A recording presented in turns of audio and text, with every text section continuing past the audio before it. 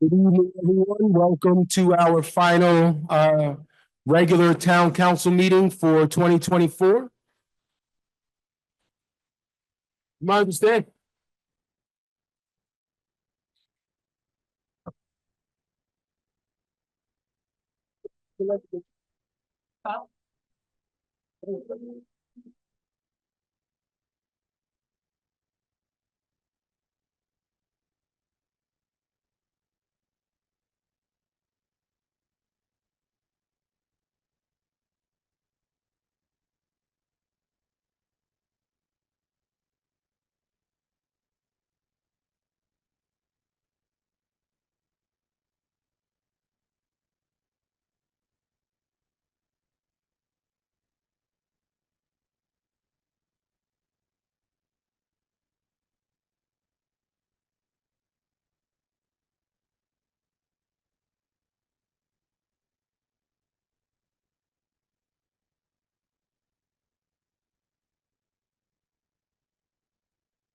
We also ask all those who were able to remain standing and remove your hats for the Pledge of Allegiance.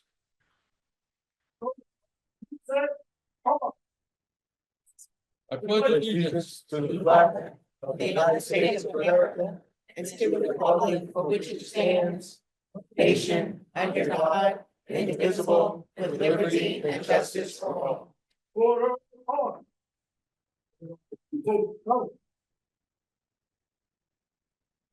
Please remain standing for a moment of silence in honor of those in public safety and in the military who have made the ultimate sacrifice in the service to others.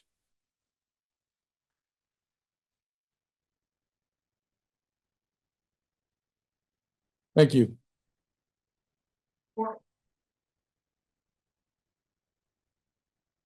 Please be seated.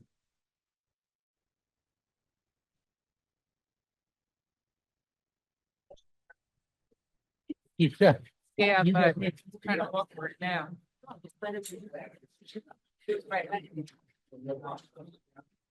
Chief.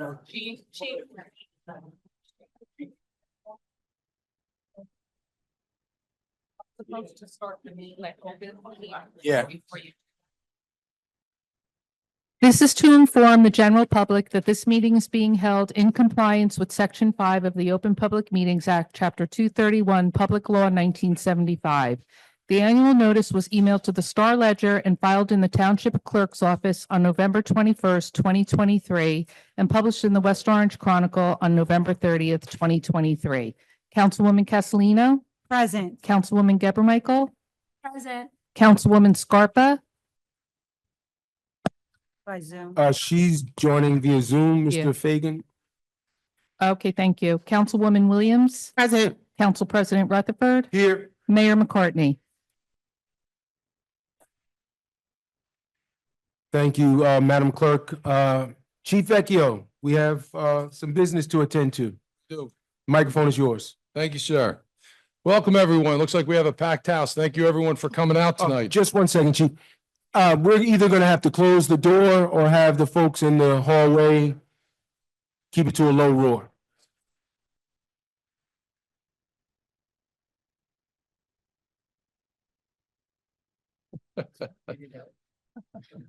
Thanks, Joe. Great. I'd like to begin by thanking Mayor McCartney and the Township Council for allowing us to use this forum for our ceremony tonight. Specifically to Councilwoman Williams and Council President Rutherford, thank you both for your service to the community and for your continued support of public safety here in West Orange. We always appreciate it. Thanks also to our honor guard for their service and to our bagpiper escorting us in tonight. Before we get into administering the oaths of office, I'd like to congratulate our own Fire Captain Damon Stewart and firefighter Patrick McGovern on their respective retirements this past year, which allows us to be here today. In the interest of time, because everyone says I talk too much, let's get right into it. At this time, I'd like to call up recruit firefighters Vincent DeSantis and Francisco Gonzalez to take their respective oaths of office. You guys both want to come on up?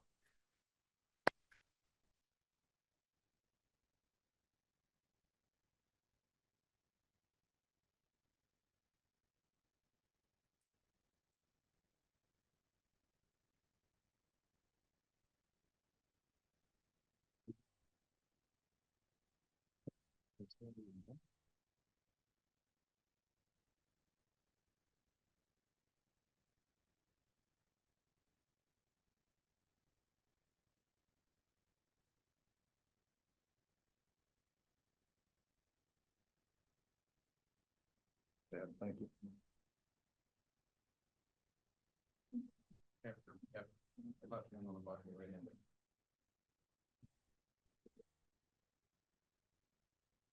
Microphone.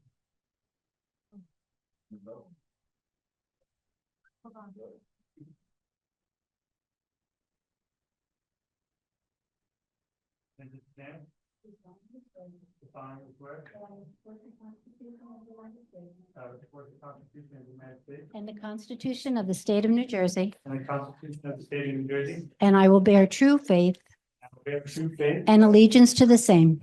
And allegiance to the same. And to the government established in the United States. And the government established in the United States. And this state. And this state. Under the authority of the people. Under the authority of the people. I do further solemnly swear. I further solemnly swear. That I will faithfully. That I will faithfully. Impartially. Impartially. And justly perform. And justly perform. All the duties. All the duties. Of the office of probationary firefighter. Of the office of probationary firefighter. According to the best of my ability. According to the best of my ability. So help me God. So help me God.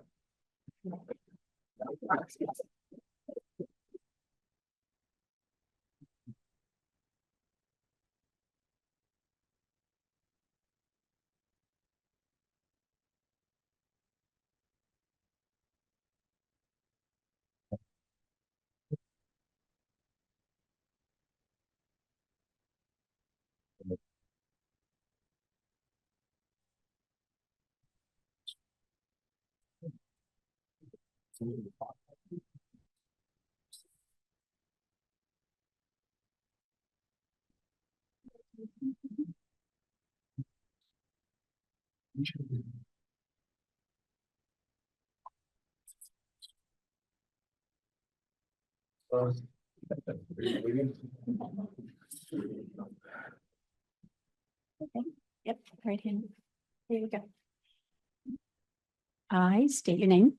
I, Francisco Gonzalez, Do solemnly swear do solemnly swear that I will support the Constitution of the United States that I will support the Constitution of the United States and the Constitution of the State of New Jersey, and the Constitution of the State of New Jersey, and that I will bear true faith and that I will bear true faith and allegiance to the same and allegiance to the same, and to the governments established in the United States, and the government established in the United States and in this state, and in this state, under the authority of the people.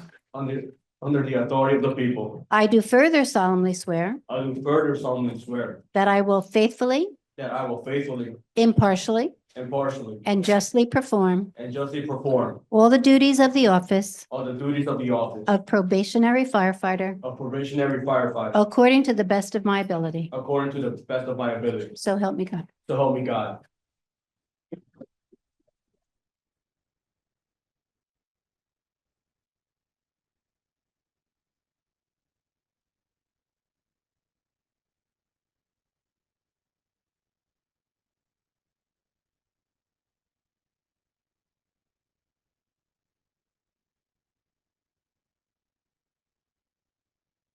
If she's waiting for you to tell me, you can go. Good, congratulations.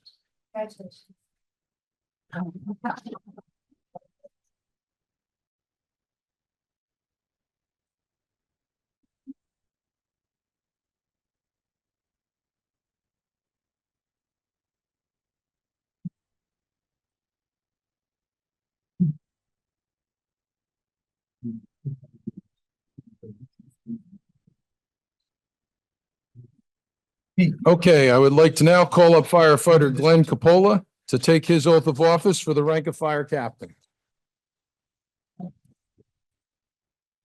Glenn's a West Orange Fire Department legacy, as his grandfather served the department for 33 years. Glenn himself has already displayed his commitment to serve the residents of West Orange for close to 20 years. Starting out as a volunteer with the West Orange First Aid Squad as a teenager, he truly found his calling. They say, find a job you love and you'll never work a day in your life. Glenn is the poster child for that expression. He's become a go-to guy here at the West Orange Fire Department. He's always up for a new challenge and takes on whatever it is with authority and pride. Glenn is here tonight with his parents and brother Zach, who is also a West Orange firefighter and is going to pin his badge for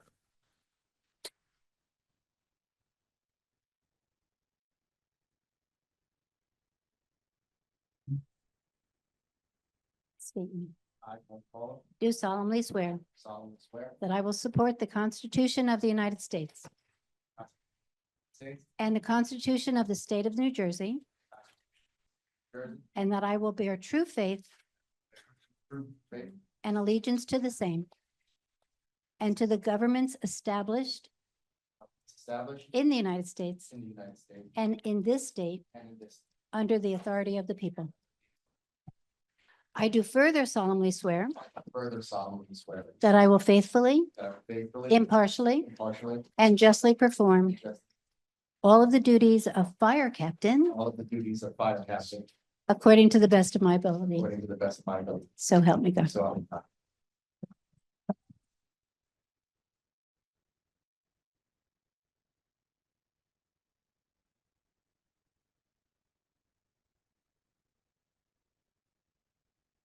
Glenn, hang on a second.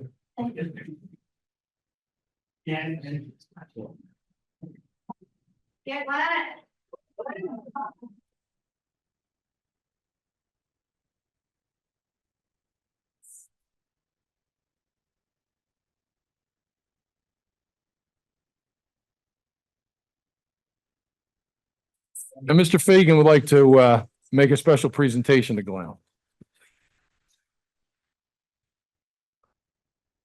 Glenn, on behalf of the West Orange History Archives, I want to turn over this antique West Orange Fire Captain helmet to you. It's better served in your presence. than mine.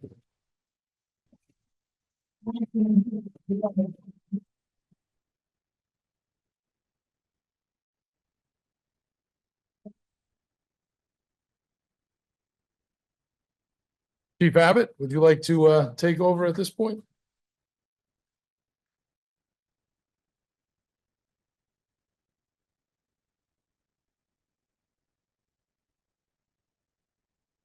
That was the quickest I've ever heard Tony speak, I have to tell you. Did a fine job. First recruit we're going to swear in this evening is William Evans Jr. Family, our parents, William Evans Sr. and Crisilda Evans. He's a 3-year-old son, Caden Evans. He's a graduate of Malcolm X Shabazz High School in Newark, New Jersey. Formal education is a bachelor's degree from Kane University in the area of study of sociology and a minor in mathematics. Placed in the field of education, was a 3-year member of Kane University football team. Recently graduated basic course for police officers from Essex County Police Academy, class 24-2. Within the academy, excelled to the ranks in leadership as well as academics, which led to the earning rank of platoon leader 1. Over a period of 8 years, he has served as an educator in the charter schools of Uncommon Schools and KIPP, New Jersey, served in various positions such as a paraprofessional teacher, dean of students, and assistant principal. Over the years, he's helped shape America's youth into the leaders of tomorrow by creating an unfragmented foundation in the subject areas of STEM, science, technology, engineering, and mathematics. He's also coached various high school teams, track and field, and varsity football, which means that if a criminal ever outruns you, these guys over here will torture you for the rest of your career. I won't be around to see it, but trust me, it's going to happen. So you better stay in shape and keep running fast. You'll stand up, and do you have anybody that would like to hold the Bible?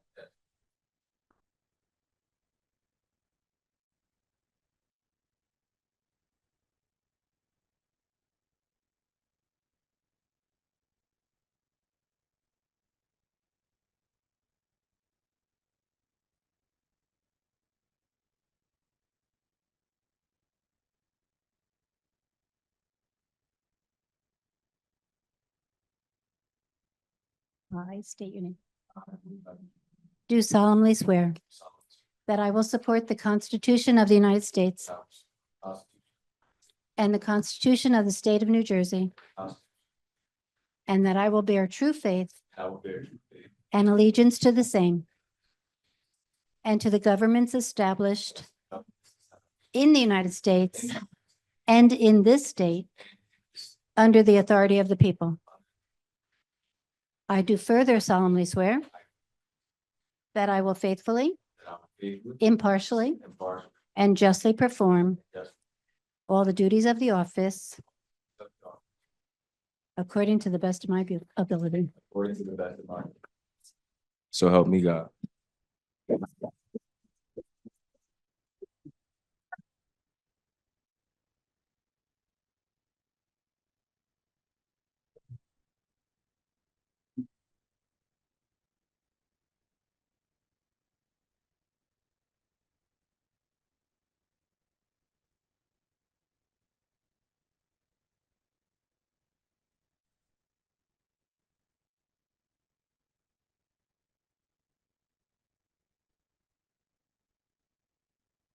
So we'll do sergeant for the minutes, huh?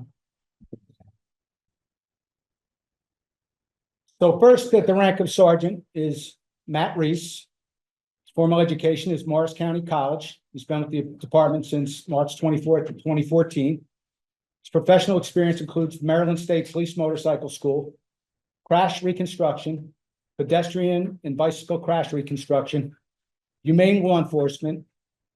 Is a humane law enforcement officer, I'm sorry, which investigates crimes against animals, advanced room clearing and SWAT tactics. He's a firearms instructor, an active threat instructor, and a radar instructor. His spouse is Kristen. His children are Liam and Jack. He's received County B Award, 2 Medals of Excellence, 5 command citations, 3 life-saving awards, 1 unit citation. He's a member of PBA Local 25 and the Police Unity Tour. And he's also the grandson of Ronnie Fay, who retired as a deputy chief and was a personal mentor to me throughout my entire career until he retired. Matt Reese.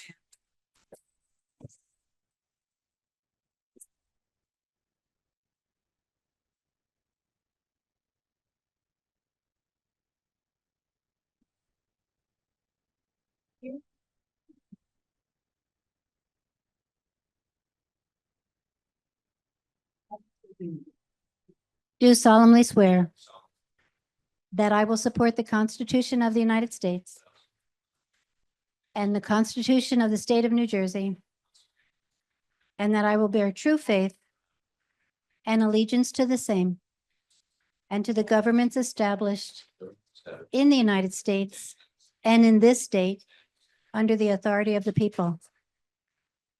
I do further solemnly swear that I will faithfully, impartially, and justly perform all the duties of the office as sergeant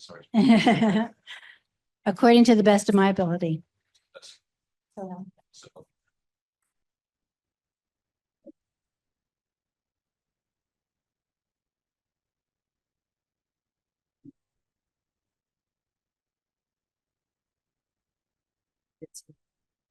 Let's read it again. We get to do it again. And then I'll pick anything. I'm more tired. Not yet. January.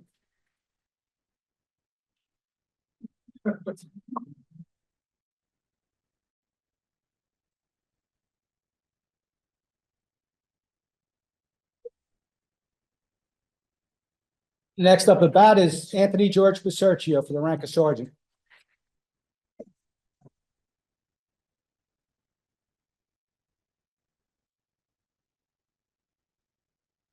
Anthony was appointed on July 8th of 2016. His professional experience is advanced room clearing and SWAT tactics, active threat instructor, and he's a field training officer. He's received 2 Medals of Merit, 2 command citations, 1 life-saving award, 1 child delivery stork. He's West Orange PBA Local 25 Executive Board member since 2020, and he currently serves up until about 2 minutes from now as the PBA president from September 23rd until this minute. His dad, Lou, was our mechanic at the town garage that kept these guys safe driving cars for many years. And his mom was a nurse down, if you're old enough to remember Orange Memorial Hospital, because I remember it when I'd go down there and have to give people their license back that were involved in an accident and taken. And you always made sure we had coffee and you always made sure we were safe in the car. Thank you.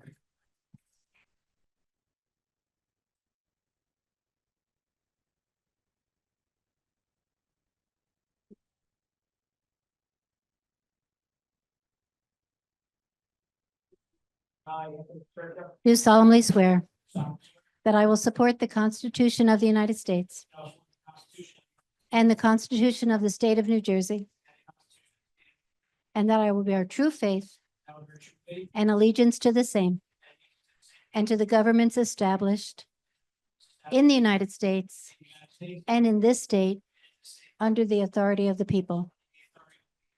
I do further solemnly swear that I will faithfully, impartially, and justly perform all the duties of sergeant according to the best of my ability. So help me God.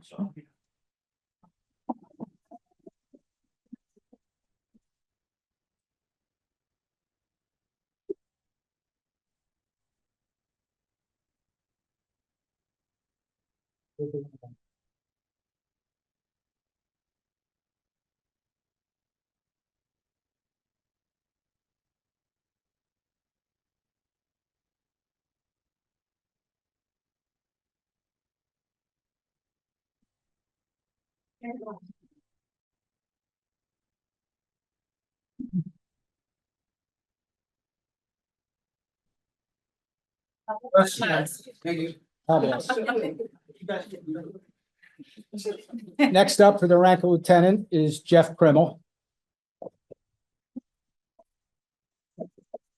Jeff has been with the department since 2007. He graduated from the Essex County Police Academy. Been assigned to the Patrol Division from 2007 to 16, the Detective Bureau 16 to 19, and he's been a patrol sergeant from 2019 to 2024. He's a graduate of West Orange High School, and I'd also be remiss if I didn't mention that our superintendent, my dear friend Hayden Moore, is in the back there trying to lay low and fly under the radar, but I'm calling him out. He's earned an associate degree from Rutgers. His wife is Michelle Krimmel. His children are Caden and Avery Krimmel. His training includes FLETC active shooter threat instructor, MEB instructor, FBI crisis hostage negotiator. His commendations are 8 unit citations, 2 command citations, 5 life-saving awards, 4 County B awards, 3 County C awards. He's a member of the West Orange PBA Local 25, West Orange SOA Executive Board. He's also the parents of Mr. and Mrs. Krimmel, who are probably 2 of the most iconic and well-loved people in West Orange, our native son and daughter. And he has a brother that's also a sergeant in the police department. So I always kid the parents, say, don't you have another one that you haven't brought out yet? You can send my way, because these 2 guys are aces. Come on up.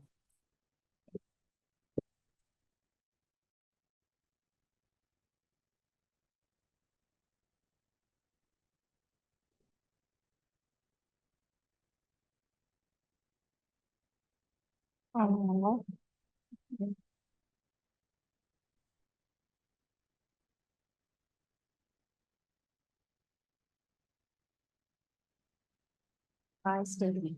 I, Jeffrey Krimmel, Do solemnly swear do solemnly swear that I will support the Constitution of the United States that I will support the Constitution of the United and States the Constitution of the State of New Jersey, and the Constitution of the State of New Jersey, and that I will bear true faith and true faith and allegiance to the same and allegiance to the same. and to the governments established Governments established in the United States in the United States and in this state and in this state, under the authority of the people. authority of the people. I do further solemnly swear I do further solemnly swear that I will faithfully, that I will faithfully, impartially, impartially, and justly perform and justly perform all the duties of lieutenant duties of lieutenant according to the best of my ability. according to place. So help me God. Amen.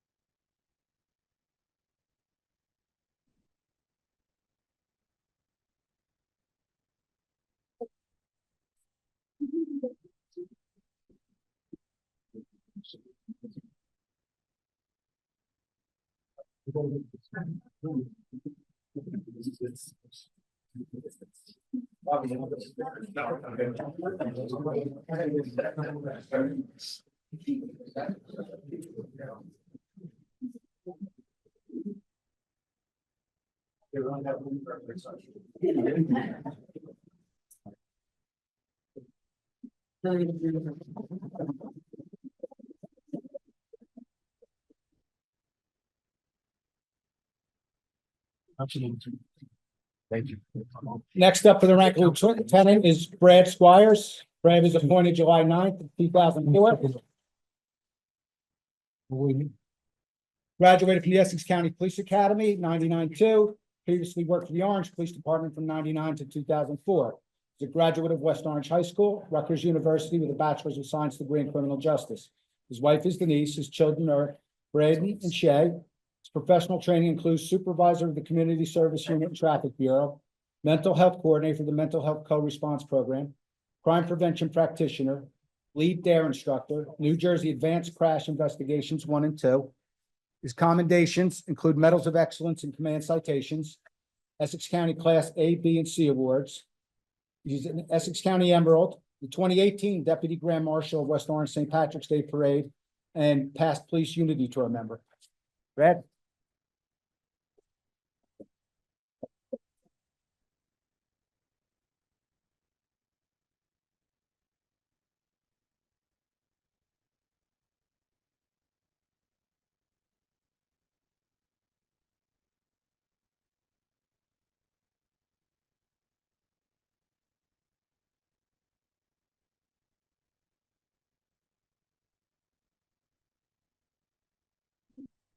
Can't forget mom.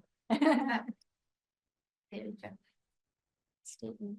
I, Brad Squires, Do solemnly swear do solemnly swear that I will support the Constitution of the United States that I will support the Constitution of the United States and the Constitution of the State of New Jersey, and the Constitution of the State of New Jersey, and that I will bear true faith and I will bear true faith and allegiance to the same and allegiance and to the governments established and to the governments established in the United States in the United States and in this state and in this state under the authority of the people. under the authority of the people. I do further solemnly swear I do further solemnly swear that I will faithfully, that I will faithfully, impartially, impartially, and justly perform and justly perform all the duties of all the duties of lieutenant lieutenant according to the best of my ability. according to the best of my ability. So help. So help me God.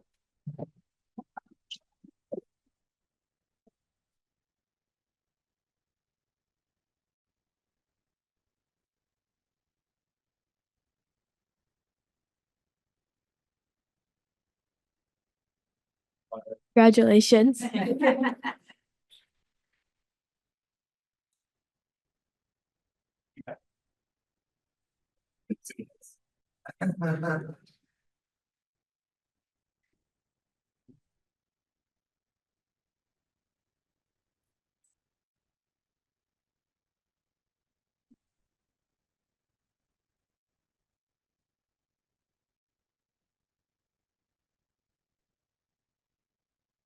Should have also mentioned that Brad's late father was one of our auxiliaries when I first became police chief and served with distinction and pride and was always so proud of his son.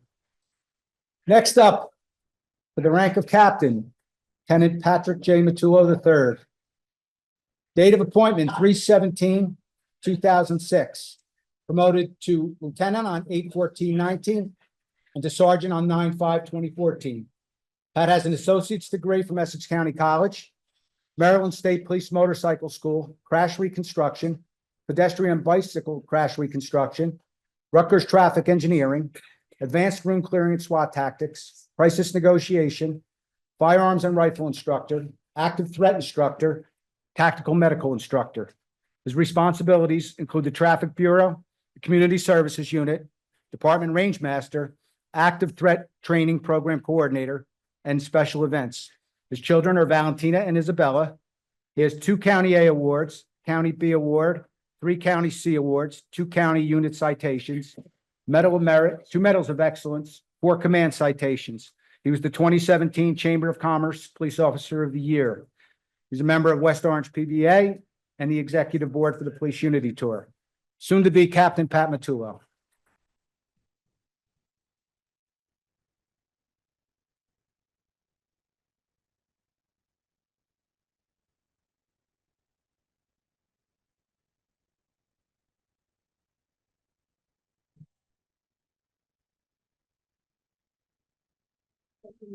I, Patrick Toro, do solemnly swear do solemnly swear that I will support the Constitution of the United States that I will support the Constitution of the United States and the Constitution of the State of New Jersey, the Constitution of the State of New Jersey. and that I will bear true faith I will bear true faith and allegiance to the same and allegiance to the same, and to the governments established to the governments established in the United States in the United States and in this state and in this state, under the authority of the people. under the authority of the people. I do further solemnly swear I do further solemnly swear that I will faithfully, that I will faithfully, impartially, impartially, and justly perform and justly perform all the duties of the office all the duties of the office of captain as captain according to the best of my ability. according to the best of my ability. So help me God. So help me God.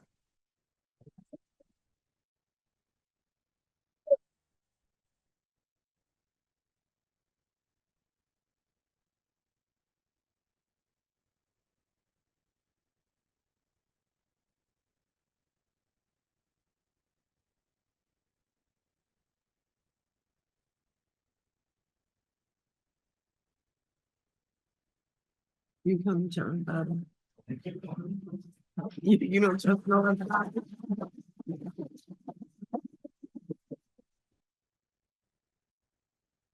like to thank the mayor for forming the ceremony and allowing this to take place, and the council for putting forth the funds that are required to have these promotions. And I'd like to make a special wish to Council President Bill Rutherford and Tammy that everything you guys do is a success. I'm sure it will be. Thank you, sir.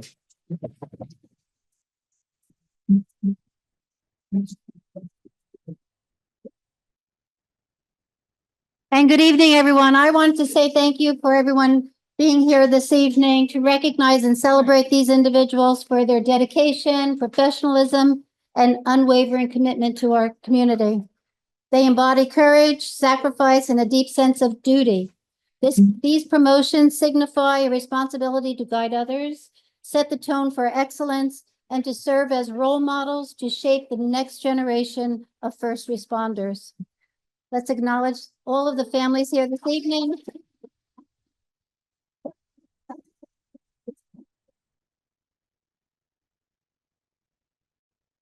Because this support system also makes sacrifices alongside them as protectors and guardians of our community.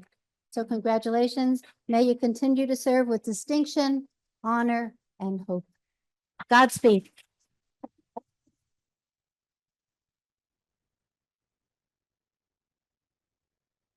And I can say the same for Council President, Councilwoman Williams. Godspeed.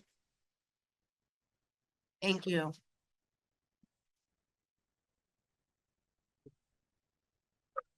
So we're gonna allow folks to exit. Are we taking any pictures before we go? We're done with the pictures? It's quite a few, so we can, it's just, yeah, okay, so let's get one with everybody. Can we get one before we go? Yeah, can we do that? We have to move the Stay flags. seated.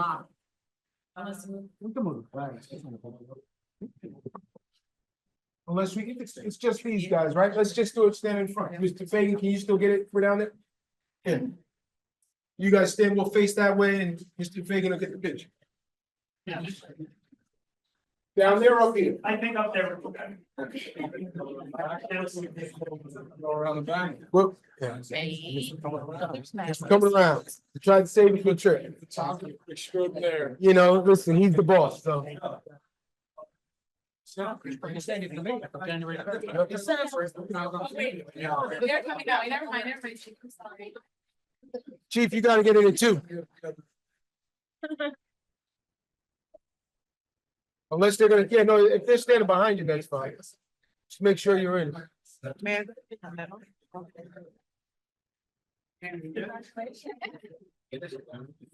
Congratulations. Get my seat. Congratulations. Well deserved. Congratulations. Well deserved.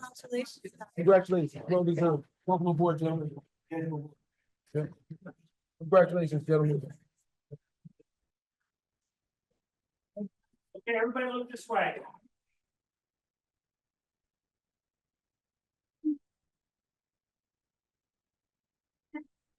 Thank you.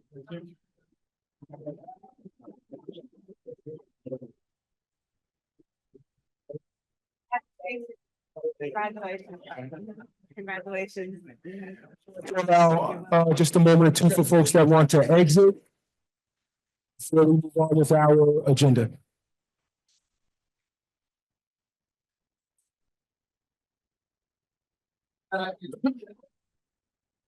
No, not yet.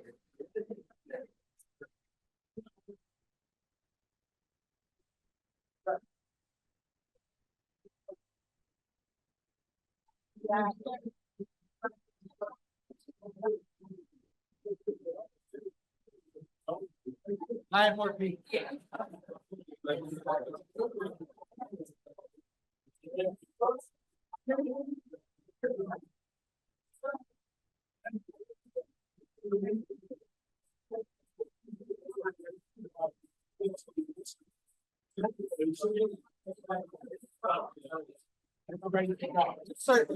Nobody comes to mind. Like give me the file. It's like they were, going for a job thing. Like it was like 3 days.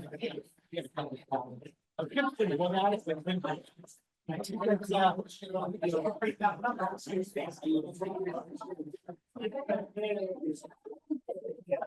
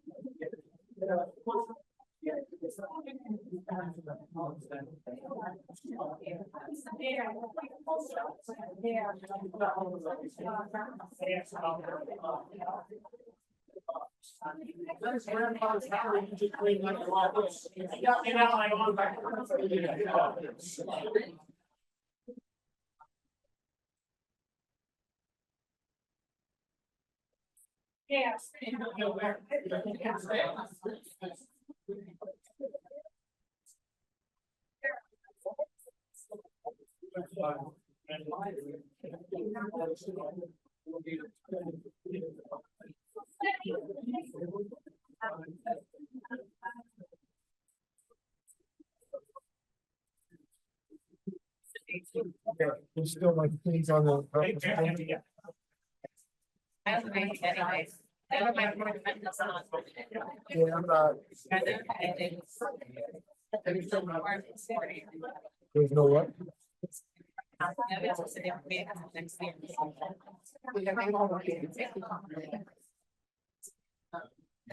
Jerry's gonna have to get that together. Because they're on the agenda, they should have had. We should have had something. Sorry. Didn't mean to. I don't think it's allowed here. I hope not. I hope not.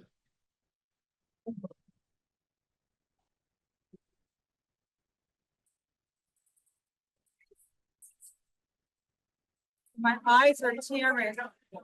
Allergies, my allergies. It is too late in the year for allergies. I was at a funeral this morning and, they had a lot of the lilacs hit me and ever since then, my eyes have been going all day. Sorry, you had a Yeah, yeah, so my neighbors, their daughter, she was 15. Yeah, I felt so bad. They're such sweet people. She had like one with the heart issue, but it was never anything until this year. And sad. How are you? Good. I'm going to, good to see you.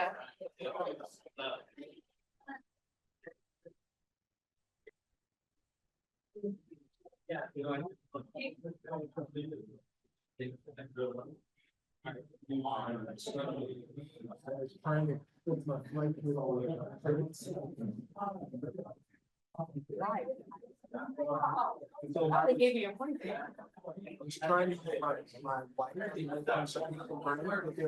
I just only, a few hundred on my own. That was like, she's not trying to. Couldn't do that. So. I didn't think it was.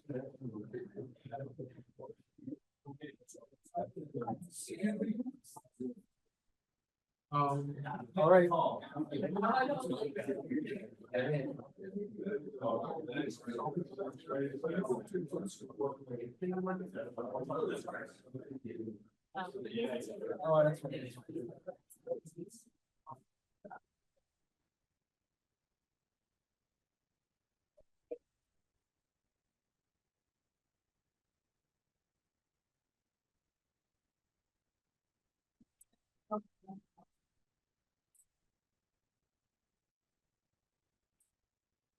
Let the crack straight, the big ones fall.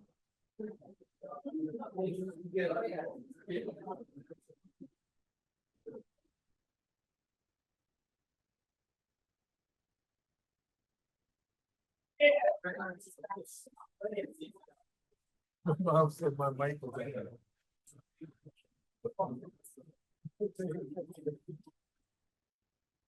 Thanks a lot.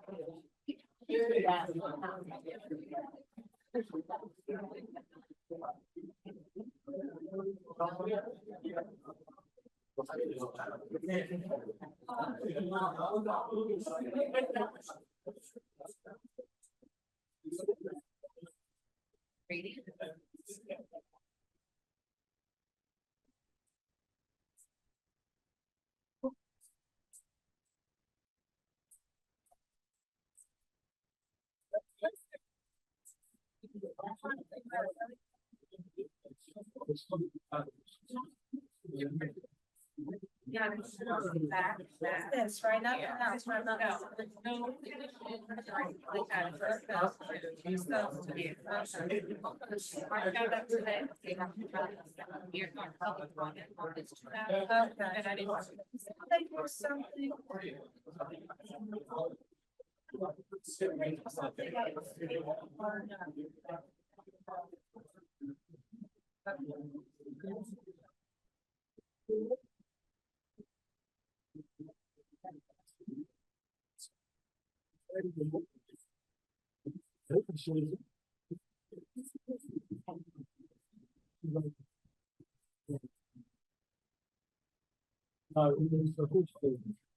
No, I was thinking now, before she was, I guess she got. She did now, she said she's not feeling well.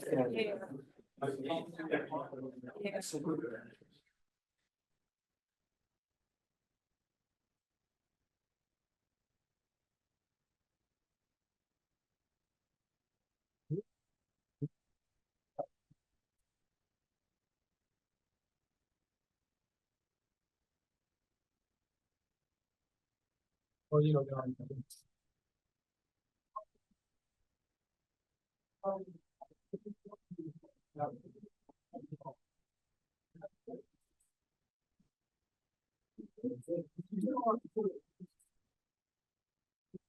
I don't have confidence that it's gonna actually happen. I mean, I see Dr. Shalfani here, but.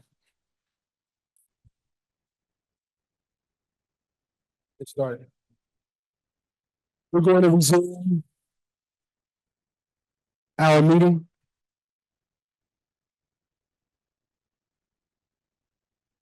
Thank you for closing the door. We have a proclamation honoring Sheriff Fontura.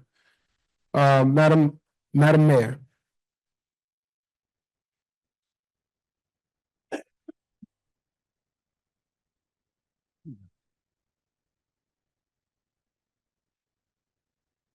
Thank you again.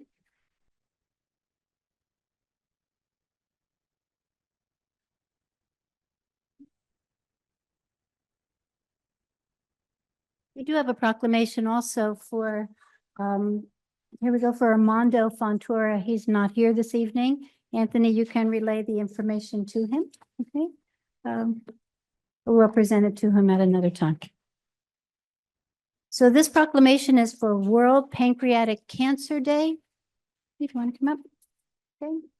Whereas World Pancreatic Cancer Day was observed November 21st, 2024, gives an opportunity for communities, organizations, and individuals around the world to raise awareness about pancreatic cancer, its symptoms and its risks, and the importance of early detection.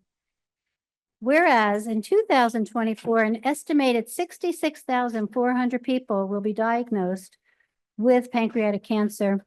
In the United States, 51,000 will die from the disease. Approximately 1,900 of those deaths will occur in New Jersey.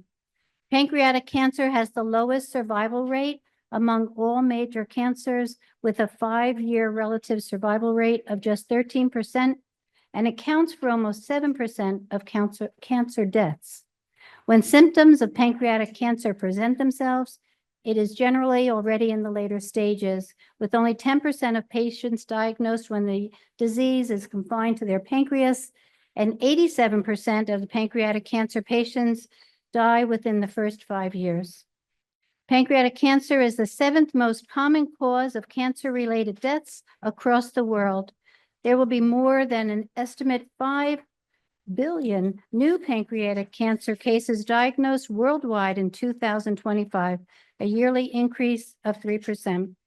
The good health and well-being of residents of West Orange are enhanced as a direct result of increased awareness about the symptoms and risks of pancreatic cancer and research into early detection, causes, and effective treatments. So therefore, be it resolved that I, Mayor, along with the Town Council, do hereby proclaim November in West Orange as World Pancreatic Cancer Day. I'm sorry that this was postponed, but we wanted to do this in November also because it's Movember to raise awareness for men's health. And I'm sorry that it was postponed, but it still needs to be heard and we still need to be screened and checked. And you can talk more about that. You're welcome.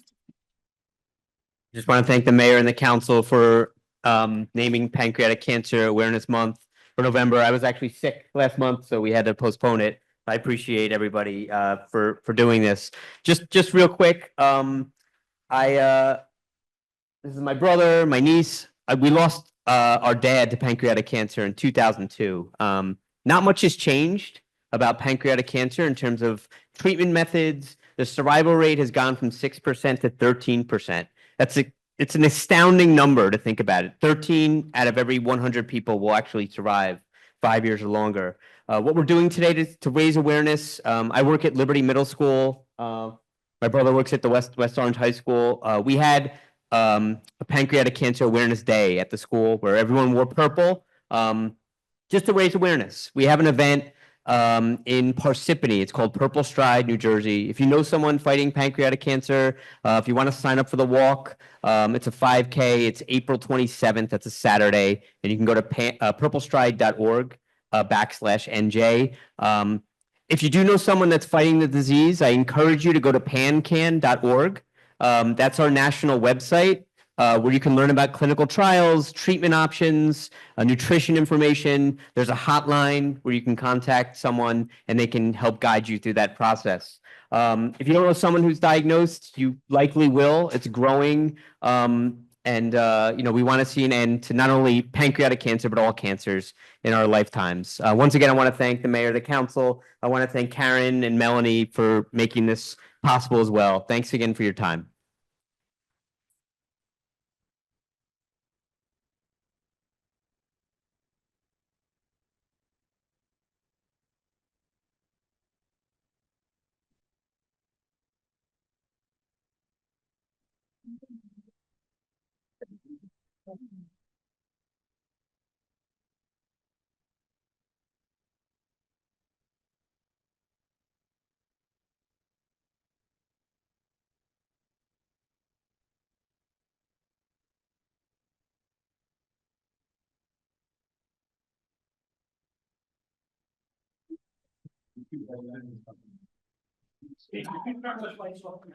Absolutely. Perfect, thank you. One last time.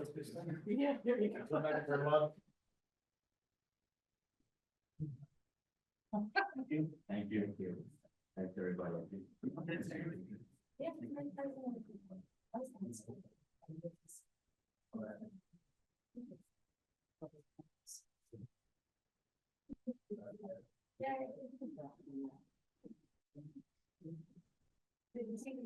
Are you fully retired? I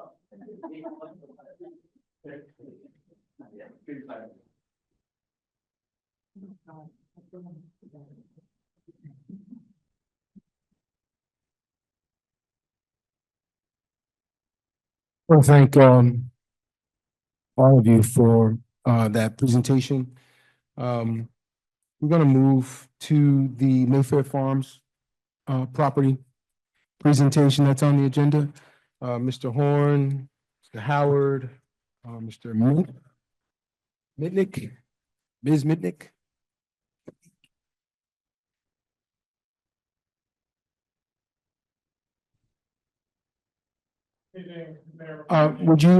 You're welcome to join us up here at this microphone so the folks on Zoom can see you.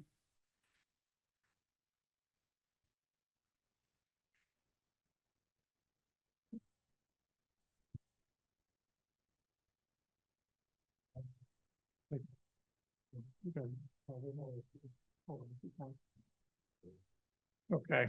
Good evening again, Mayor McCartney, members of the council.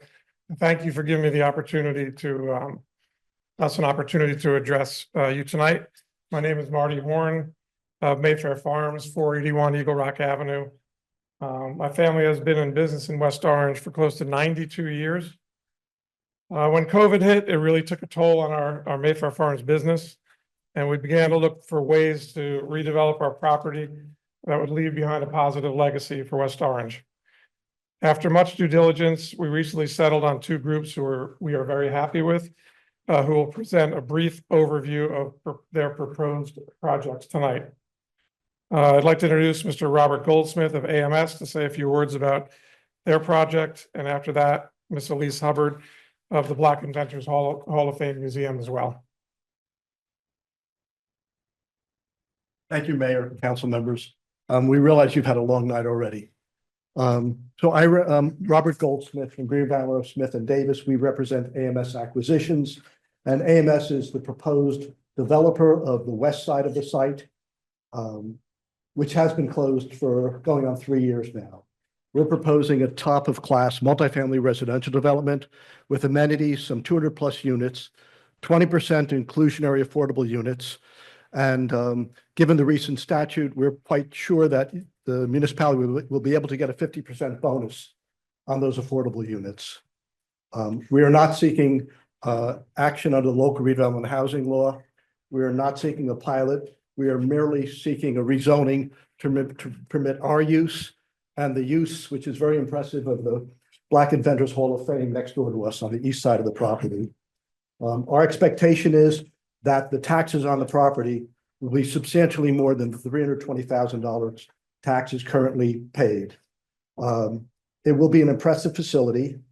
We've assembled a top-notch design team. We've had some preliminary meetings with some council members, the mayor, and the planning department. We're interested in moving this promptly. I want to introduce Rafi Mitnick, one of the principals, and you'll see that both our leader, Rafi Mitnick, and James Howard are engaged, creative, passionate about this project, and we think it will be well received by the council. We're interested in moving it forward. Rafi. Hello, everyone. Thank you again for taking the time to meet with us this evening. Just to piggyback on what some of Bob had mentioned, I'm Rafi Mitnick from AMS Acquisitions. We are the contract vendee on the western portion of the site where you see the proposed residential building. And we are a ground-up multifamily development firm. We're based in Fort Lee, New Jersey, and we focus in New Jersey, Westchester, Long Island, and Connecticut generally. And we look to, really build, as Bob mentioned, a high-end, amenitized, rental apartment community. A live example, which is on the screen now, is a project that we just completed in Evesham, New Jersey.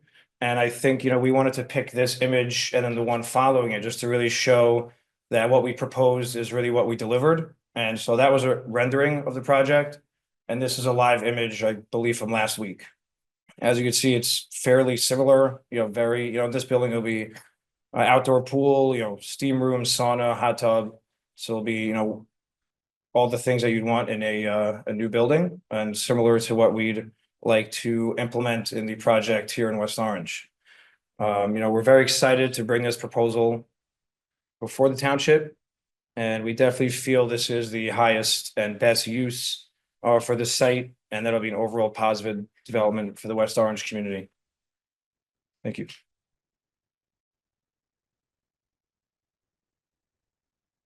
Good evening. Thank you for your time tonight. My name is Elise Hubbard from the firm of Marizidi and Falcon. I have the pleasure of representing the Black Inventors Hall of Fame, who is the contract purchaser on the east side of the subject property, which includes the existing Mayfair Farms structure. The museum plans to maintain the historical value and appearance of Mayfair Farms with the interior renovations to accommodate the museum use, which will include a theater, a gift shop, restaurant, event space, as well as exhibit space within the Mayfair building. The museum is proposing an innovative transition as a gateway to a state-of-the-art 19,600 square foot, 3-story addition in the rear of the building, dedicated to large exhibits on the main floor, a mezzanine level open to the exhibit floor, and an education center on the 3rd floor. The facility will provide tenant spaces, meeting rooms, and classrooms to accommodate the needs of the community. We will be requesting that the council rezone the property, as museum uses are not permitted in the B2 zone. But in addition to the museum use, the rezoning would provide for the height of the structure, establish a parking requirement that currently doesn't exist within the township, as well as permit the ancillary uses, which are for profit and will provide ad valorem taxes to the township. The proposal includes maintaining the historic barn structure on the property, enhancing the grounds with landscaping and an outdoor public plaza. We believe this will be a complement to enhance West Orange and the surrounding community as a destination location. This Hall of Fame is the vision of James Howard. He's the executive director and founder. I'd like to introduce him to say a few words about the museum. Honorable Mayor, town citizens, it is an honor to sit here before you and explain to you some of the passion that has gone behind this project. It's 4 years in the making, and I looked at many places throughout the state and the region and settled on West Orange for all the obvious reasons. This is a town where invention lives and the town where invention will continue. I think it is essential for all of us to recognize the importance of a project like this. This will be the only one in the entire country dedicated exclusively to immortalizing the pioneering genius of African-American inventors over the past 400 years. And I want to thank you for an opportunity to make this project a reality here in the great town of West Orange. Thank you.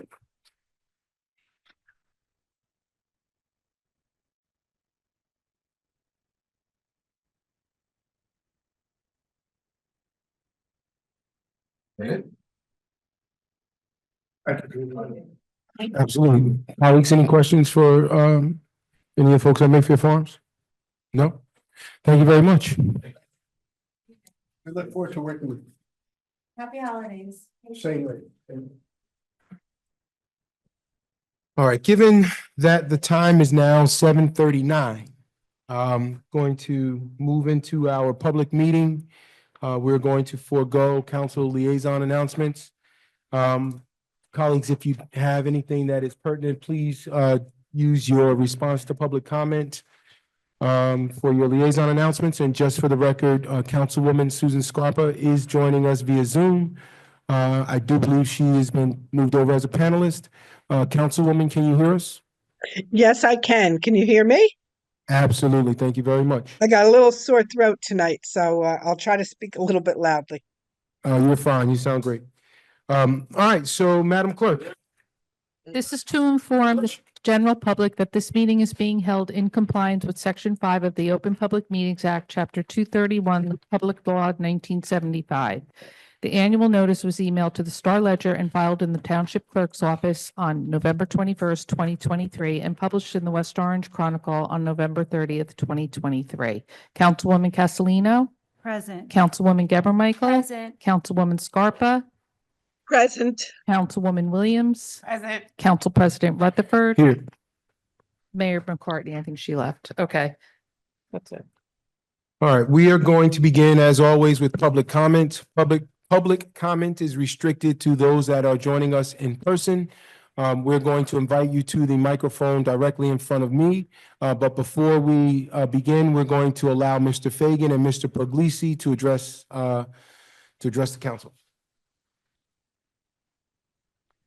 Thank you, Council President. I have several announcements. This is obviously only one meeting this month, so I'm going to try and breeze through them.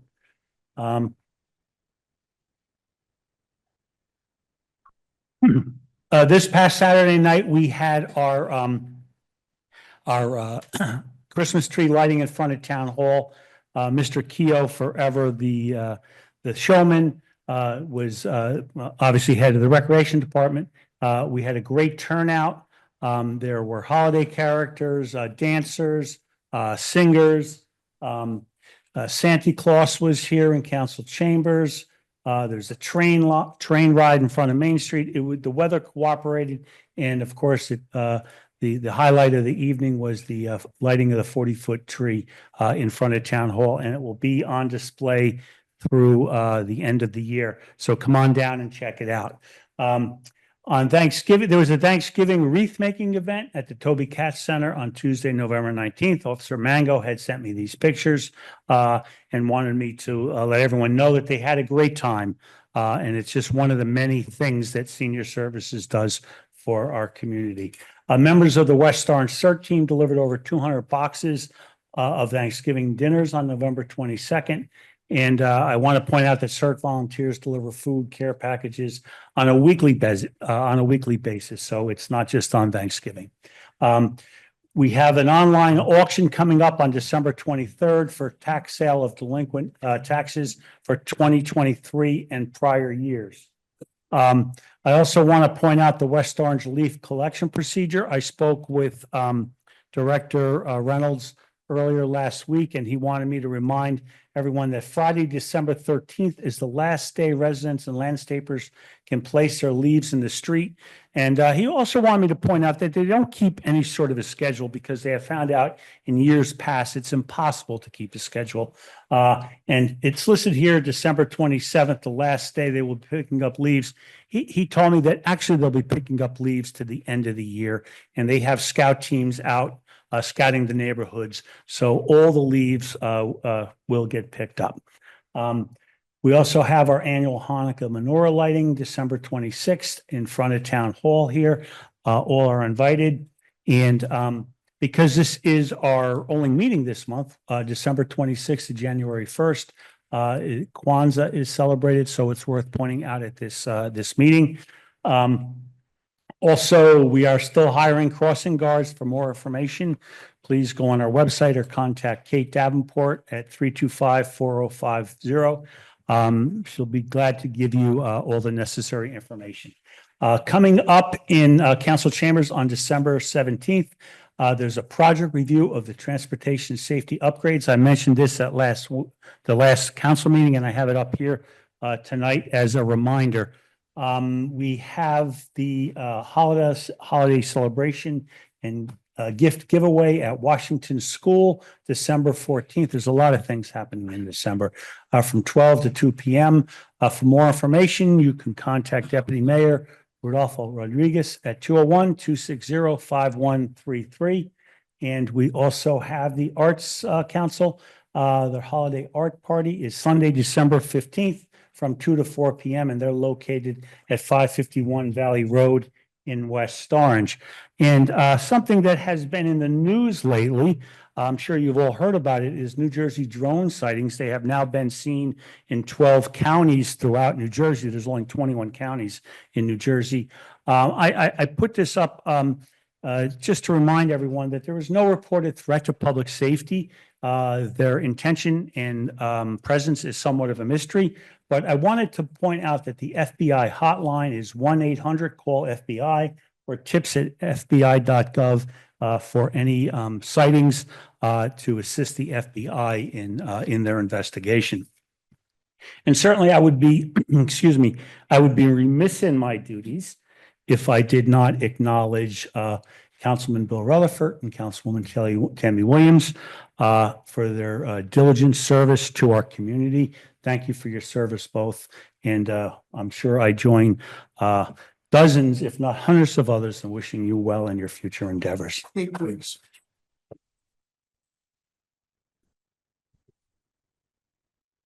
As you know, there is no public comment from the Zoom meeting, from the Zoom audience at tonight's meeting, but you can contact all Township Council members via email at council@westorange.org. And I'd like to take this time to wish everyone a happy Zoo Year, happy New Year. It's happening so quickly. And with that, with Council President's permission, I'd like to turn the floor over to Mr. Puglisi. Absolutely. Thank you, Mr. Peggy. That was done without any rehearsals. Anthony Puglisi, representing County Executive Joe DiVincenzo. Thank you for having me. Just want to reiterate what Joe said.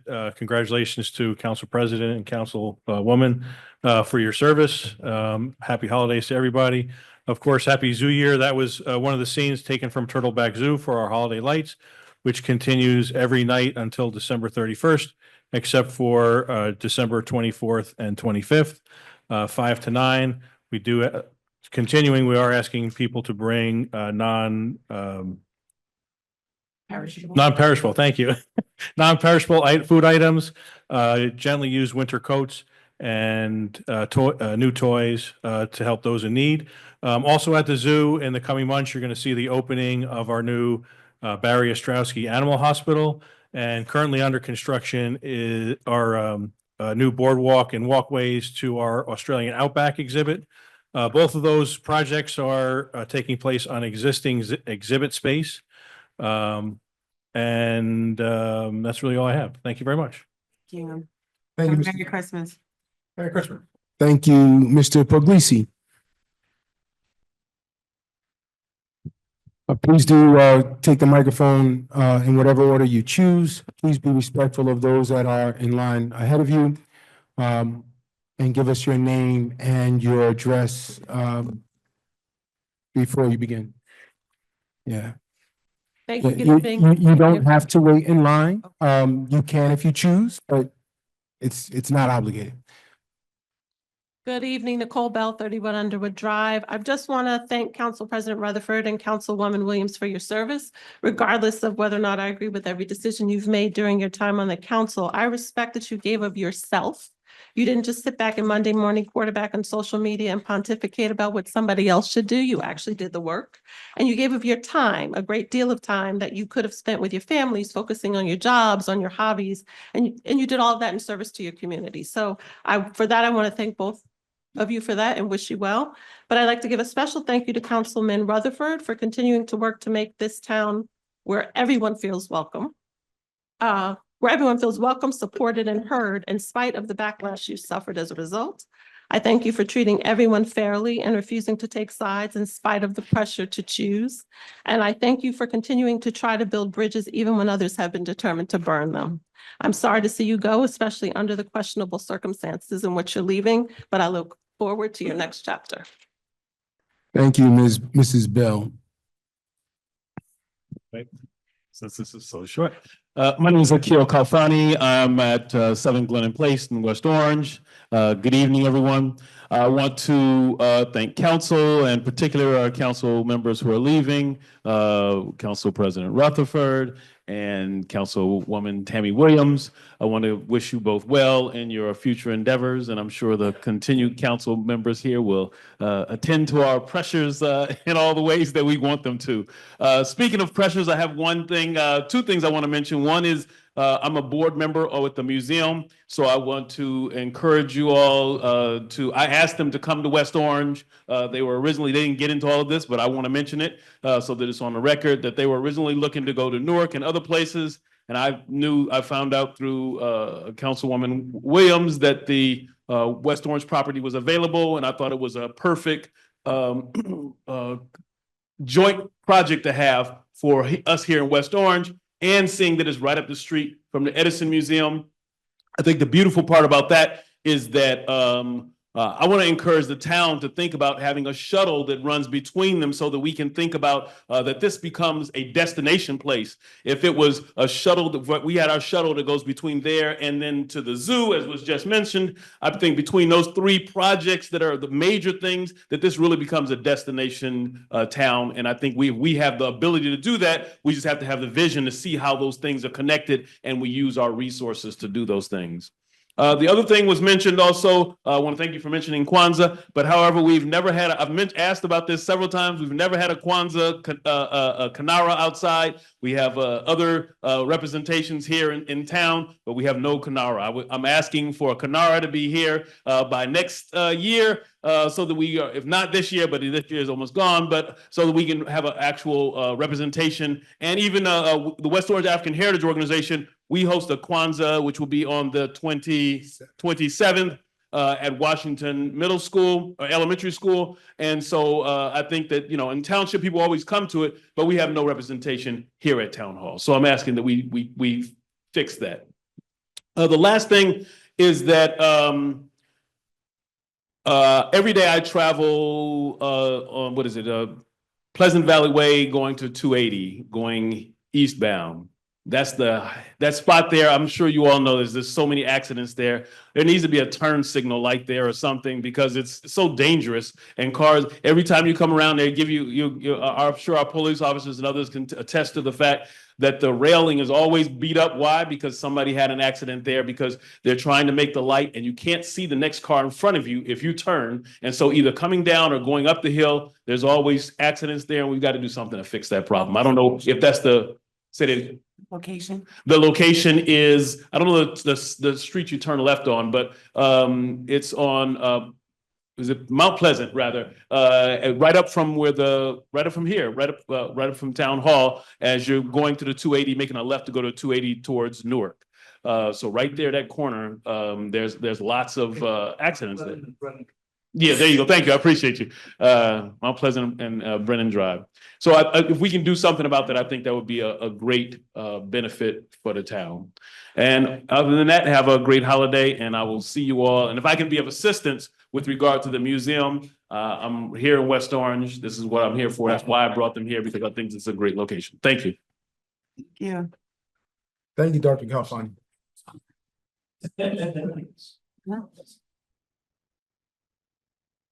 Dr. Kalfani is a little bit taller than I am. Doug Adams, 9 Westover Terrace. I just want to also congratulate Council President Rutherford, Councilwoman Williams, for your tenure and your contribution in town. I just wanted to take a moment, and a couple things have come up. I love the ideal of the museum.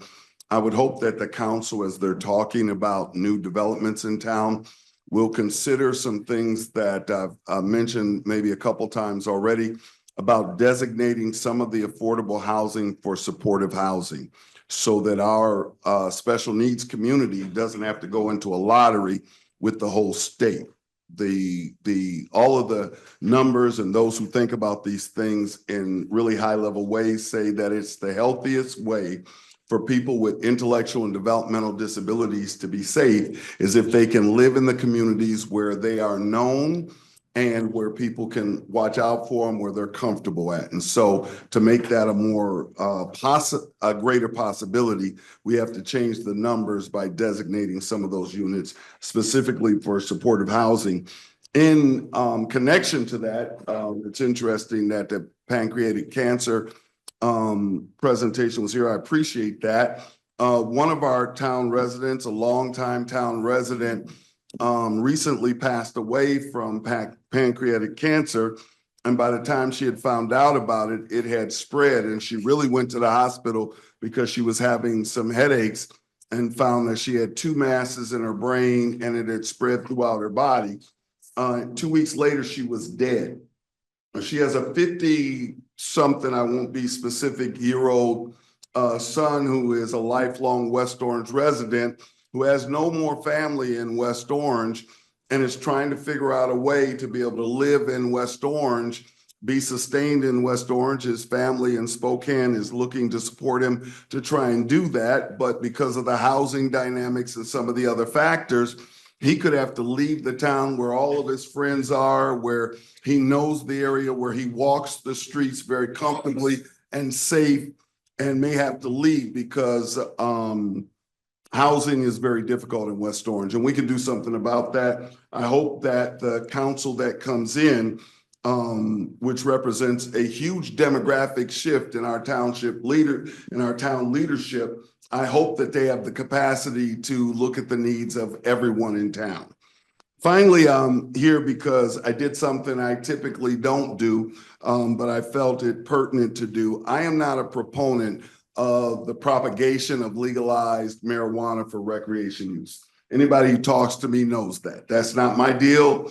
You know, I ain't dancing that song. I ain't looking against anybody who does. And I do see the medical or the medicinal advantages of it. But since it is the law of the land, I think it's critical that our town leaders make decisions on partners in that industry that have the technical wherewithal and the communal heart to do it well with West Orange. As a result, I wrote a letter in support of a gentleman's application, his company's application, William Weinecker, who I have had an opportunity to speak to, take a look at their business model in California, their business model in Buffalo, New York.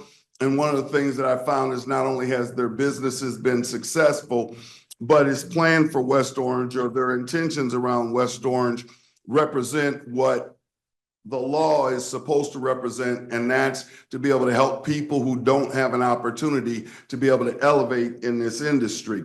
And my understanding is that they're partnering with someone in New Jersey who's a single mom with 3 kids, who would not be able to enter into the business at this way without a partner who can come in and bring significant resources. In my conversation with him, my understanding is that his intentions are to obtain a residence and him and his son move here during the time of the implementation so that they can mentor this woman through the process to make sure that not only is she going to be able to be successful, but that they'll be able to honor their commitment to West Orange to be a good partner.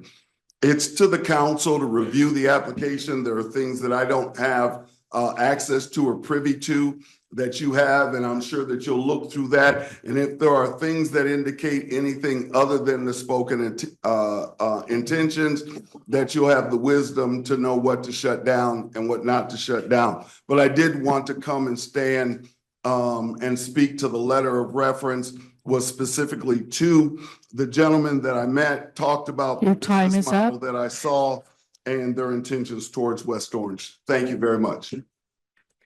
Thank you.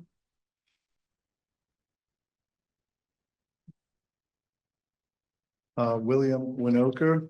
I currently reside at 23255 Mariposa de Oro, Malibu, California, 90265.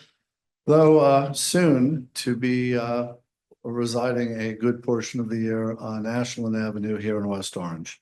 Thank you, council members.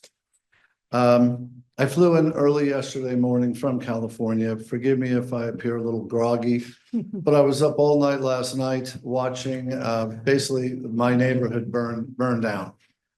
We have big wildfires in California. One broke out last night at around 11:30 at night. It literally took out a dozen homes in my neighborhood, including a quarter of my own home. I wanted to fly home today in the worst way, but I really wanted you guys to really understand what a high priority this is to me, my family, to my partner Elaine. And I am a native New Jersey kid. I was born in Jersey City. I grew up there, but then spent the next many years of my life in Tenafly. I chose to work with Elaine because, as Doug alluded to, she is a Hispanic single mom raising 3 kids with special needs. And we, among other things, besides running a very successful business, really wanted to partner up with someone in New Jersey that we could also help empower and lead to success. One way of doing that is to surround her with some of the country's top cultivators and extractors. Now, it's a lot of work to get a letter of support from the township, but that's really not the end of the work. That is really the beginning of the work. It's a lot of work and effort and resources to make these businesses, cultivation and processing work. And this will only be the beginning of the work if we are fortunate enough to get your township support. We are experts in the field. We have proven track records with award-winning brands, award-winning genetics, state-of-the-art technology, and top SOPs. As Mr. Adams alluded to, we are already in California very successfully. We got our New York license after we actually had worked on, started the process here, and are already up and running in upstate New York. We will be white labeling and growing for some of the hugest brands in the country, like Tyson's, Willie's Reserve, Viola, which incidentally was founded by a West Orange native, Al Harrington, also former NBA player, a good friend. Jobs. The build out alone, it's millions of dollars of build out. We will be employing 100% of those contractors from West Orange. And staffing, we will look to staff locally, West Orange individuals at least 60% and train them to also grow with the company. We take every aspect of the business very seriously. Security, we don't do advertising. We're not retail. We don't have armed security. It's a very low impact deliveries and very safe. Environmental, waste disposal is very important. We have strong commitments to odor mitigation that's required by the CRC as well, but we exceed their expectations. If you stand outside our facility in California or New York, you would have no idea that there was marijuana growing or on the inside of that facility. Okay.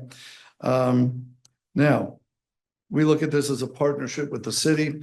The revenues, there will be substantial tax revenues for the township. And we look at probably within 2 years, $20+ million of gross sales at a 2% level. That's at least $400,000 for the city. That's just with our current grow of maybe 500 lights in 23,000 feet. In about 2 years, we'd like to take over the rest of the building. That would be give us a very substantial cultivation in the state of New Jersey. And basically, we really welcome the opportunity to work with the Township of West Orange in partnership to become a leader in the cannabis industry in New Jersey. And 137 years ago, Thomas Alva Edison made a lasting impact on West Orange. We really hope that we can create that same formula of success with the Township of West Orange. Thank you very much for letting me present. Thank you. Good evening. My name is Steve Johnston. I live on Sheridan Avenue in West Orange. I wish that tonight I was here to talk about the LGBTQ issues that we discussed at the last meeting, but there's a more pressing issue. I'll rely on the email that I sent to council and hope that the new council will pass those initiatives. Today is International Human Rights Day, commemorating the promulgation of the Universal Declaration of Human Rights. Article 19 of the Declaration reads, quote, "Everyone has the right to freedom of opinion and expression," end quote. This is a basic human right. Our First Amendment to the Constitution also grants freedom of speech. Article 1, paragraph 6 of the New Jersey Constitution also enshrines freedom of speech into our laws. The courts have found that when the government opens a public forum to speech by residents, all must have access to that forum. One such forum is the social media accounts of the town and our e-sign. The town has posted event flyers for various groups, including events that were not run by or sponsored by the town, including Italian Heritage Month, a Knights of Columbus event, a West Orange Elks contest, and many others. These accounts are the same as if flyers were permitted on the bulletin board outside of this chamber. On November 29th, residents of West Orange celebrated the UN-designated International Day of Solidarity with the Palestinian people. The town posted the flyer on the UN for the UN-recognized day on the town-operated social media. However, the mayor subsequently ordered the flyer be removed from all town publicity efforts before the event took place. In other words, the mayor ripped the flyer down. The removal of one group's flyer and not the others due to the message or viewpoint of the flyer is impermissible viewpoint discrimination by a government actor. I emailed the mayor and the town attorney the day the flyer was removed and did not receive a response. I went to the mayor's office hours and emailed her a summary of the meeting and did not receive a response. The mayor was asked and agreed to post a public apology about the removal, but no such apology has been posted as of today, over a week after the event. I asked this council, what do we mean when we say hate has no home here and we are a stigma-free town? What are we paying the town attorney for if the mayor cannot be advised on a matter as simple as viewpoint discrimination under the First Amendment? In our society today, we stand at a crossroads. We can act, focusing on and strengthening the mental and physical health, wellness, equity, fundamental rights, security, and happiness of our neighbors, or you can do nothing. You can perform without substantive action. As a member of the HRC, I have been approached by Palestinian, Muslim, and Arab residents of West Orange to recommend an anti-Islamophobia, anti-Arabophobia resolution to the township.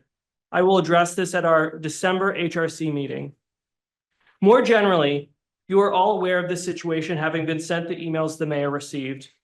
If I were to remain silent in the face of the mayor's actions and then the resounding silence that followed, my silence would not protect me from the next time the mayor decided she didn't like a message, or if she did not want to sponsor an LGBTQ event or other initiative. Your silence will not protect you either. Thank you. Thank you. Hi, my name is Eric Cammons. I live at 13 Carter Road. I'm sorry, could you repeat that? Eric Cammons, Carter Road. Thank you. Thank you for the time to speak today. It's been quite a while. Can you hear me? It's been quite a while since I spoke here last, and so much has changed, and yet very little has changed. I'm here as a proud Jewish resident of West Orange. Similar to Stephen, I previously reached out to the mayor, CCing you all, seeking clarification as to why promotion of the International Day of Solidarity with the Palestinian people hosted here at Town Hall on November 29th was abruptly removed from West Orange social media and calendars the day before the event. Fellow concerned town residents met with her in person as well, and I've heard from some of them. Explanations, quite frankly, were weak. However, the mayor has since indicated she understands if it was a mistake and is planning to take multiple actions to correct that. However, these are yet to be seen. I think this mistake is indicative of the historical indifference and hostility by the town towards the plight of the Palestinian people and associated cultural events. This appeared intentionally discriminatory. The pushback leading to the mayor's decision to remove the promotion seems to have stemmed from confusion as to whether it was a town-sponsored event or not, which implies that it being a town-sponsored event is somehow a bad thing. The town regularly sponsors and promotes cultural and religiously denominational events, St. Patrick's Day, the tree lighting, etc. For over a year, many of us have sat with you, written to you, and demonstrated in a myriad of ways how Palestinian, Arab, and Muslim members and their allies in our community feel ignored, ostracized, and discriminated against. The town's actions and lack thereof have done little to curb those feelings, and in fact have exacerbated them. It is not a huge leap, given history here, to think that the removal of the promotion and shying away from association with the event was due to pressure by some more extreme members of our community and unfounded accusations that it was somehow anti-Semitic. This would fit a pattern of taking the word of a vocal group in town as gospel when it comes to what Jewish folks think and feel about current and historical events.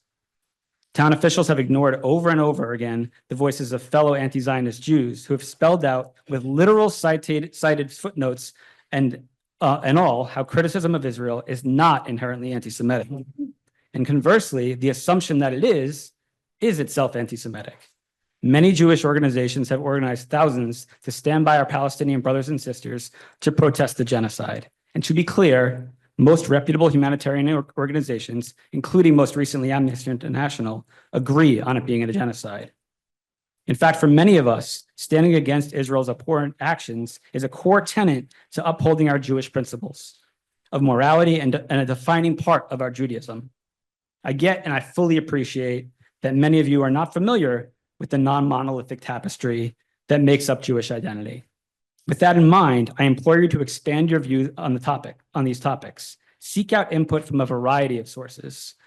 Do not kowtow to weak accusations of anti-Semitism. And all that said, none of this should have impacted the promotion of the Day of Solidarity event. Here in West Orange, we have the benefit of our elected officials not being party affiliated. In theory, that should help limit, to some extent, partisan politics. It should also free our elected officials to take stances that sometimes go against national political theater and rise above the fray.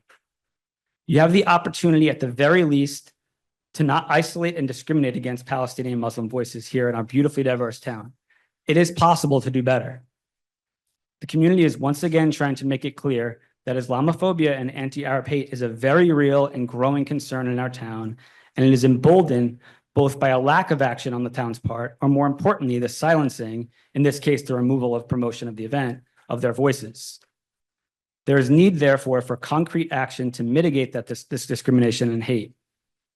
As you look towards a new year on this council with some changing of the guard, I implore those of you that will remain to take opportunity for real change and to finally listen to all voices in our town. Thank you. Thank you, sir. Carla Schultz, 20 Dockery Drive. I'm sorry, can you repeat that? Carla Schultz, 20 Dockery Drive. I'm also here regarding the removal of the public messaging for the UN International Day of Solidarity with the Palestinian people. If that day had been a day to celebrate solidarity with any other group, such as the Irish, Italian, LGBTQ+, etc., would receiving a bunch of emails be enough to justify the town distancing itself from the event? This isn't the first time this town has tried to silence support of Palestinians. It's been a recurring phenomenon. I support the passage of the resolution to confront and combat Islamophobia, anti-Muslim, and anti-Arab racism as one step in addressing the thoughtlessness, slander, and racist stereotyping hurled towards this group of people and their allies, because this town, albeit not only this town, has engendered a culture of bias.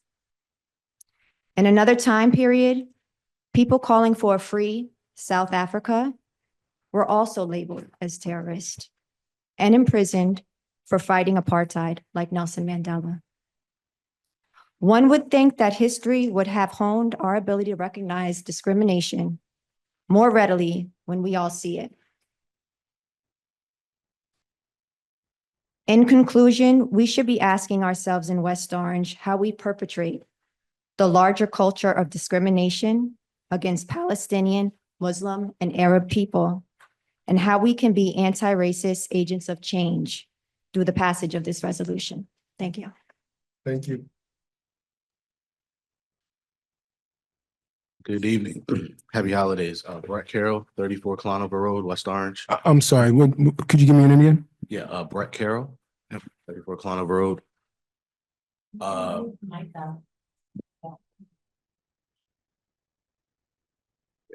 You hear me now? Okay, cool. All right, like I said, happy holidays. Congratulations, President Rutherford and Councilwoman Williams. Thank you for your service to this wonderful town. I'm here today on behalf of Chemistry. We've spoken many times. I apologize. I was not at the last meeting. I was out of town and I was not aware we were on the docket. But I'm here today to fight for a company that's been here for 4 years now, fighting and fighting and fighting. And we're here now saying that, look, we have received your notions. We have sent in our updated information as well as letters. I have a lawyer here today for the building that we finally have after 4 years of trying to find a building. We have a building. Leases are getting negotiated as we speak. We are here at the finish line.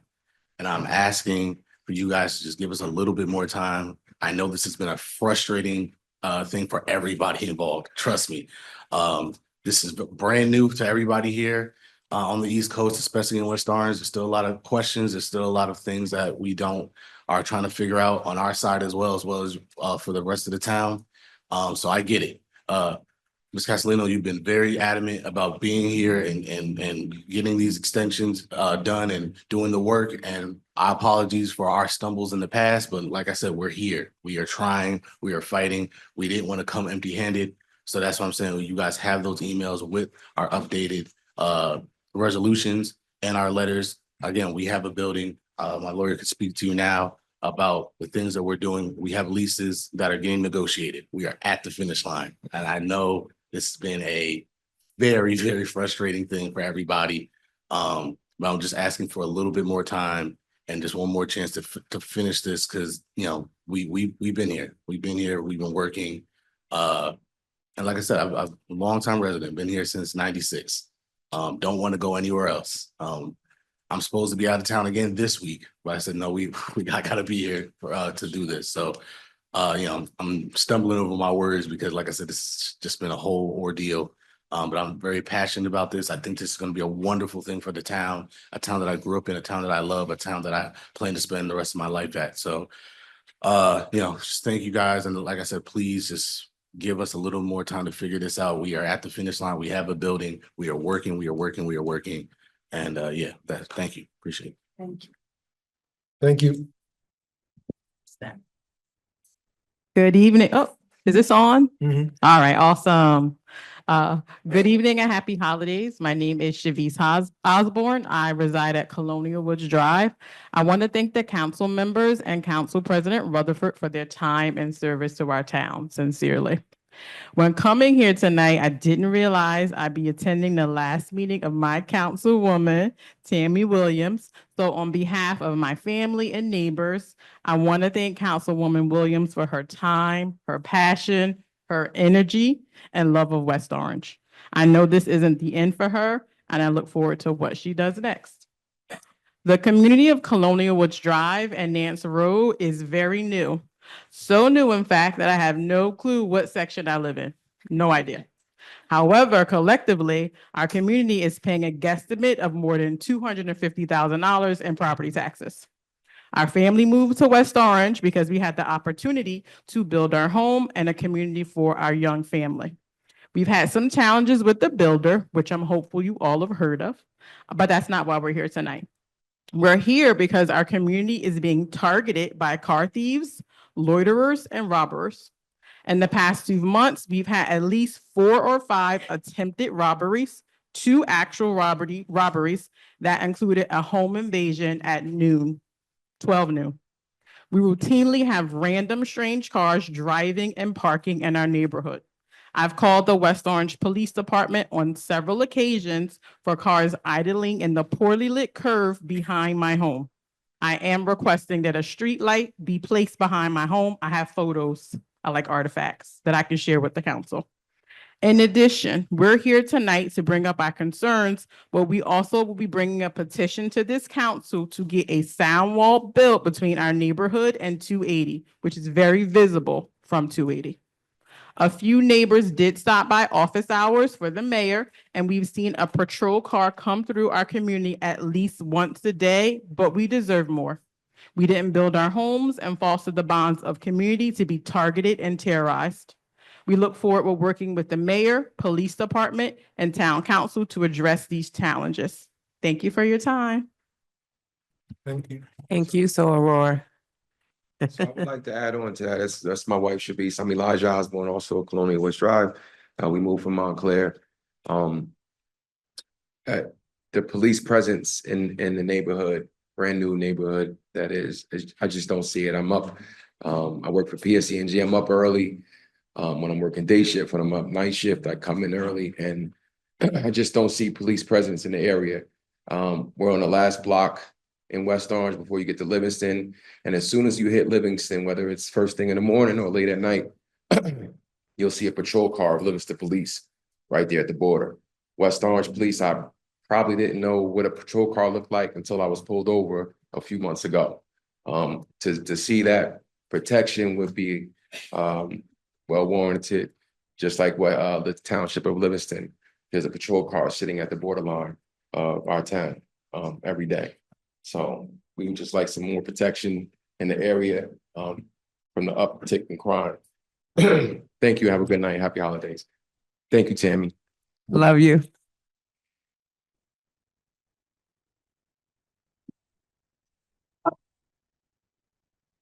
I'm going to speak in the mic because when some of you are speaking, we in the back can't hear you, but I think I can project my voice so everyone can hear. My name is Althea Tweeton. I'm at 15 Edgar Road. I have seen the good, the bad, the ugly, and the beauty in my 48 years of as resident of this wonderful town of West Orange. But right now, I'd like to thank you, President Bill Rutherford, for your dedicated loyalty and service to all residents of this West Orange community. You brought light in different concerns that some residents were not aware of. You tried your best to be fair to all residents of the Township of West Orange, not just relatives, not just ones that you're friendly with, not just ones that your friends were friendly with. You did what you thought was best for the entire city of West Orange. You didn't let your feelings get in the way of it. You tried to be fair, and that's what we expect out of our council people. And again, I'd like to thank you for that. I also want to thank Tammy Williams, Sora Tammy Williams, for her service to the Township of West Orange. And secondly, I got a bill the other day from the sewer department, $400 and some, almost $500. And I am angry about it. I'm the only one in my household. Why can't the sewer bill reflect the quantity of usage as the water bill and the electric bill? I'm the only one in my house. So I pay $488. Someone with 6 or 7 in a family pay $487, the same amount. Is that fair? And half the time I'm not even in New Jersey. I'd like to see it done maybe a little bit differently. Maybe you could charge just for my usage. Charge me what I use and charge 4 or 5 of the others for what they use. I don't think it's fair for me to pay $480 for the sewer bill. Maybe the council can do something about this. And that's just the way I feel. Thank you so much and have a pleasant day. Thank you. Yeah, good evening. Thank you. My name is Matilda Baye, 75 Colonial Woods. I'm piggyback on Shavis and her husband for what they reported earlier. I lived in Orange for about 17 years before we moved to West Orange. I have never once been to a meeting like this. This is my first time. And the reason why I am also here with our neighbors this evening is because we are terrified. We're sleeping in our rooms with one eye opened in the night. And now it's happening in the day. So it seemed like we moved from somewhere coming to West Orange thinking it's safe, and we don't know what is happening in the next minute. We're here this evening to ask that with your powers, you please give us some more police patrol in that neighborhood. It's a brand new neighborhood. We were very excited to come into it, and we're doing everything and meeting every need as residents of West Orange. We don't think we're being treated fair when it comes to police patrol, and that is why people are taking advantage of us and blooming the place as they want, come and go. It is not fair, and we're not safe. We're not feeling very, very safe and very okay in that community.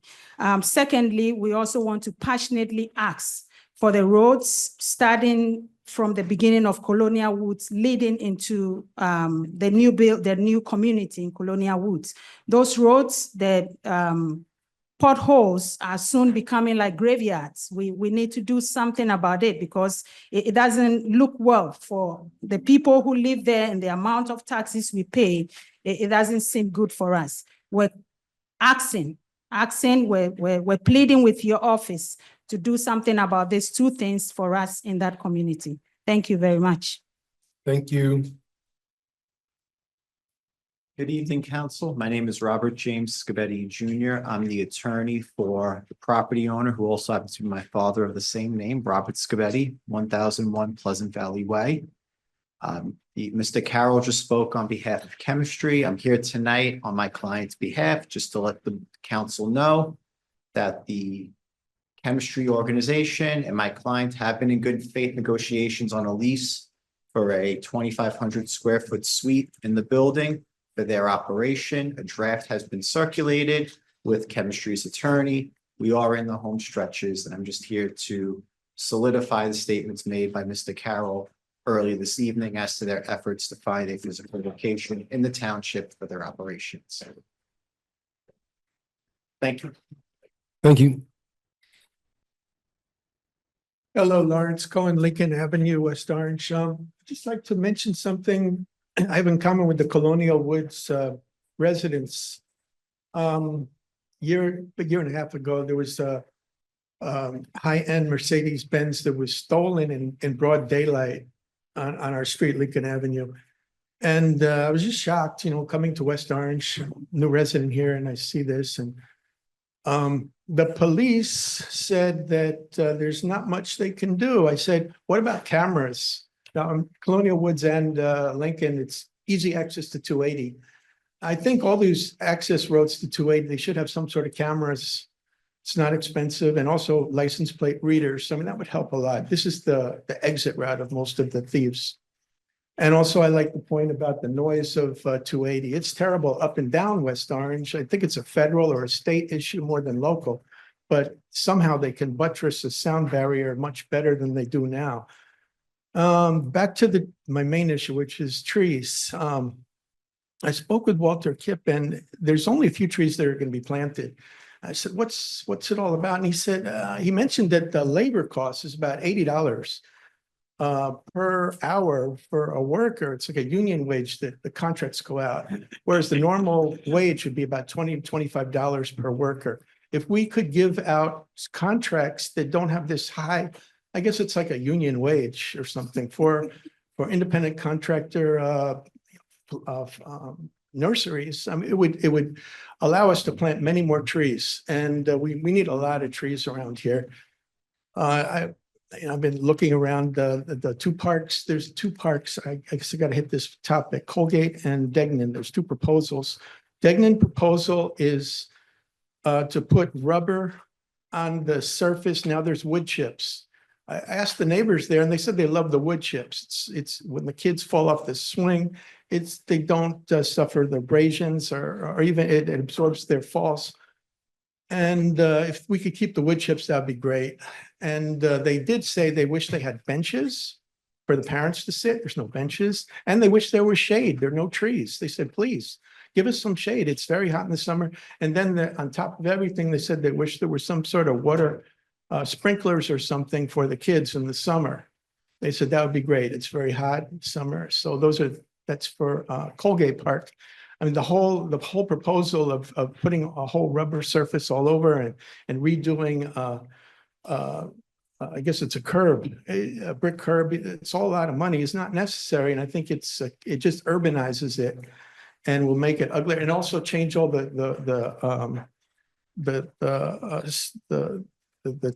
swings and whatever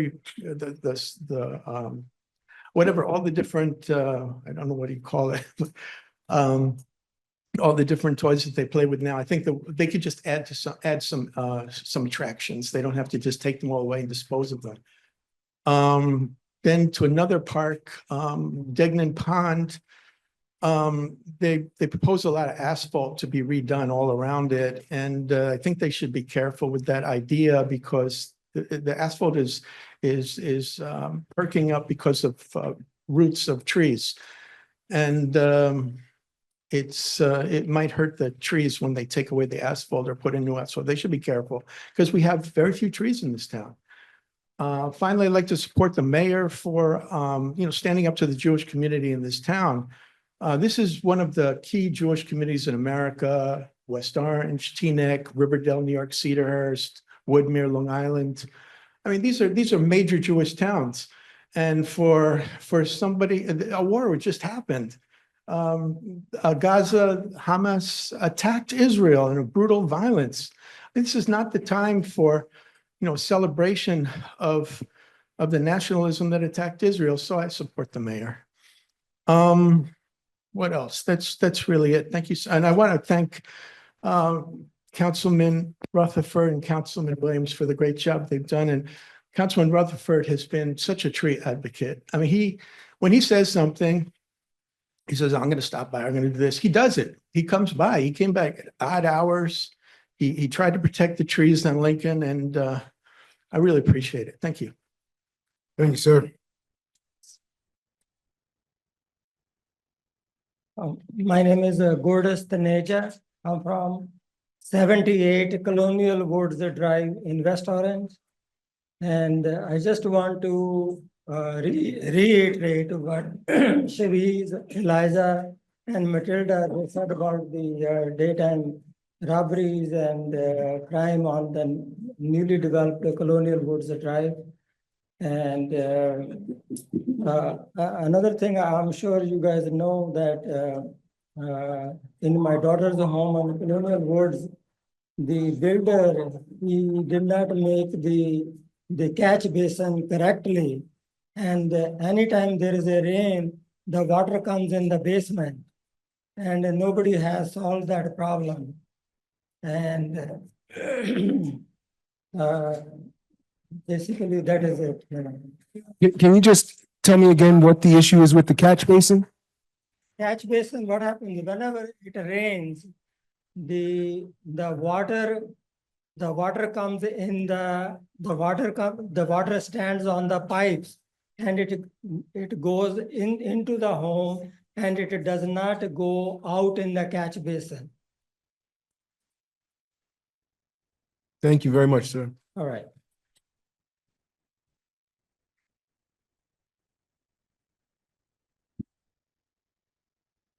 Good evening, council and council attenders. Couple things tonight. First of all, I just want to say please state your name and address. Lisa Adams, 9 Westover Terrace, West Orange. As I've been coming to these council meetings, I want to commend you as a council as a whole on how you guys work through stuff. Don't always agree, but you find a way to get to a happy end, and I appreciate the authenticity of our council. I want to say welcome back, Castellano, Councilwoman Castellano, Rutherford, and Tammy. Great work on the council. Great representation. There's something near and dear in my heart. My husband touched on it. To tell you, I've worked with the township for West Orange for 18 years with the world likes to call them the disabled population. I like to call them and change the program name to the mayor's program for the uniquely gifted, because that's who they are. They are uniquely gifted individuals. They've been born with various limitations and disabilities, but if you get to know them, they are uniquely gifted folk. And as I listen to all the different topics that people bring that they want fixed, and not knocking anything, trees, houses, parking, whatever, not knocking any of the things. But before this year, 2024 ends, because usually I just let my husband come and share the things that are on our heart or his heart. I cannot let 24 stop, end without just sharing my heart for our uniquely gifted population. And I think it's really pressing in my heart greater than it always has, is because of one of the young men that my husband alluded to who just lost his mom this past week. He was a uniquely gifted young man and his mom passed, and it was him and her. And one of the challenges, I ran the program for the mayor's uniquely gifted program for 18 years. I pulled back because I brought my parents here to live with me for 7 years, and they passed 4 days apart. My dad left on a Monday. 4 days later, my mom passed away, and she wasn't sick or anything. The love of her life had passed away after 62 years. And so she just didn't wake up. And that's when I stepped away from the uniquely gifted program because I needed to handle that. But I continue, and my husband stepped in. Thank you for that great man. But I say this, that population, working with them for 18 years, relationships, I'm not just talking work, I'm talking relationship. We have tons of families in West Orange that have uniquely gifted sons and daughters. And the challenge that I'm seeing these days is they're based on their tiers, their ability. They get money from the state. The challenge is it's not a lot of money. And so when some of those that are strong enough to move out in their own place with some support, they can't stay here because they can't afford it. My daughter, 37 years old, 37, basically more like a 10, 12-year-old. But they get money from the state where they could live in their own apartment, and she does. But I had to move her to a place where she could afford. And I'm looking at young adult after young adult after young adult that get the funds to be able to live on their own. It's not a lot. It's like the senior citizens. Their income changes. We've got stuff for them. I'm beseeching the town to think of a process, something to put in place so that our uniquely gifted young adults, when they reach that place with the right support, they could move out and stay in West Orange and not have to go to cheaper, affordable communities next door to us. I pray that we would look into ways to assist our uniquely gifted adults staying in our town with the money that the state provides them to pay their rent and to pay their things. There are other towns that are being able to do it, but a lot of the folk that I've been with for 25 years now, as I watch them growing, they're moving. As I watch their parents passing away, they're moving because there's not a place that their funds can help them. And they can only get what they qualify for on the tiering that's in New Jersey. And so I would just ask us to brainstorm. You've done a great job. I am not complaining. You have done a great job. The years that I ran the program, there was nothing that I asked for that the town didn't help me get. The mayor, the council people, whatever I needed, programs, camps, transportation, whatever I needed running that program, the town did it for me. And I am just asking that we would brainstorm and find a way to keep our uniquely gifted young adults, when they're able to get on their own, keep them here, find ways that they can afford to stay in the town that they've grown up in and that they love. Thank you for your time. Thank you. Anyone else wish to address the council in public comment? Seeing no one, public comment is now closed. Going to invite my colleagues to respond. We will go in reverse order.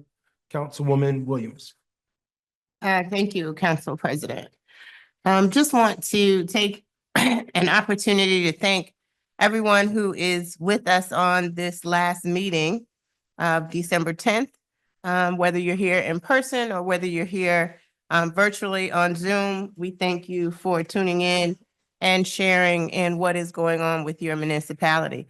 Thank you, Mr. Fagan. Thank you, Mr. Puglisi, for your timely information. Thank you, Nicole Bell. I will respond to the presentation of the Black Inventors Hall of Fame Museum. Thank you, Akil. That was indeed a tremendous opportunity to connect the dots with the Horn family and the Black Inventors Hall of Fame Museum. hoping that our town and our next council will do all things necessary to expedite this wonderful opportunity and transform West Orange into a more of a destination community. One of the things that they neglected to highlight was the STEM center that will be connected with our schools. So we're excited about that opportunity as well. Mr. Adams, Doug Adams, Lisa Adams, thank you so much for your continued advocacy for the uniquely gifted in our community. Had a beautiful opportunity last night to attend the community reading event by the WOCPAC families, and just an opportunity to read to our uniquely gifted children, the families to come out to celebrate the holidays at our West Orange Public Library was just an inspirational event. I know that they will continue to do more. There's renewed energy and leadership in the WOCPAC program, and hoping we can unite all of our different community organizations so that our uniquely gifted community just continues to expand and grow. Certainly the opportunity for the dedicated housing is something that we have discussed in the past, and I think it's important that we not only identify opportunities to support our uniquely gifted adult children as they age on, but also for our veteran community as well, for our first responders, our teachers. There are so many opportunities now that we understand the housing impact in the fourth round for affordability and what it can present, and the opportunities that are here that can be available in West Orange to just continue to support our working class families. So hopefully that is something that, whether it be the council, the administration, or the experts that come in and try and guide us on what affordability obligations are going to look like in West Orange. I think we have about 1,000 units in the next 10 years that we have to build. That's a awesome and daunting task, but done with a lot of tremendous thought and planning, proper planning. It is something that I believe that our community can sustain. To the families in Colonial Woods that came out, thank you so much for sharing and making sure that we're aware of some of the challenges and struggles that you all are going through. I spoke with many of the families just not too many months ago, understanding that there are some still challenges with the catch basin. Our engineer is here this evening and has heard some of those and continues to listen to all of those complaints and responds as well as she can.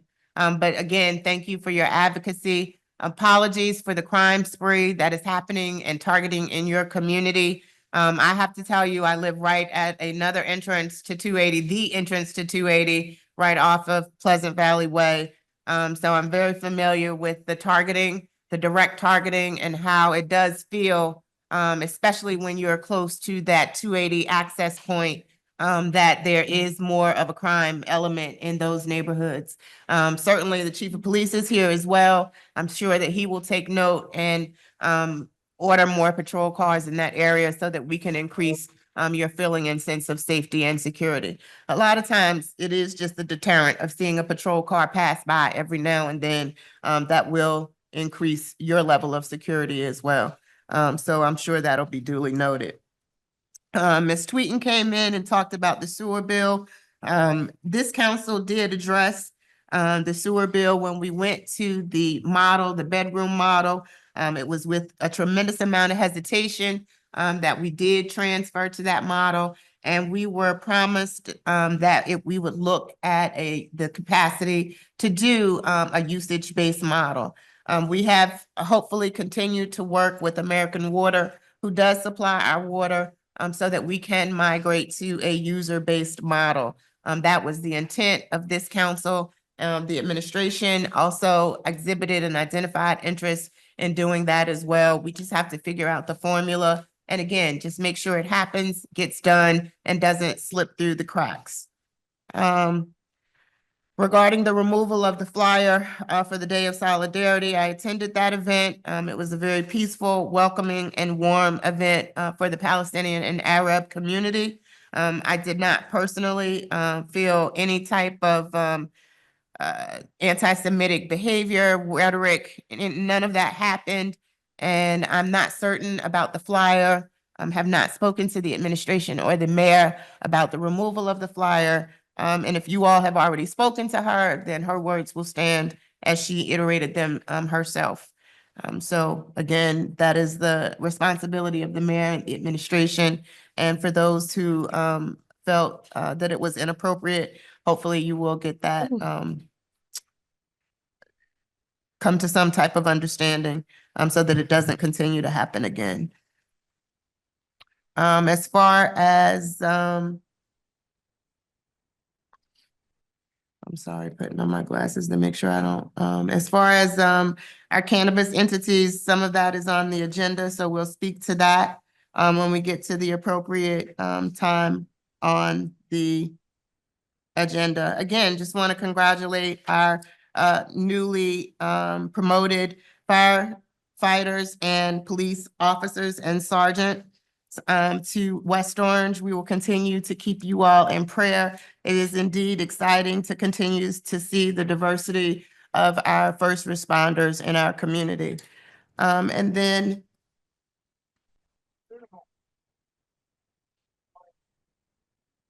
I think that is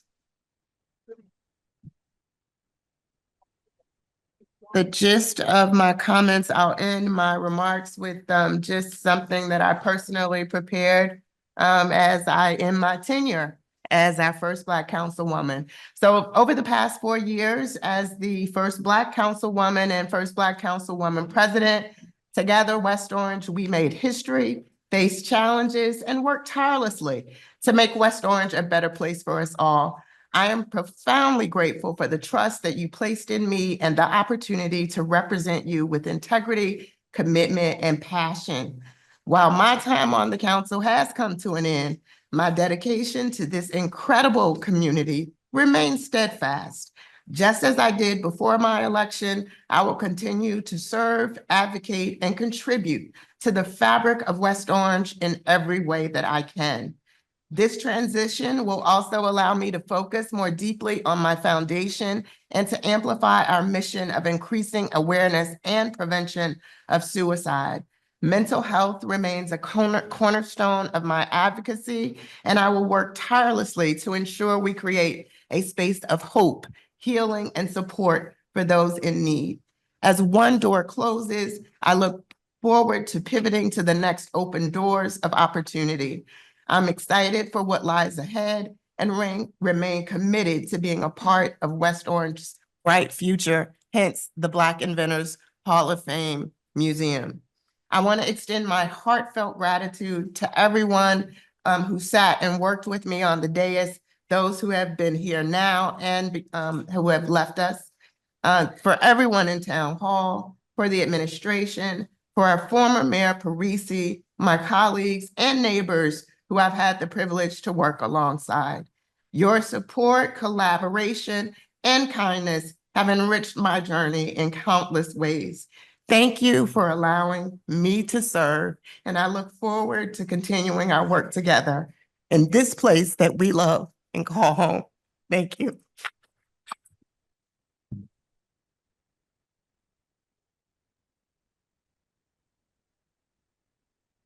That completes my. Thank you, Councilwoman. Councilwoman Scarpa, are you able to? Yes, can you hear me? Yes, we can. Okay, great. I have a sore throat, so I'll try to keep it short. But of course, I want to thank our firefighters and our police for all they do. They know how I feel about them. They were a tremendous support for me and my family when I was a caregiver for my dad after his stroke. They spent a lot of time with me, and I did in that riding as a passenger in that fire truck to St. Barnabas, and I just cannot say enough about them, the work that they do. Also, I want to talk to Doug Adams and his wife. They, I am an SLP, a speech language pathologist in our schools, and work with the uniquely gifted children. I love them as much as you do, and I share your concerns. I would love to see us be able to find a way to use our development credits that we need for senior development for that population. And I hope maybe we can research that. I think as we look to get a town planner on staff and we research some of the opportunities for using those credits, maybe we can find a way to keep them in our town, because it is just so important. And I agree. And I promise I will try to take that effort on in the new year. To Stephen Johnson and all who came out in support of our Palestinian friends and neighbors. You may not be aware, but at the time I put the anti-Semitism resolution together, I also drafted a resolution in support of our Palestinian neighbors. I had sent it out to the mayor and to all of my council colleagues, and I don't think that was, I'm not sure that was shared or there was action taken on it. I had done considerable research at that time, and I drafted it very much based on the TNEC resolution. So I will get that out to Stephen Johnson so that you can take a look at it. And I hope he will share it with the HRC. I will. And if there are any other residents who have spoken tonight who want to take a look at it, I would be happy. I had actually just drafted as an outline or a working document that, could be improved upon in any way. But I did do some research, and it was very much like the one that TNEC had adopted. So I hope to get that to all of you. I think our goal is to really put the politics aside and to assure that all of our residents feel respected, safe, and welcome in West Orange. Althea, I agree with you on that sewer bill. We are all so concerned about that, and I have spoken to our new CFO, John Tiniak, and I hope that in the new year, he will look at that, as enough action was not taken by our former CFO. But we need to look at that very carefully in the new year. It's one of our major projects. To all of our friends from Colonial Woods, I will let the chief address the crime in your area. I hope we can do something about that. To Lawrence Cohen, I completely agree with you. We don't want to urbanize our playgrounds and our parks. We need more shade and benches, and we need to look at those expenditures more carefully. And so I probably will be voting no tonight on those projects. As you know, for those who are concerned about stormwater issues in our town, we recently passed an ordinance that I felt did not have enough teeth. I promise I will bring that back in the new year, and we will put some teeth in that ordinance so we can address all of these stormwater problems as we move forward with our development in West Orange. And I think that's about it for tonight. Thank you, Councilwoman. Councilwoman Geber Michael. Good evening, everyone. I would like to thank everyone who took the time to attend the meeting in person and virtually, especially to those who shared their thoughts during public comment portion of today's council meeting. Your voices are crucial in shaping our community, and we appreciate your engagement in local matters. Now, regarding the November 29th event, I'm not sure whether the administration has a response on behalf of the mayor regarding her actions or why she removed it, but I'm sorry that this happened. I wish I could have been there to attend the event, but I had another commitment with family over the holiday weekend, and I did reach out to some of the event organizers about that. And I did hear that it was a peaceful and beautiful event, so I was there in spirit.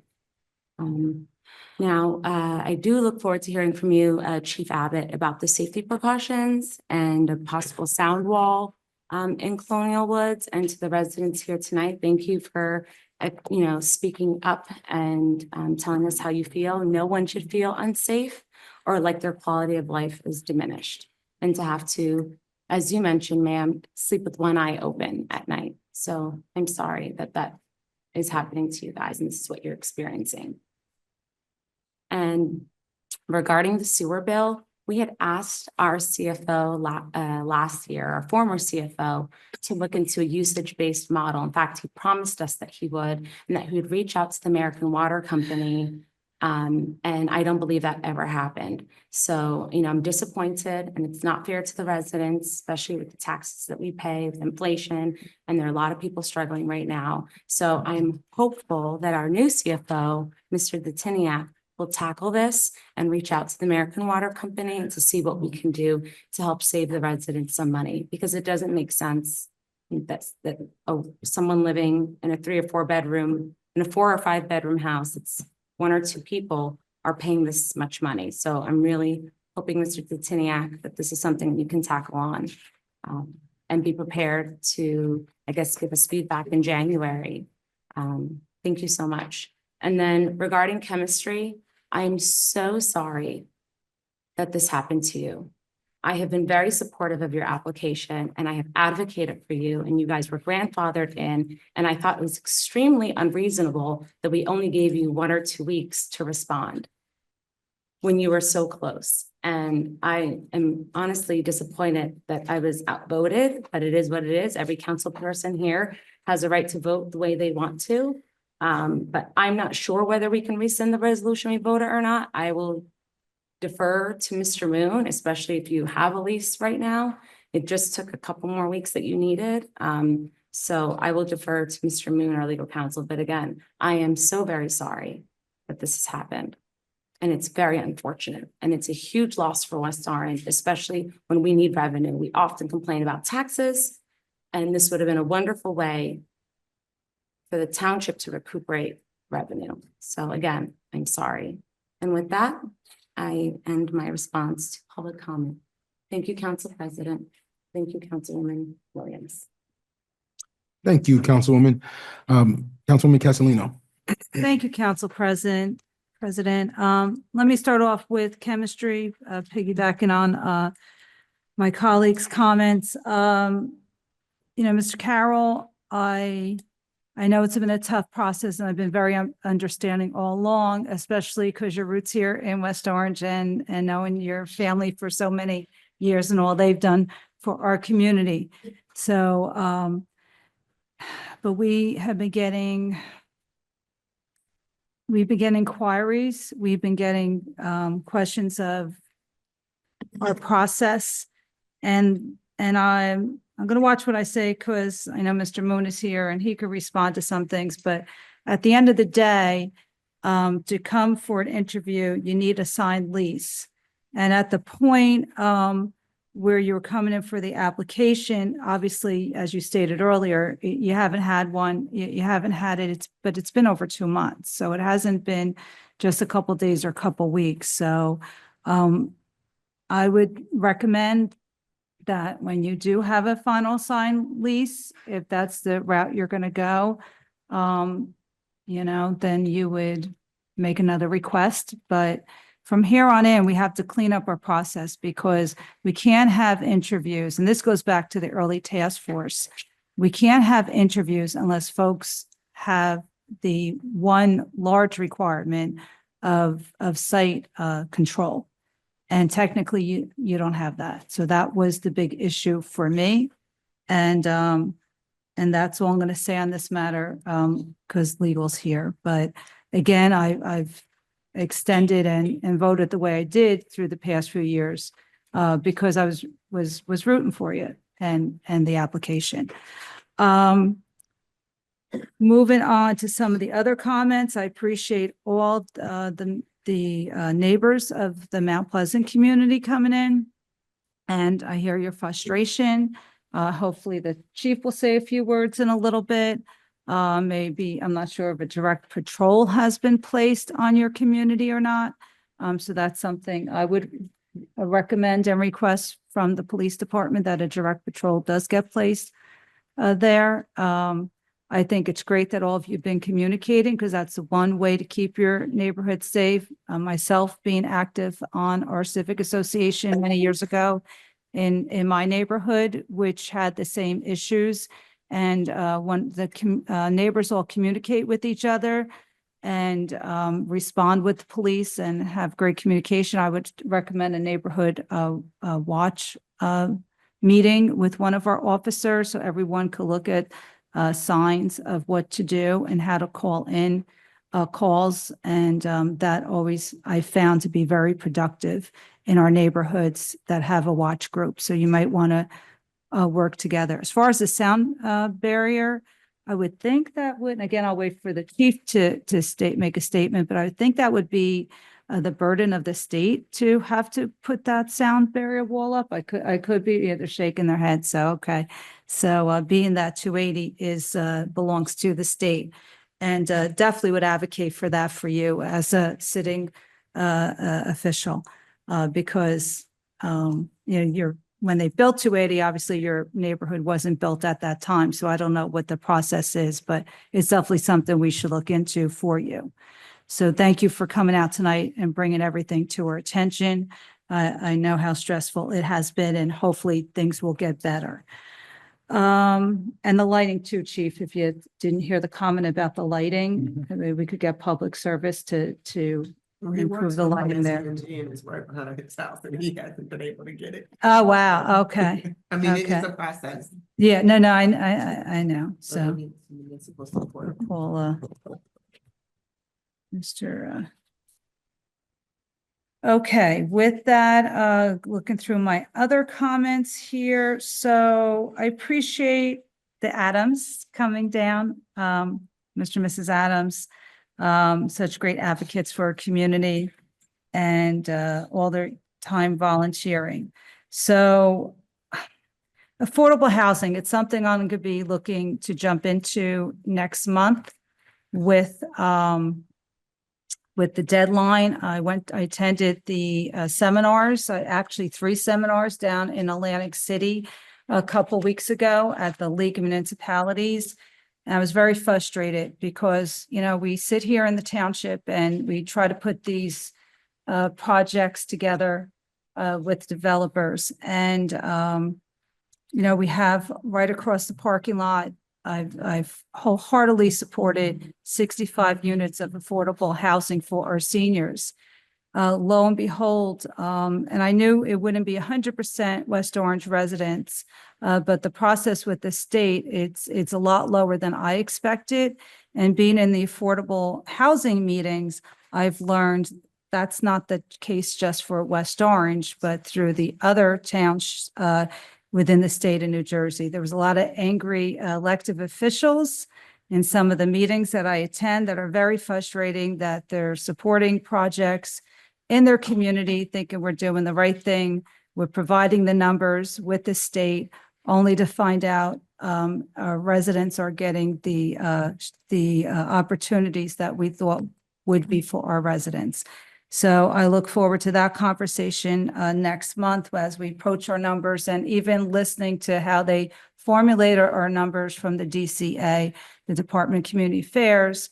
The mayor, I recommended that she challenges those numbers because I saw a lot of flaws in those numbers, and took the workshop and listened to what has been happening to other towns. So that's all. I'll speak on it this evening. I look forward to the conversation in 2025. But yeah, I mean, all we can do to get housing for our residents, I'm all for. And again, look forward to that. Let's see, Mr. So Mr. Lawrence. Thank you for coming in this evening, Mr. Johnson. So I appreciate your comments on the recreation. We'll, get to those resolutions. But again, a lot of great recommendation. We have yet to go over a capital budget. And a lot of what you mentioned, writing the list, all comes through with these projects, with grants and capital budget to get these items taken care of. I know our recreation director, very serious when he looks into our parks and the materials used for the playgrounds and whatnot. And it's all about safety first. So I always support what he recommends. He has does the due diligence. And, I look forward to that conversation in a little bit. I think Ms. Tweeten, your comments were addressed. But yeah, Mr. Detiniak was one of the things we had asked him to do, was look at that sewer tax when we first hired him. So I have full faith that as soon as he gets an opportunity, I know also it had to do, we weren't able to get the information from New Jersey Water Company because the way our computer program is, and I guess you could speak on that, because we're looking to upgrade that system as well. Again, that's all about capital budget and getting that passed so we could change over our system. And let's see here, let me get everybody. Okay, so let me go back to the beginning of the meeting. I want to congratulations to our bravest and our finest for coming in this evening. Just seeing so many of our West Orange firefighters and police families here this evening. Also happy to see that we're settling the contracts tonight. So that will be proving for all the unions this evening, which we're very, I appreciate my council colleagues' work on that and council president and able to get that done for our staff, which is a tremendous feat that was done this year, past couple months. To Todd and Lee Cohen, they're a great family of educators, and to come here year after year, just making awareness for pancreatic cancer. I just appreciate them for all they do for our school district. Also, I want to thank Mr. Moore. He was here this evening. What I love about Mr. Moore is I saw him in the hallway coming in and I said, "What are you doing here this evening?" And he said, "I have to support my kids." And his kids mean a lot of our firefighters that were here and police officers getting promoted were once his students. And that love of community and coming back to West Orange. And I saw him Saturday. We had the downtown West Orange Alliance breakfast with Santa down at Washington Street School. Him, Principal DeMayo, our food service department, amazing. Just they all get dressed up every year, serving the food to the students.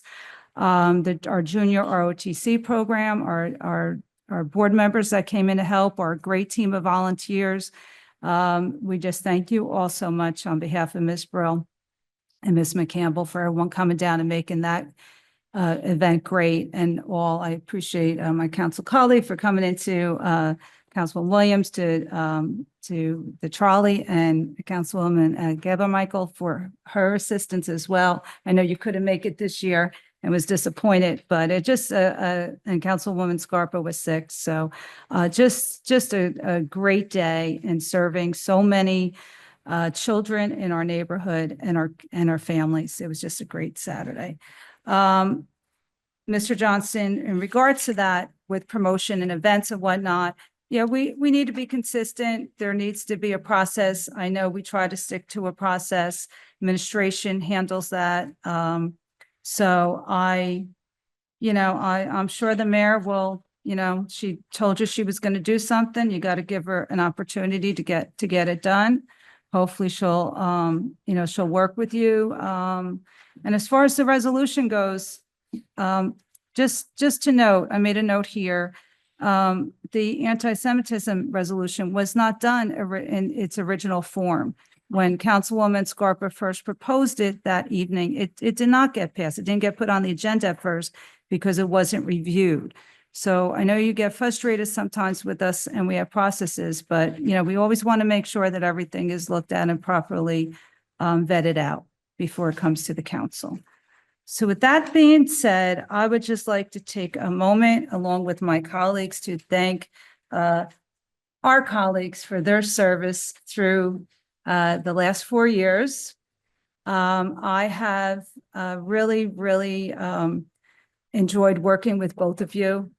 I think this has been a dynamic group, a lot of expression the past few years, and we're all very passionate about what we do here. But at the end of the day, we all take time from our families, and both of you have done that on so many occasions. It's not just where you see us here on Tuesday nights. It's the meetings after the meetings. It's the meetings with the residents. It's the phone calls from any hour of any day. From late in the evening to even I saw my phone ring at 6:30 a.m. So it's being there for the community and yeah, trying to do our best. We all may have a different way we approach situations, but no one could say that both of you have not put your full heart and effort into this job. And I know from the bottom of my heart, I appreciate all that you have done. I know how hard that this has been. I'm gonna, before we have something here from us, I'd like to pass over to my colleagues to say a few words. Councilwoman Scarpa, you ready? I just want to say thank you to both of you for all you do and probably will continue to do. It's been a pleasure to work with both of you. Thank you. And Councilwoman Michael. Councilwoman Williams, I want to thank you for your years of service on the council, and I wish you all the best in your future endeavors. Thank you. Thank you for serving the community. Thank you for all the events that you put on. And I hope you'll continue to throw events. You're really wonderful in the HRC, and that's where I met you. And we worked closely together and hosted, you and I planned many events throughout my many years on the HRC. So thank you for your commitment to West Orange. Council President Bill, my friend, it's been an absolute honor and privilege to serve alongside you on this council.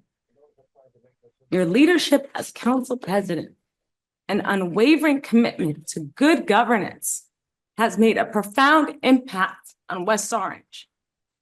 You have been instrumental in ensuring accountability and transparency in our town. And your dedication to serving our community with integrity and fairness has been inspiring. And I will always be grateful for your guidance and your friendship. And I look forward to continuing to work with you and supporting you in your future endeavors, including your next election. Thank you for all you've done for West Orange, and I know you will continue to lead and serve our community in meaningful ways.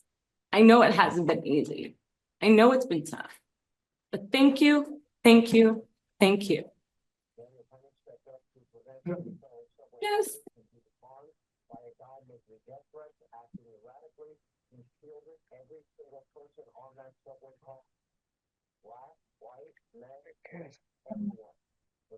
On behalf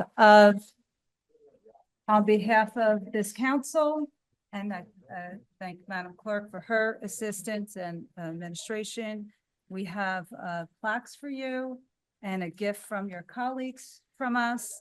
The plaque saying recognition of your commitment and dedication to the Township of West Orange, January 1st, 2021 to December 31st, 2024.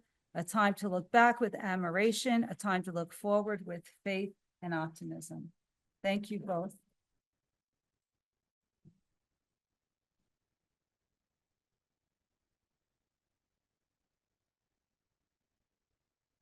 Congratulations. Thank you both. You want to say something, Councilwoman? You said it already. I've already said it. Thank you. Thank you, everybody. Thank you. So glad I did not actually cry. Yeah. True, yeah, it's still possible. So I did not do my response to public comment, and I want to. But I have some notes, so I want to make sure that I cover some things. First, I want to thank obviously my colleagues, past and present, that have served in elected capacity here in West Orange. These 4 years have been very interesting, challenging, difficult, rewarding, And the work has been enlightening and inspiring. You know, I leave having met thousands of people that I otherwise. I'm gonna need coffee so that I don't cry. I'm gonna need something. All right. Thousands of people that I otherwise probably would not have met. And there are some of them that I've worked closely with on particular issues. And that work has been very rewarding and challenging.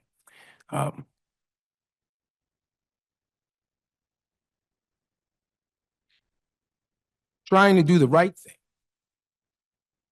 isn't always popular or convenient. Being willing to call balls and strikes regardless of who the pitcher is not always welcome in politics. But that's what I've tried to do. And whether we agreed or disagreed, I hope you can respect that.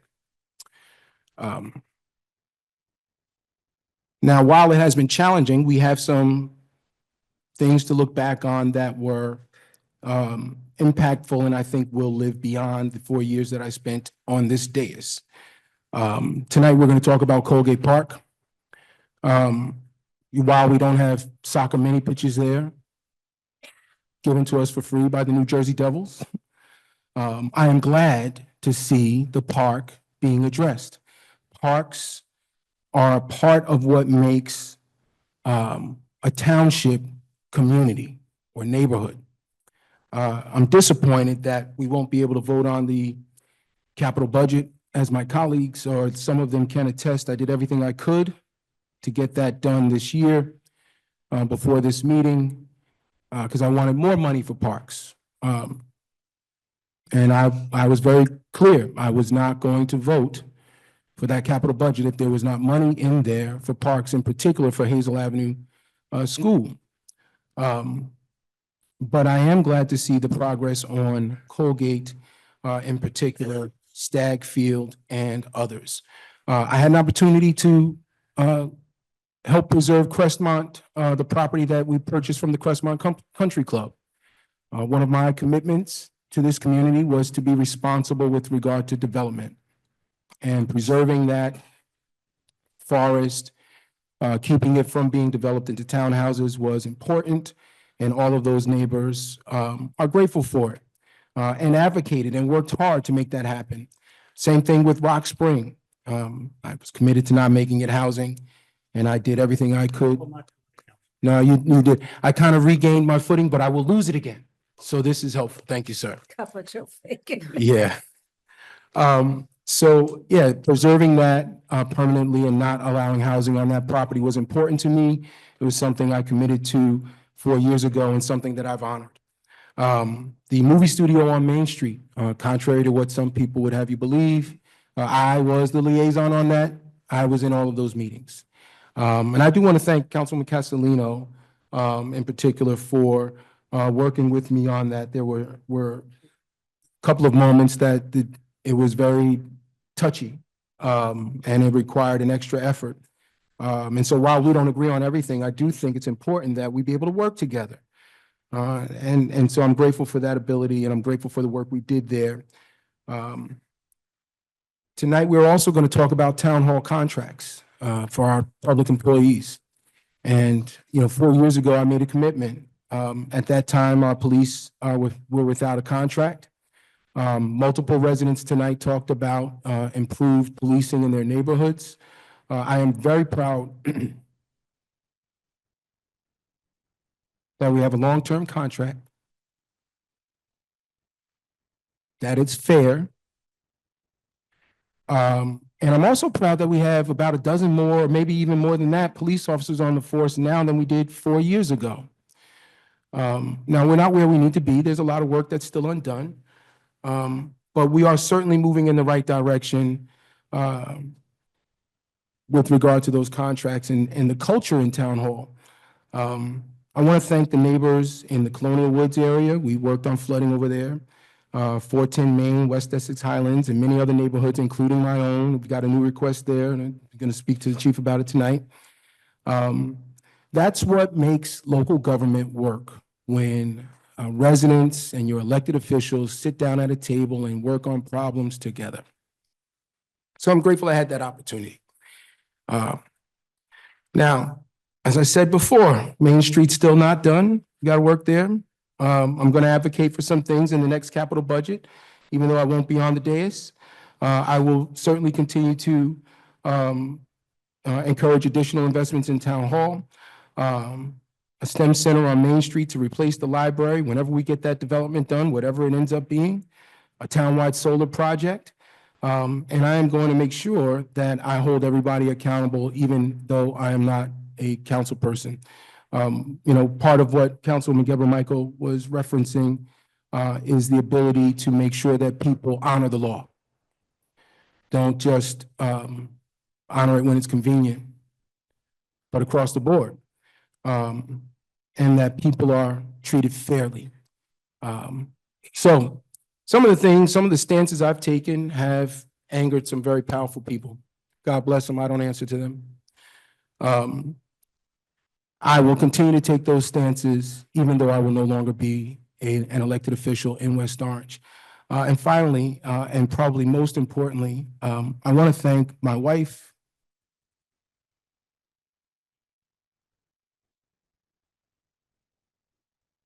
Thank you, Joe. I want to thank my wife, my daughters,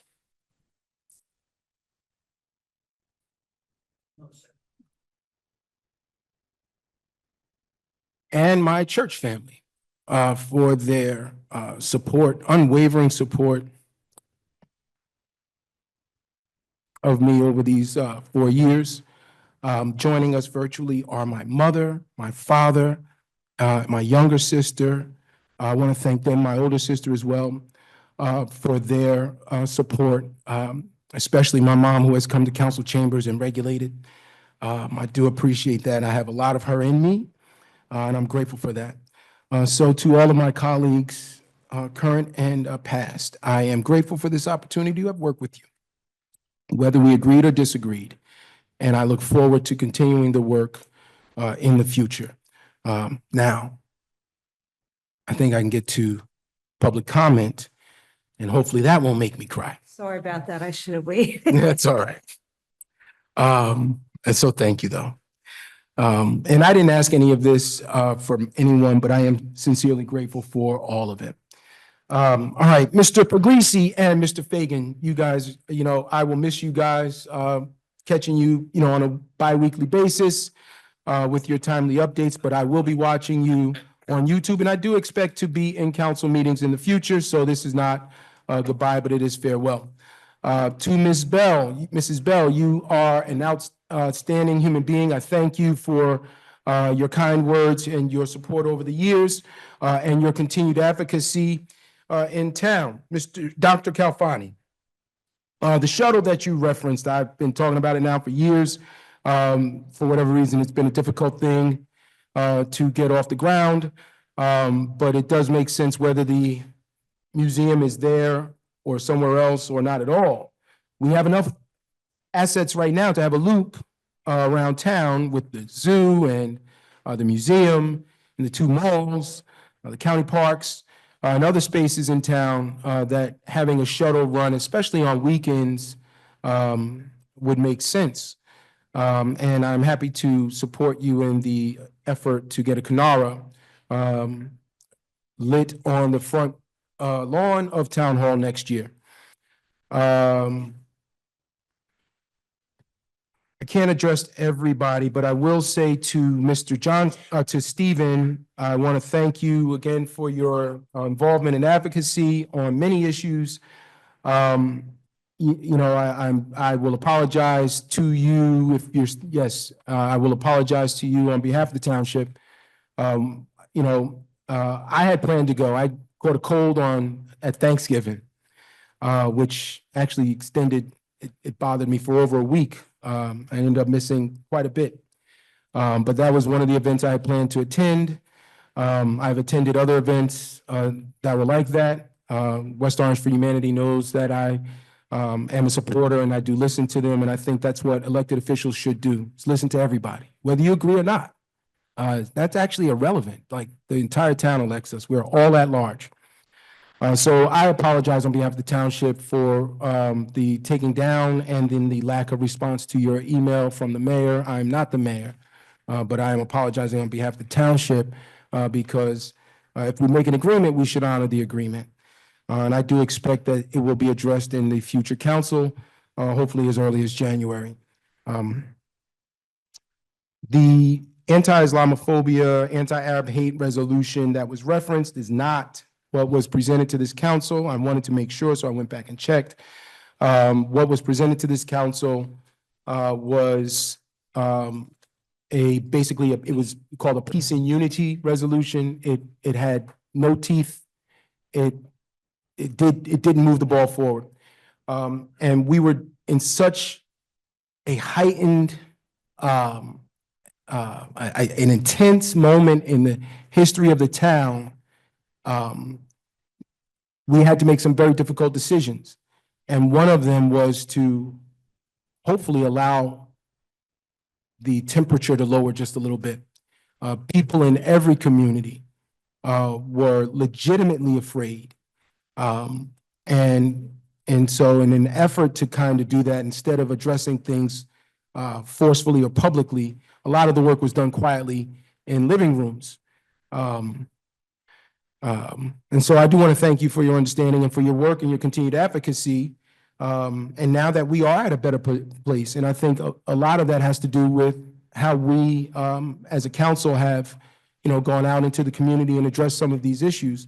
Now that we are at a better place, I do think it's important that we have some statement and then get out of that business. Because what folks will do in politics is use these divisions to keep people fighting against each other so that we don't deal with the real issues that affect all of us, that we don't understand how powerful we are when we're united.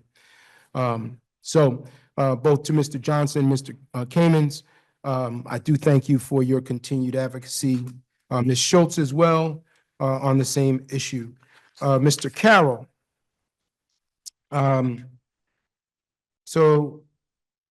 What I will say is, I understand your position. I sympathize with you. I feel like the council has been fair.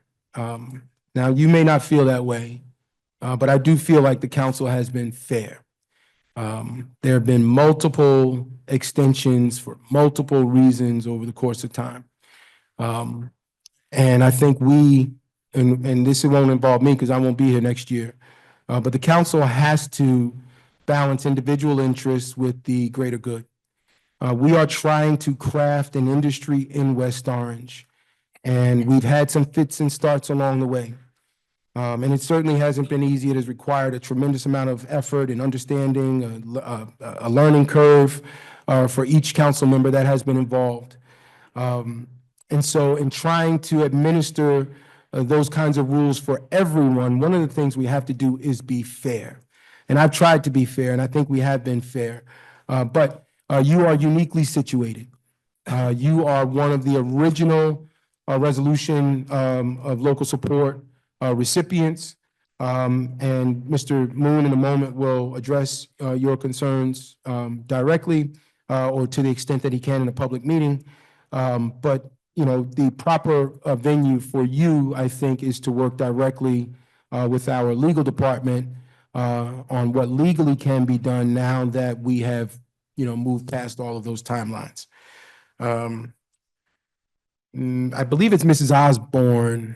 I may have gotten that wrong. I think she left. That Colonial Woods neighborhood is not the only neighborhood that is seeing an increase in these crimes of opportunity now, and these thefts and burglaries. And at this time of year, we see an increase in general. But I feel like, West Orange, it feels like we're getting a disproportionate number of those incidents. I want to thank the chief. While you were commenting, he forwarded some information to us with regard to Colonial Woods. What I will extend to you is the same thing I'm extending to my own neighborhood, who had a similar incident not long ago. Opportunity to have our community service police officers come out, meet with you. We've done it in other neighborhoods over the course of time. The chief and our police officers are both informed, and they are able to share some things with you in a quieter setting like that they won't share in a microphone. And then also be able to help us be more informed and better residents so that we can spot these things a little more quickly and get police responses a little quicker to these incidents, hopefully deter some of them from happening, but if they do happen, catch the folks, which then gets out into that community that, it's a little tougher to get away with stuff in West Orange. So either send me an email or grab my phone number after the meeting and we'll work that out for you as well. And that's Ms. Baez as well, right? So that's to you as well. Ms. Tweeten, I want to thank you again for your friendship and support over the years. And I'm looking forward to the next chapter. This is not the end for me. Mr. Cohen, while we don't agree on everything, what we do agree on is trees. And we've done some good work there. Unfortunately, it hasn't yielded the results that we would like, but the fight is not over. We have one of the strongest tree ordinances anywhere. And we're going to do everything we can to make sure, including with some work we have on the agenda tonight, that everyone abides by that tree ordinance. Now, the new council may want to make some changes to it. Okay, I'm glad they don't. And many of them, I know at least one of them has already stated very forcefully that she doesn't. So if it stays as it is, it will remain one of the strongest tree ordinances around, and our job is to make sure everybody abides by it. Mr. Denaja, I addressed Colonial Woods, and Mrs. Adams with regard, and Mr. Adams with regard to the special needs housing. That's absolutely an important issue to address. It is low-hanging fruit, in my opinion. We could certainly, include some units in developments down the road, and we do owe quite a few. So there certainly is room for that to be done here. It costs money, but developers make a ton of money on these developments. It's up to us to hold them accountable, make sure that the deal is fair for the town as well. That's what I've tried to do over the last 4 years. I will do it from your seat over the next few. That concludes my public comment, but I do want to just thank again all of you that I've worked with, whether elected or employed, residents, even some others from outside of West Orange that have taken an interest in West Orange issues. The Haitian community in particular is one, and there are others. I want to thank you guys for your support, for your involvement. To all of our town hall employees, congratulations if you don't stick around for later on. Congratulations on what I expect is going to be a great night for you. That does it for me, Madam Clerk.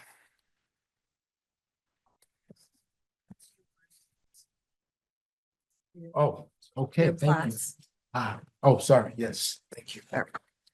Consent agenda, approval of minutes of previous meeting, public meeting and executive session, November 25th, 2024. Wait, I think there's an edit there. In executive session, it states that we spoke about $1.8 million Yes, I did bond, your and we email. did not speak about it. In Yeah. fact, because after it, because it was so long, we just wanted to get back, that when we came back, I had to ask Mr. Detiniak my question about that. So Right. you can cross that off. in a Yeah, minute. I'm going to edit it. Okay. Yeah, thank you. As amended, yes, thank you.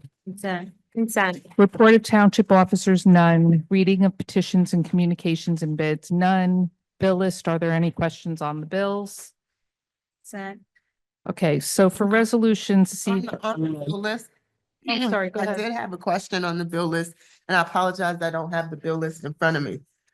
It was for an Adobe payment to, I don't even know where it is on the bill list. To Brian Feeney for the Historic Preservation Commission. Okay. And I wanted to understand what that's for. And if, I just wanted to understand what that's for, and I apologize for not calling. The reason why it struck out to me is because we've heard a lot of our chair people for commissions and boards not have the ability to have, whether it be a Zoom or something. So I just wanted to understand, why does that particular commission have that as something that's reimbursable?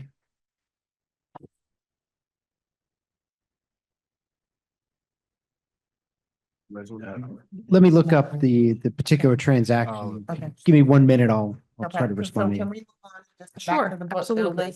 building, if we can? Yes, Council President, tonight there'll be a few resolutions pulled from the agenda.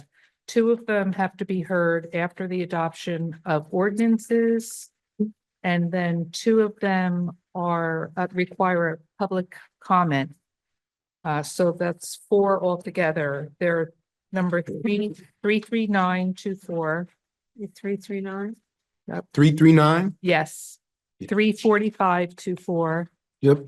346. Going too fast. 339. 345, 3. 45, second page. Okay. And And- 346. Correct. 346. And then 361 361. and then 359, Mr. Detiniak said that requires a vote off of consent agenda. Okay. Okay. 359. 359. Correct. Thank you so much. You're welcome. So if anyone else has anything they want to call. I just want to add to Mr. Detiniak for 359. You and I had a few conversations and emails, and I thank you so much for your quick replies. If you can just be ready for the next meeting to explain it in layman's terms for residents and people who don't understand municipal finance and budgeting. Sure. Thank you so much. Are we pulling 356, 57, and 58? That's up to you. Yeah, well, we have. Oh, to yeah, pull them. yeah. Yeah, we have, That's yeah, true, yeah. so Yeah. 356, 7, and 8. Right.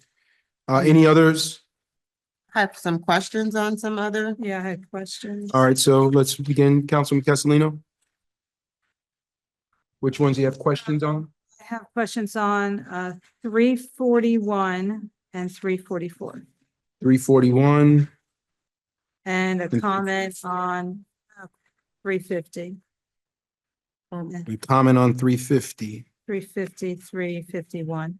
Wait, 353? 350 and 351, I'm sorry. Okay, 350 and For the engineer. 351. Comments? So Comment slash question.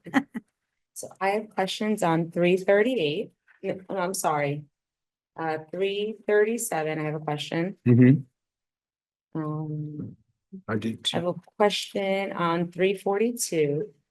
342. I also have a question on 350 and 351. And then I'm gonna go ahead and let you pull, Council President, and then I'll pull out for you. All right, so, Questions before we get. sure, go ahead. You have questions on what? 340, 341. I'm sorry, 338, You have a question on 338? 340, 341. Okay, that one's already questioned. Oh, 340 and 341, got it. All right, anything else? 347. 348. Okay, And then I have some questions on the 352 through 355, the housing agreements, but it's just a question. same here. Okay, I think, was 338 pulled for questions? Yes, I pulled that. You For pulled questions. 337, right? No, She pulled 338. You pulled 338, okay.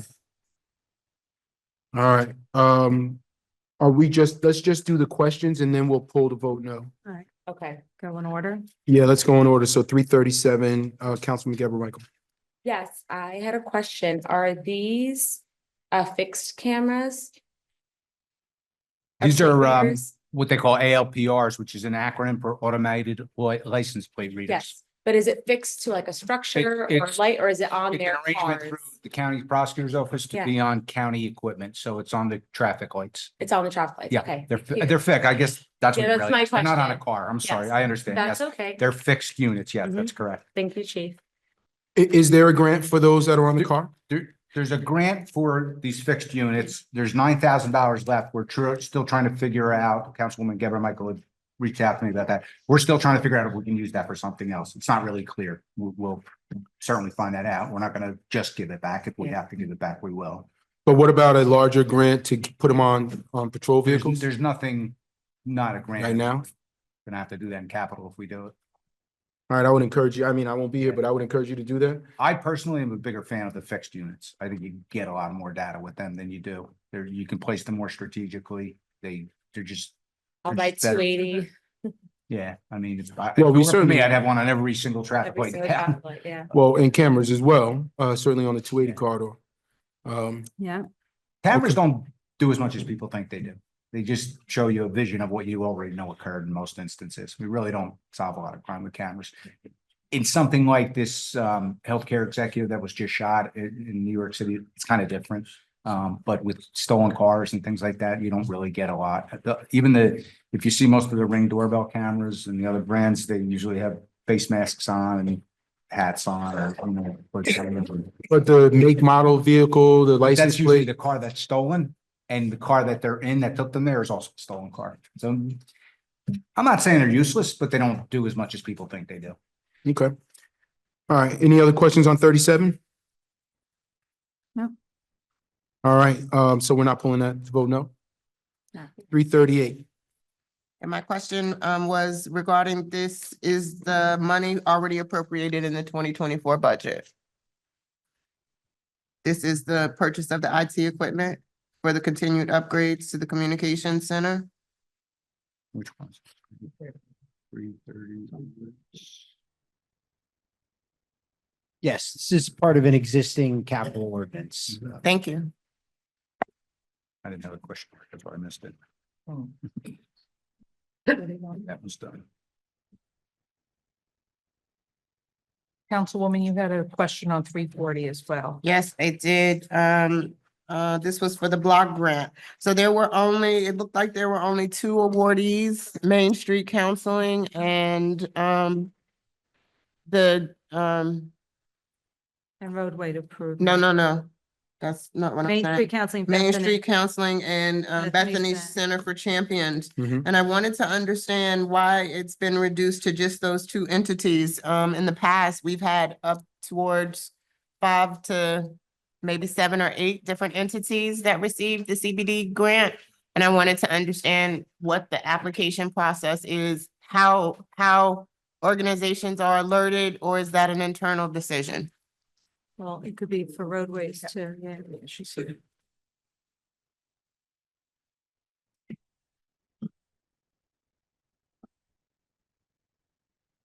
Good evening, Council President and council members. With regards to the resolution 340, this is not an internal decision. It is advertised by the CDBG of Essex County. Typically, we will get 3 organizations in West Orange, and whatever I receive by the deadline when they approach me, that's what you see in here. So it's not much time on this grant to be worked on. I will say it's probably roughly a month at most.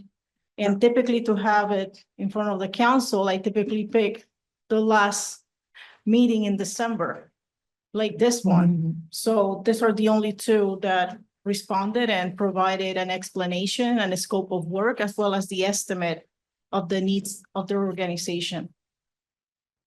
Thank you. Is it possible for us to maintain a list of all our prior, at least for the past 5 years, CBD grant awardees, and then, go back out to them and make sure they're aware? I don't know if the county is letting them know that the application process is open. The county posted on their website, and typically what I do when I do find out that they're actually up around, I will say November 4th or the 5th, I found out about it. I send an email on a Friday night to all the 3 previous participants. If I only get 2 responses, it's nothing else I can do. Understood. And I understand, and I thank you for the information and the clarity. And again, I just think it's money that's available, and it's money that helps our community organizations. So if at all possible, and any opportunity to just make sure we get as many people to apply. We've done that in the past, so I would like to see more than just 2 organizations be the recipients of the grant. Thank you. You're welcome. Hold on one second, Councilman. Can we advertise it in the future on our social media, our websites? Can we post flyers around town hall? To let. In an effort to let more people know about We it? could probably advertise it on the website, and we're probably gonna have to basically make it like a deadline so that they get all the information to me by a specific date. And then also to let them know and understand that when they do apply for the grant, they gonna have to contact Essex County CDBG and work with them or participate on the webinars for training. And not, expecting us to basically like do it for them. Right. Because unfortunately, I can. I don't know what their needs are, nor can I speak on their behalf. So do you know, and this may be more geared towards the administration, do we have an email list of organizations in town? That we can e-blast this out. I know that the county does this often. We have an extensive email list. We're constantly emailing information out and. The Downtown Alliance has a listserv, the Chamber has a listserv. So we should be sharing with all these organizations because it's a missed opportunity for grant money. Businesses and organizations, yeah, Mhm. that's all right. Something to think about going forward. Sure. So I have a question. There's on the back of it, it says something about potential road work. There's a third, something about potential road work. I'm not looking at it in front of me. Standish Avenue from Park Avenue to Lakeside Avenue No, and it's, Fremont Street from Samuel to Montclair. so is that finalized? Are those the only streets that are going to be done? Are those streets going to be done? The streets will be done if we get the grant. Yeah. But those are the ones, so that, because I don't know, let me pull it out. It looked like it was not. Oh, yeah, it says you will be applying for 2 roadways, Standish and Fremont. Yes. Yes. Okay. The roadway improvements are always a part of the CBDG grant. Let me, Yeah, sure. yes. So it looked like we've done, I mean, at least in the 4 years I've been here, we've done more than just the 2 streets. Is that because of the length of the street, or is that, what is that? Like, what determines? Typically, we have done it, like we have done either 4 projects or 5 projects. If we have 3 nonprofit organizations, there will be 1, 2, and 3. Then the last 2 are typically road number 4, which is a priority, and then road number 5, which is 1. Last year, we did the same thing. We did 1, 2, 3, and 4. We did Franklin and Oxford separately. And then the 2 organizations that apply. During the interview process with the CGBG representatives, they decided that it was more convenient just to combine those 2 streets instead of having 2 applications. Okay. And it also it makes my life easier. I only have to do 1 estimate, 1 application. No, I understand. That was the question. See 1, 2, 3 this year instead of 1, 2, 3, 4.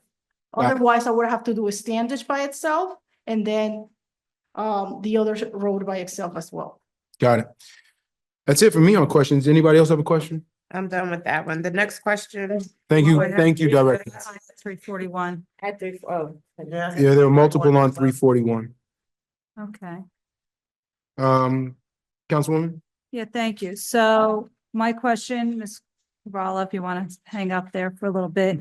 So the capital improvement, so we had the 5-year plan. We didn't get the capital presentation. I know we're going to have it next meeting. But so I just want to understand these improvements are for money already approved, or are these improvements scheduled for as if the capital budget was approved?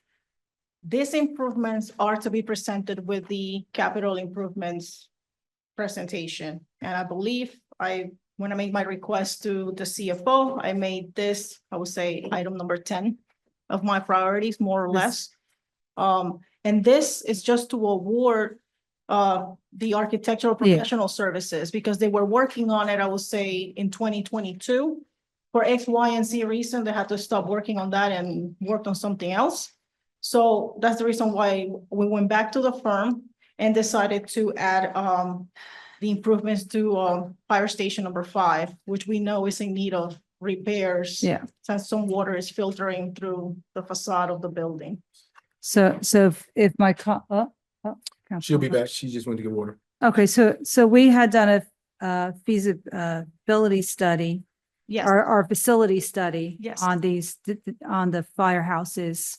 Oh, wow, since I think 2017. 2015, actually. 15, it was 15, okay. And so again, this is following that plan to Yes. continue the improvements It is for, following that. I believe the architectural firm got the feasibility studies for the firehouses, and this is to address number 3, 4, and 5. yeah, I'm supportive of it. I just wanted to just double check what's included in the capital budget. So if we pass this tonight, it really should be included in the capital budget. Well, this is just to award professional services. Yeah.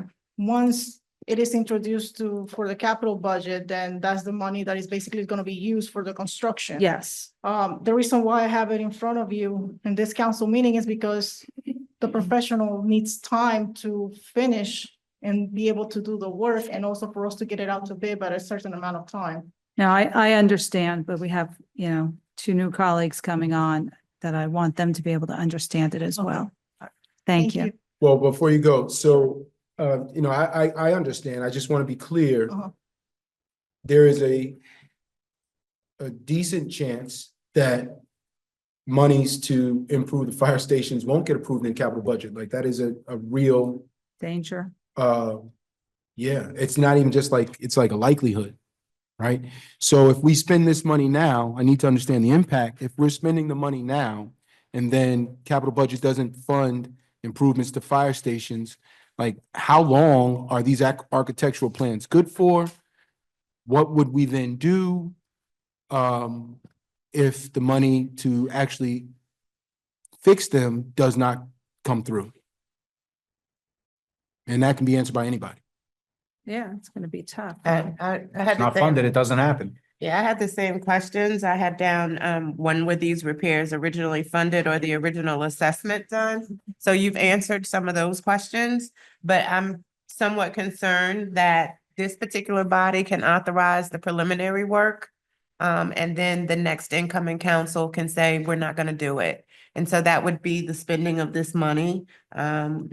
And it would be wasted or either put on hold again. So my question to the administration would be, wouldn't it make more sense for us to table this until the new council is seated, and then they can determine based on the likelihood of whether or not they're going to approve these repairs? I mean, it just doesn't make sense for us to waste this money if they're not going to move forward with the capital portion. Or you could approve it and then not spend it. Yeah, like I think you probably want to hold at the very least off on spending it. But it may make more sense to wait. But you spoke to some timeframe, so can you help us understand what you were These are referencing? You window were talking about replacements, I hope. the timeframes that you need. Well, typically a project, in order to be able to be designed and for us to put it out to bid, for contractors to bid on it to build it, it typically takes it could take between at least at a minimum, I would say 9 months, basically to a year. So my idea is we put it out, they could finish up the design. Some of the work, I will say, in some of this fire station, especially number 5, because the water is filtering behind the facade of the building. If we don't do anything, we are basically gonna have to do it as an emergency. So but that would be done under emergency. Hold on 1 second. That would be done under emergency authorization then? I mean, is it affecting the structural rigidity, the soundness of the building? Some of these repairs, I get to speak to it from previous, that some of these requests have been made from the prior chief. So, and it wasn't correct. Getting worse. at the time. Yeah, it's getting And worse. It's just built up over time. So we need to really look at these projects. So even if we get what the director's saying about, we at least start putting it forward And if the next council decides not to, then it's gonna be our job to convince them as to why, because it may become an emergency. At least we have stuff in place to move forward with it. Well, oh, sorry. So, and that's, I'm just telling you that some, and I don't know all the exact specific things there, but some of the things that they're being asked to correct have been asked to correct and have probably gotten worse since it was previously asked. We are certainly supportive of fixing the firehouses. I think this council, as currently constituted, would Always. give a 4 or 5 vote in support of it. The challenge, though, is if we approve 85,000 tonight, it may not get done unless it is of you're of the position that it could be done under an emergency authorization. If it can't be done under an emergency authorization, if it's going to require the council to vote on the capital budget to do it, there's a significant risk that that won't happen. So we don't want to spend the 85,000 now, knowing that that's what we're likely facing. Should just table it Can to the I- next council. I don't, would that? Certainly understood that position. Come to you in 1 second. Your next, what'd you want to say, Director? Even if, let's say, the incoming council doesn't approve it within the next 3 months or so of the new year, when we present the budget, at least it will be under design. And then we could present it again in the 2026 budget. And then it will definitely, and I am hopeful that it will be approved and we could put it out to bid right away, which is the intent. And it will give us the year to get the ball rolling and put it out to bid before it becomes an emergency appropriation. That's just my point of view. Okay, thank you, Director. Councilman Gabor Michael? I'm 100% supportive of this. We took tours when myself and Councilman Scarpa first got elected. 5 of us took tours of the fire stations last year, and I was honestly disheartened to see the conditions of some of these firehouses. And it's not, or stations, and it's not fair to our men and women who serve, who, you know, I was disappointed, and no one should be in those conditions at all. And they give their life on the line, they put their life on the line for us. And they spend, you know, hours there, they go out, they come back to such a dilapidated state, and it's not right. And, you know, at the end of the day, there is zero quality of life without public safety, and we must take care of our employees. It is very, very important to me. And so, you know, also on that note, I'd like to say that I'm hoping that my colleagues in January will support this in the capital budget. Well, you know, Because one of the things that's important to me, and I say this often, is we can't put our residents first if we're not putting our employees first, and at least by offering them fair, decent working conditions. Councilwoman Scarpa, are you on the, can you hear us? Yes, I can, and I completely agree with everything Councilwoman Geber Michael has said. Here's your There three votes. are There you go. 3 of us who will be on the council next year, and our firefighters should never have to be in the squalor that they are in now. I would definitely approve this. So I want to thank you, Councilwoman Scarpa, for this vote, but also for your vote when that comes up in the capital budget, under this particular line. Like, you're gonna, you may get some, all right, so we're counting on your vote, Councilwoman Scarpa, to spend this 85,000, we're counting on your vote. Councilwoman Williams. You got it. I want to say the same thing, that, you know, I am absolutely not objecting. My concern is that the incoming council will not support the capital budget and these needs. And so right now, what we have identified is a commitment from 3 members of the 2025 council. So please do not disappoint. We're going to hold you accountable for all of the commitments that you are making to the community and the statements that you have made. Over these past 4 years, residents have come and held us accountable. They have come and they have called us out, and you will still be in the hot seat, and I won't. And I will absolutely come back and identify when people have made statements and commitments and reverse their position. Thank you, Councilwoman. So I think we're good on 341. We're not polling to vote. Questions were answered. 342, Councilwoman Geber Michael. Yes, so 342, the resolution does not explicitly state who is paying for the environmental services provided by Matrix New World Engineering. While the document mentions that the work is being carried out to comply with the NJDEP requirements and includes coordination with the EPA due to the inclusion of these areas in the Orange Valley Regional Groundwater Contamination Superfund site, it does not clarify whether the cost will be fully or partially covered by either the NJDEP, EPA grants, or the township. So just looking for just some clarification on that. Because there's so many parties involved. So for resolution 342 for professional services with Matrix New World is basically for them to provide us assistance with the compliance process. If I'm understanding your question correctly, this is in regards as to whether or not some of these Organizations are 78 paying, or Well, helping, or if there's a grant, or if it falls no solely grant. on the township. of It's West Orange. solely on the township. Okay, thank you, Director. You're Simple welcome. question. Thank you so much. You're welcome. Do you want to pull for no or No, it's just, that was the only question I had.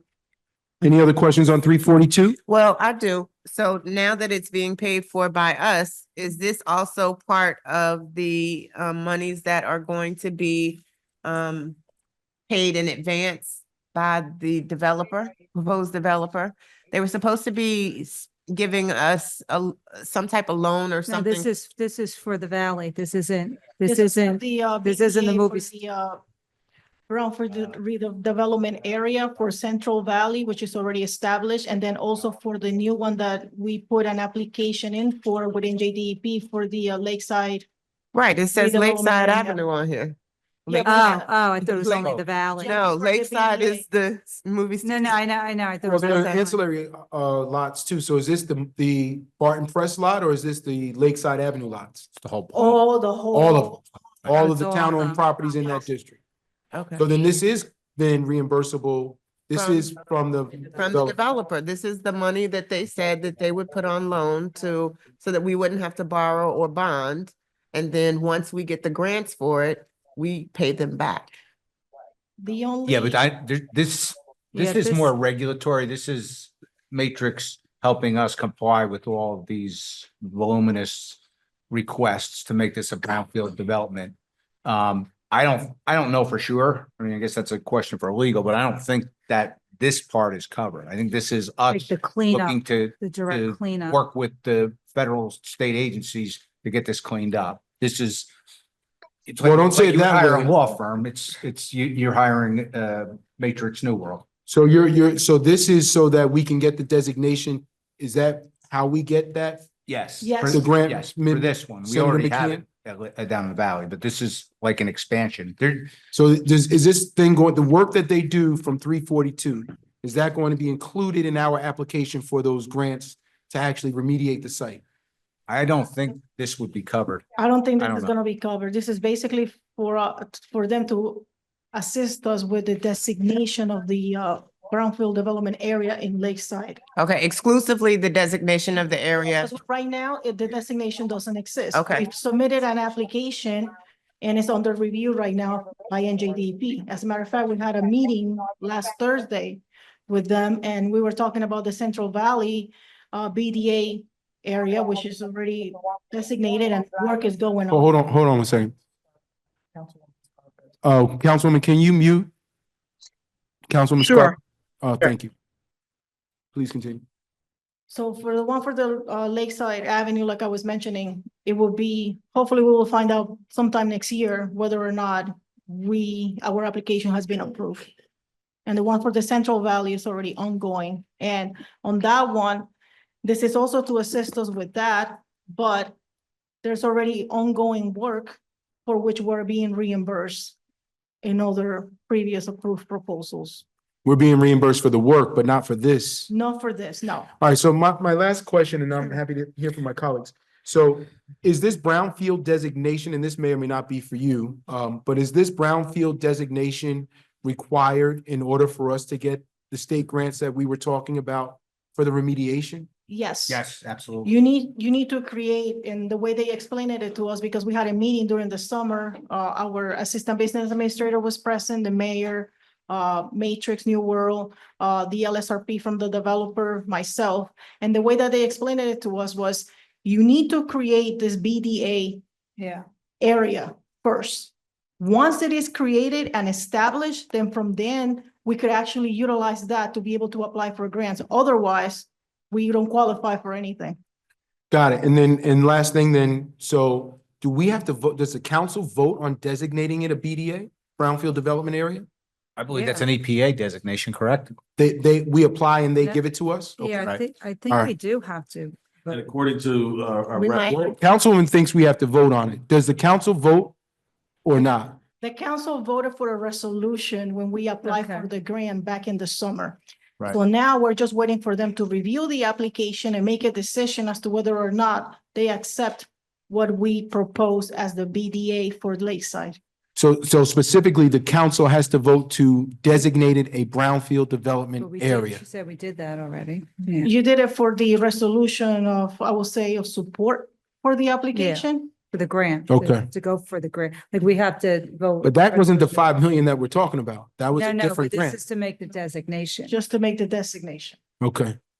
All right, I think I'm clear, or at least I'm clear enough. Any other A questions? lot of steps in this. All right, thank you, Director.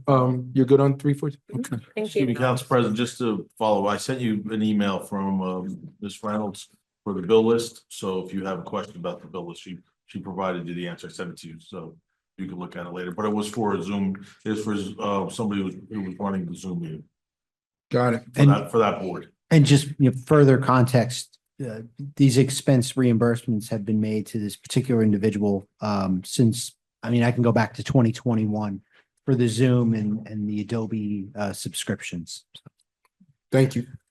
So to that point, then my only question would be, because when I talk to some of the other boards, that they don't have access, and the town has told them that we can't provide them with services. So then that's inconsistent. Why are we doing it for this particular board and not doing it for others? I don't have an answer for why. Yeah, I don't have an answer for why we're only doing it for the Board of Adjustment and not for any of the other boards. I can only go off of the history that I can see for this particular individual and this particular budget account and board. And again, we've been paying these particular reimbursements for the last 3 years, so. I would just ask the administration that we be consistent with how we're reimbursing any type or sponsoring any type of boards, because, you know, Yeah, I second that. I mean, We it should don't- be it across the should be board. across the board. I understand. I think it's going to be a not at all because it's fairly expensive and you know how many commissions and boards we have. Right. Well, that's my point, you know? Absolutely. So you want to pull that then? I mean, I'm not gonna pull it for reimbursement because obviously it's a past practice that we've already done. What I would like to happen is either we end it now and not do it again, or we do it for everybody. I mean, you're gonna have to get them through the end of the month or whatever the case may be, but all right, I think you made your point there. Thank you very much, Councilwoman. 344. Yeah, wait a minute, I had a, oh no, was 343 pulled? I think I had a question on 343. Nobody pulled out. We're Oh. we didn't pull anything yet. Yeah, no, not- Questions We're right just now. questioning. Yeah, but I do have a question on 343. Okay, I have one 344. So on 343, it references a loan or a grant. Is that necessary? Because we're really applying for grants. We're not applying for loans. This is 343, I believe, is the Rock Spring one, right? It's open space, it's Rock Spring Golf Course, correct? Yeah, so that's supplemental funding. That we put in for each year for Rock Spring.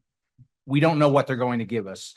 At some point in the future, they'll give us enough that we meet the halfway mark, and then we'll have to determine another supplemental funding project. That's the most they'll give us, but at some point in time, we'll get half our money back. We just don't know upfront how much the state's gonna budget to give us each year. So Understood. we ask for the full, Right. like 5 million or what it is. Right. But if they came back and said, okay, well, we'll give you $1 million this year, but it's in the form of a loan. I don't want to approve that I don't, because it references a loan. So let me give you the exact language. If you look down at the very bottom, the now therefore clause. I mean, it says it other places too, but at the bottom it says, the governing body board resolves that Susan McCartney or the successor to the office of mayor is hereby authorized to A, request such a loan and or such a grant. But isn't loan X'd out? No, I X'd it out. Yeah, but it says and or such a grant. Yeah, and or, right. So they can ask for a loan and a grant. They could ask for a loan or a grant. so we've only asked for the grant. We did not ask for a loan. So why do we have the loan language then? I couldn't tell you Probably that. All right, so That's Green Acres. Yeah, I think that's their standard form. is that the Could we case? amend the resolution to take the loan portion out? Yeah. All right, so let's remove that in A. Just to request such a grant. It should request such a grant. Oh, okay. So that was my question, but Why would you want to wait? Because there are some questions here with this. with getting okay, so you want to talk about it when we get it? Now I want to wait until January. All right. Didn't we that- already apply for the grant though? Are we in process of receiving funds? Yeah, we'll miss the Yeah. this year's allotment. Yeah. So we've applied and we're awarded a grant for 2024. This is the 2025 application. When is the deadline for the 2025 application? It might be in like a month or so. Probably soon. I mean, these don't come out real early. She's looking it up. So why would we not apply for Green Acres funding? Can we? We're gonna deal with it. We'll address it. So 343 is gonna be, I'm good with my questions. 343, we're gonna come back to those that need to be pulled for a no vote. Or for an independent vote. So are you pulling 343? I'm not, but my colleague is.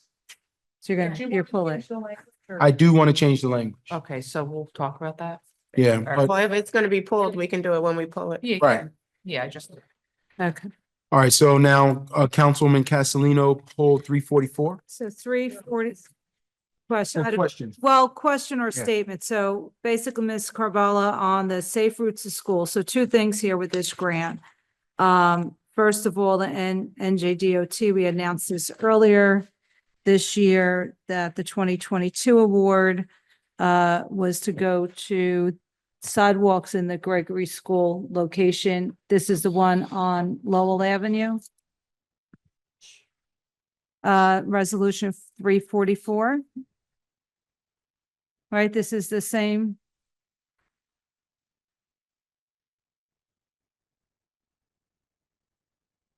I'm pretty sure it is. I just want you to double.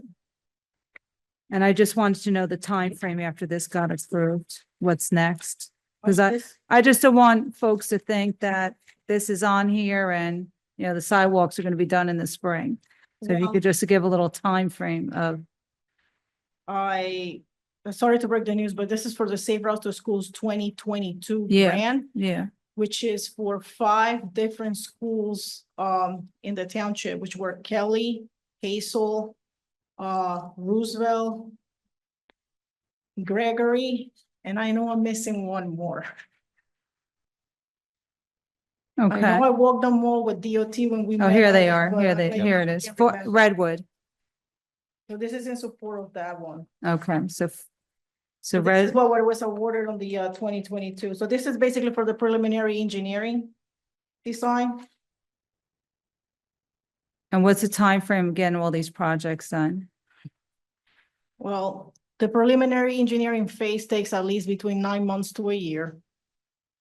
Then after that, we will have to reapply to NJDOT for another grant for the final phase design. So that might take, it could take 3 to 6 months to get another agreement. Then after that, we will do the same thing that we're doing now, but for the final phase, we will do a resolution. And so that everybody knows, this is a reimbursable grant. As the consultant is doing the work, we submit the invoices and we get reimbursed the monies or the funds from NJDOT. So figure after or during final design phase, it will be another 9 to 12 months. And then after that, you will go out to bid. Couple years then. Okay. People see these on our agendas and they get all excited, but unfortunately, it's a couple years away. Thank you. You're welcome. That's it, Council President. Thank you. 345. No, sorry, Yeah, 347. Yep, that was me. Councilwoman.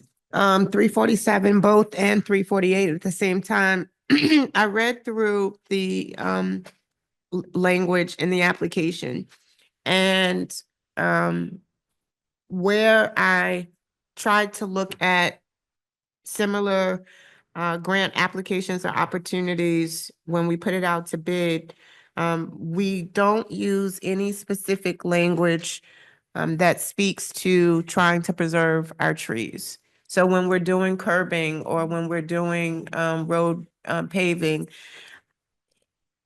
I would think that in order for us to get bids that are going to be inclusive of any type of tree preservation, that we might want to indicate that language in the bid specs. Okay, so I don't put it on the RFP that I put out to the professionals, because typically before they design or do anything, I do meet with them on the field. And we decide whether or not the curb needs to be removed, because as you understand, sometimes when we made the applications for the grants, how would I say this? Might be a couple of years down the road when we do the work. So the physical condition of the curb might have changed. Now, for the specifications, we could definitely put a language in there, but most likely it will be on the plans as well. But if we No, it don't, needs to be removed. I'm just trying to think about, again, we're not here, we're not sitting here. And, for the past 4 years, we've talked about how can we strengthen our tree ordinance? How can we strengthen and protect our trees? And I'm just saying, if I'm reading the same application and it doesn't speak to tree preservation, then why is the company going to care about tree preservation? That's what our concern is. So I'm we not have, understanding what exactly you're asking for me. So You're again- asking me to put that type of language on the RFP, on the request for professional services? so when they're doing their bids and they're coming back and they're giving us quotes, if they need to bump out on a tree to protect a tree and that's not in their original bid, then they're gonna come back to us later and ask for more money.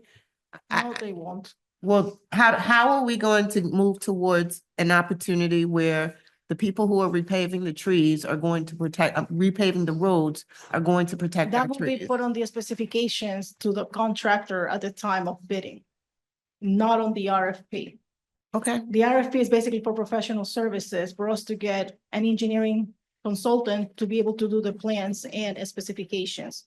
And in the process, the engineering department is involved. Now, with these 2 streets, the rehabilitation of Franklin Avenue, there is literally no curb removal on this project. I could tell you that firsthand. And with regards to Oxford Place, there's literally no trees on the road, and we are only removing a few pieces of curb. It's mostly Mislean paving and the replacement of the curb ramps at the various intersections of the streets. All right, understood, but I think at some point, if we don't change the language in the bid applications, then we're never gonna get to a point where the companies are going to have as a priority to protect our canopy. It will be on the specifications at the time of bidding. So I would like Uh-huh. to, I want to stress something as well, Director, because we've had disagreements about which trees should be preserved and which shouldn't. I do expect every time we repave the streets that the tree ordinance is abided by. That means what is in the tree ordinance with regard to who can take down a tree, that is honored. Many of these trees that are being taken down when we do street paving should not have been taken down. And it's not that they can request to have them taken down. A resident can't even request to have it taken down unless it's unhealthy. If it's unhealthy, it's a whole nother story. But if it's not a hazard, if it's not a dying tree or an unhealthy tree, our tree ordinance requires us to do everything we can to protect it. And I want to stress why. Like right now, Mr. Winokur tonight talked about his hometown out in California being burned up. It's December. Normally that fire season ends in November.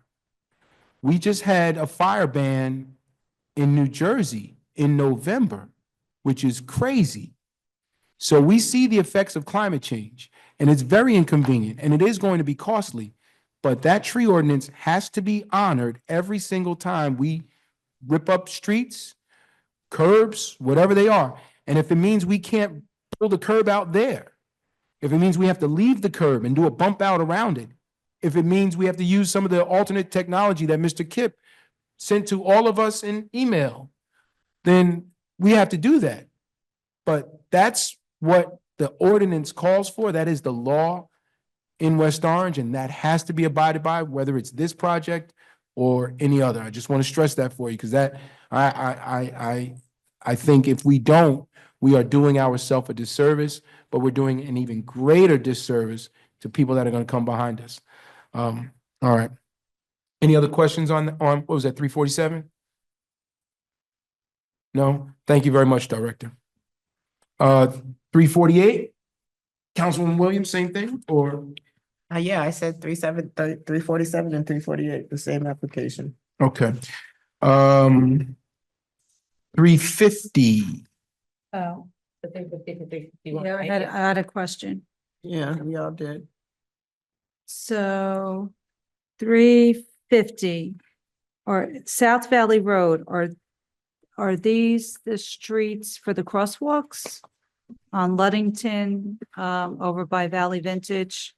This is to address the meeting that we had with the residents, I would say a couple of weeks ago. Yeah. From the Gregory Avenue area. This is to address the mid-block crosswalk that they were requesting at the intersection of South Valley Road and Fairview. Okay. Okay, that was my question. Thanks. Yes. And then my question. Okay, go ahead. Then my question goes back to the same just process. It said that residents met. I wanted to understand what residents were met with from the area, how many residents, and then how did we decide on Brightview receiving the application for the repairs? So we had approximately 40+ residents that met with the mayor. A few council members were present, myself, Captain Pat Matullo. We also had invited the assistant county engineer. And they met with the residents, and we discussed, their needs, their concerns, and what else they want us to do to improve safety in these areas. And Brightview, how did we decide on them? I picked Brightview because typically, I don't know if you have noticed, 90% of the resolutions that we do any safety studies, they're always the lowest price. They're also, any work that they do is accepted by the county. They are actually recommended by the county itself. And because we're doing Gregory Avenue and it's a county road, I figured I wouldn't go wrong with this. Thank you. You're welcome. Did the residents request sidewalks? They requested crosswalks. They requested sidewalks. Are we going to do them? I'm sorry? Are we going to do the sidewalks? Well, we got a grant that we applied for last year. Is the 2024 Safe Routes to School grant. And like I tried to explain to the residents, it is a long process. Right now, I am waiting to hear back from the DOT in regards to the agreement. Once I have an agreement, then we could review it, accept it, put it in front of the council. Once that's approved and signed, then we send it back to DOT, and then from there, then we'll be able to proceed with the preliminary engineering. So that will be something that hopefully will be happening next year. And then after that, it will be, final design phase that will take probably another year, and then bidding. Wow, thank you. Council President, and just to piggyback in that meeting, so, you saw the faces drop when they heard about the timeline, and because it is amazing when especially we all first get here as council, elected officials, to see how long it takes for a project to get implemented from the time a grant is awarded. And they asked in the interim, what can we do prior to receiving that funding? And so the engineer is going to look at different ways. But again, all goes back to the capital improvements. So we asked her to identify in this capital budget, when we hear the presentation, what items, whether it's painting, putting signage on the street, whether it's extra signs or stop signs in certain locations. So she was very accommodating with the residents, and we'll see what gets passed in the capital budget, but she'll bring up all those points when we get there. Thank you. So my question was, why did we break out 350 and 51? Like, if it's the same type of work, it's going to the same company? It is going to the same company, but one of them doesn't have the speed radar study, which is the one on Gregory Avenue. So I would rather separate the two, and they're probably going to be done at different times, more or less. So I'd rather keep things separately in case I need to present it to the county. Because one is a county road and the other one isn't. Okay. Timing. I have a question, Director, on 351. 351? Is the county requiring the study? Because we know there's an issue there. Why can't we just, place the signage and crosswalk? Okay. Unless it's the county that mandates it or the DOT that mandates it. I'm gonna be direct on this one. We do meet with the county. We have met with the county actually back in early last year in regards to the needs for the Gregory Avenue corridor. They agree to construct the curb ramps and crosswalks along Gregory Avenue. Now, they require the township to basically purchase and install and be responsible and sign a non-harmless agreement, which I have to put in front of the council, for the township to install and get permission for all the LED crosswalk push button signage. The county also added an LED speed feedback sign. Now, the residents are asking for more. They're saying it's not enough. They still say that there are safety issues because we don't have a sidewalk. As a result, we applied for the grant last year. Unfortunately, when you get federal grants, they're not like DOT grants in which you go out to bid and you get 75% of the money ahead of time before you go into construction. Or like a CDBG grant where within a year you have to go out to bid, and as you are constructing the project, you are being reimbursed. That's not the case with the Safe Route to Schools, which is a federal monies. So to address their needs, we had this meeting, and during that meeting, the county was very clear that they will not be funding any extra lighting, for which I requested Captain Natullo to have somebody in the police department to do a lighting study for all the poles that are in the area so that I could request PCNG how many lights do we need and more or less what it's going to cost us. So we have tried our best to work with the county, and obviously there's only so much they can do. And our residents want more. They say need more. And that's why we're doing this crosswalk study, just to make sure that indeed the county and myself as the engineer of the township are in agreement with the crosswalk. Thank you so much, Director. You're welcome. I mean, it sounds like you're in agreement with it already, so. Yeah. This needs I'm not a fan of mid crosswalks. They're not, how would I say this? Prefer. They typically are at intersections, like we have, because this mid crosswalk, let's say on Gregory Avenue, is like between two crosswalks already. One is already where like a traffic light is. So that's the reason why the county and myself would like a study, just to make sure and how can we improve it. I also don't want to put a crosswalk in an area that is dark. There is no lighting. That's the last thing that I want to do. It's not safe. Okay, Exactly. Yeah. thank you very much, Director. Anything else on 350, 351? No. 352?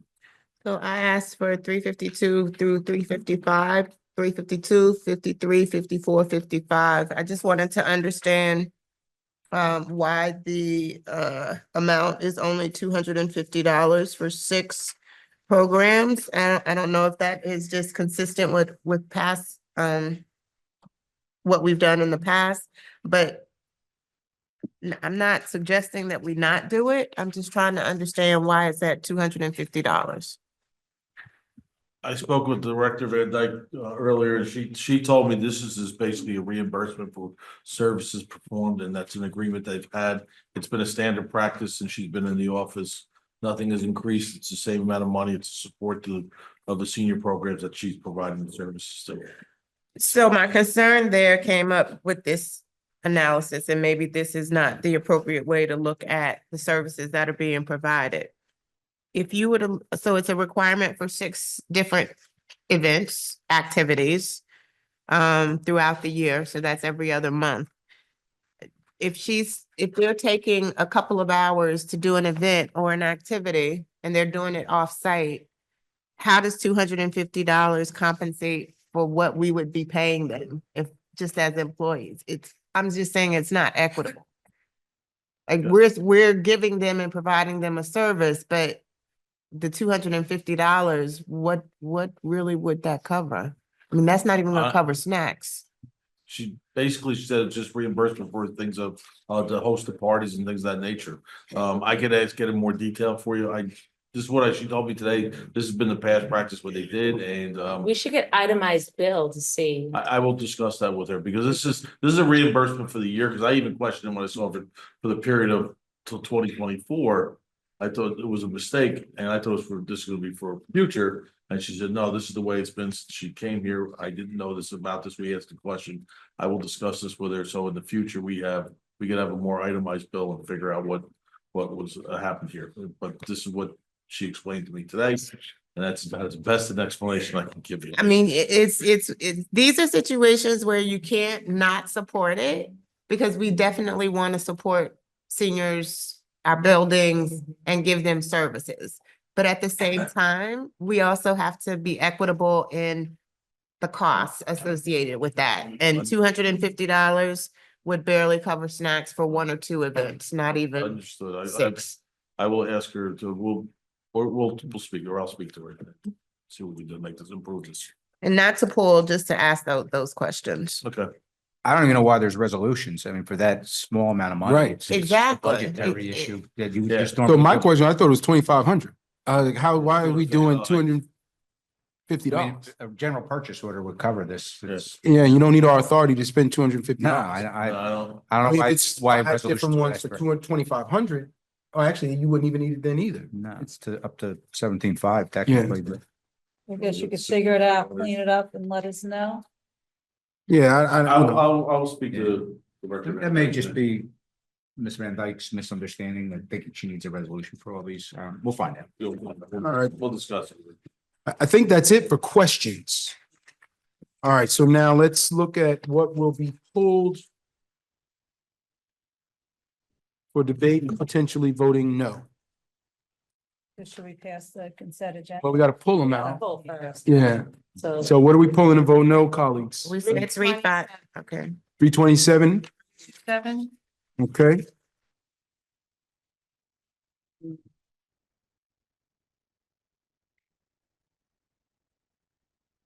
$343. 343.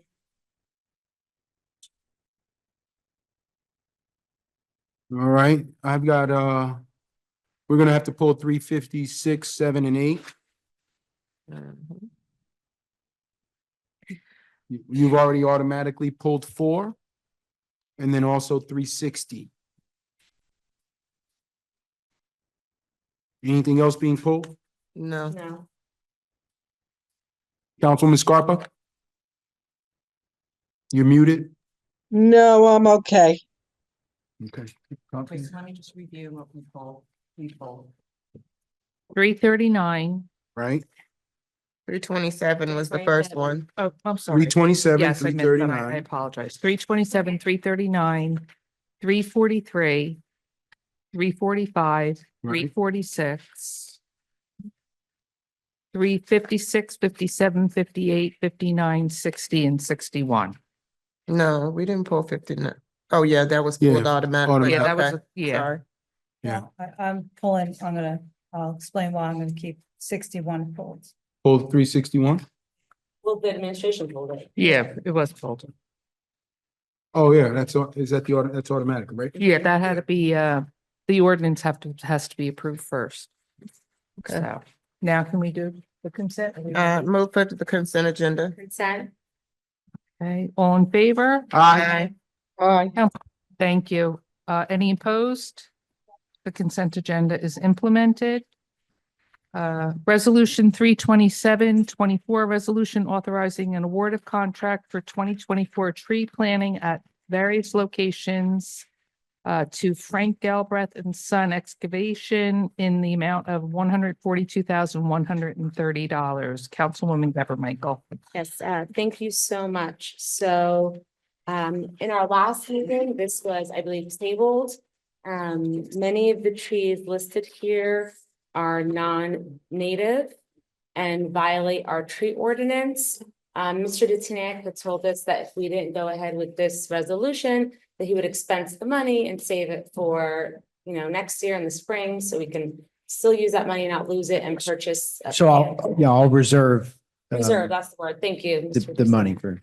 Thank you so much. So I'm hoping that we can vote no on this. My colleagues will support me. We must follow the tree ordinance. And hopefully we can put out a bid with trees that are native. Non-invasive. Non-invasive and native. Thank you, Council President. And with that, I will defer. Mr. Kipp is here to speak to that. If anybody. Mr. Kipp, would you like to address this? There are multiple, I think the majority of these are either non-native or invasive. I understand that there's an email that went out about some of them being subspecies. Can you clarify for us? Before he does, I wanted to, Sure. I wanted to look at this. So the Okami cherry non-native.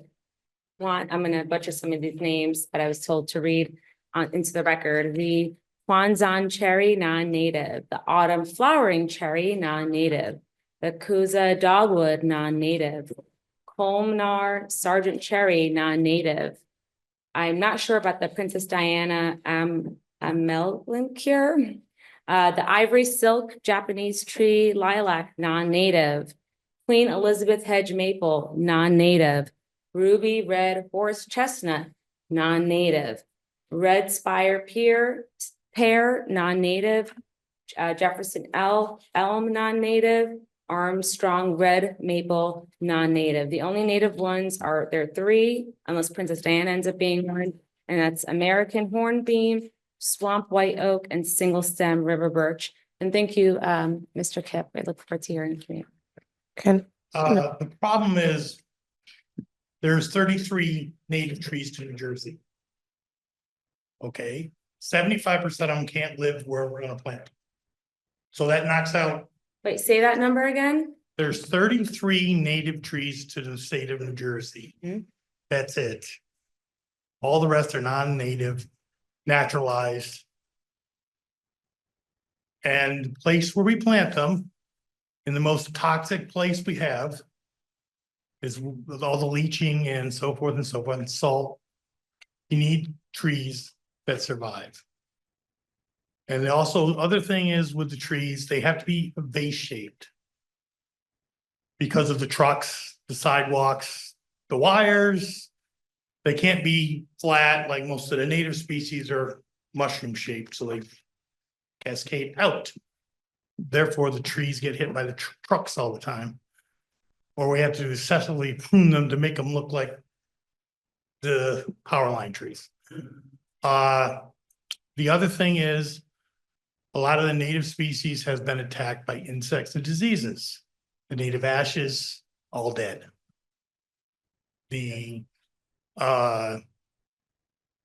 crab apples, they get a bad fungus on them, the native crab apples. So a lot of these trees, there aren't cherry trees that are native, except they have cherries on them. And it's not good for the sidewalk, your lawn, cleaning up. It's just, a lot of the native trees are not good for the environment. There are only 6 shade trees actually that are good for the environment that are native, and they're on the list.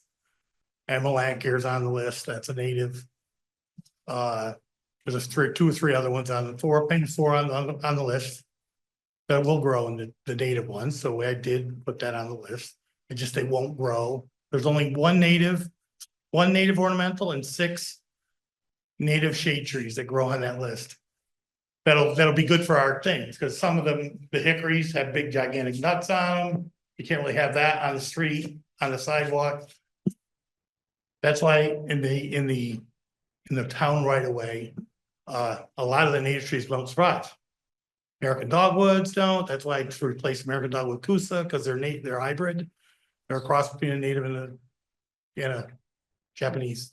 Can you put this in writing and send it to us in an email? Because there are many residents who have reached out to me about this, or asking about this, and I can go ahead and share it. And, you know, my request of pulling this is to vote no and wait until January, because we have a council-elect who's come in, who's very passionate about the environment and does have some experience. It would be great to have her feedback on the The other dais. thing is with invasives, these trees I chose are not invasive because they do not propagate. They grow by cuttings. You have to cut them, put them in another tree, and then they grow. Okay. So they do not propagate. Thank you. So Mr. Chair. therefore, they're not invasive. Councilman Castellino and then Councilwoman Williams. So the cherries that are on here do not produce the fruit then? Is that what you're saying? Okay, so that won't be a mess in the street. So my simple question is, we have this in the ordinance. Weren't you working with the folks that put I the was ordinance together? In the town tree ordinance, yes, I was. In the town tree ordinance also states. Did you lose this argument? Like why are they, like about the invasive? Yes, but the town is exempt from the town tree ordinance.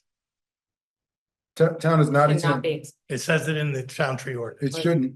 It's on page, I forget what page, but it's in there. It shouldn't. It's under the prohibitions, exemptions.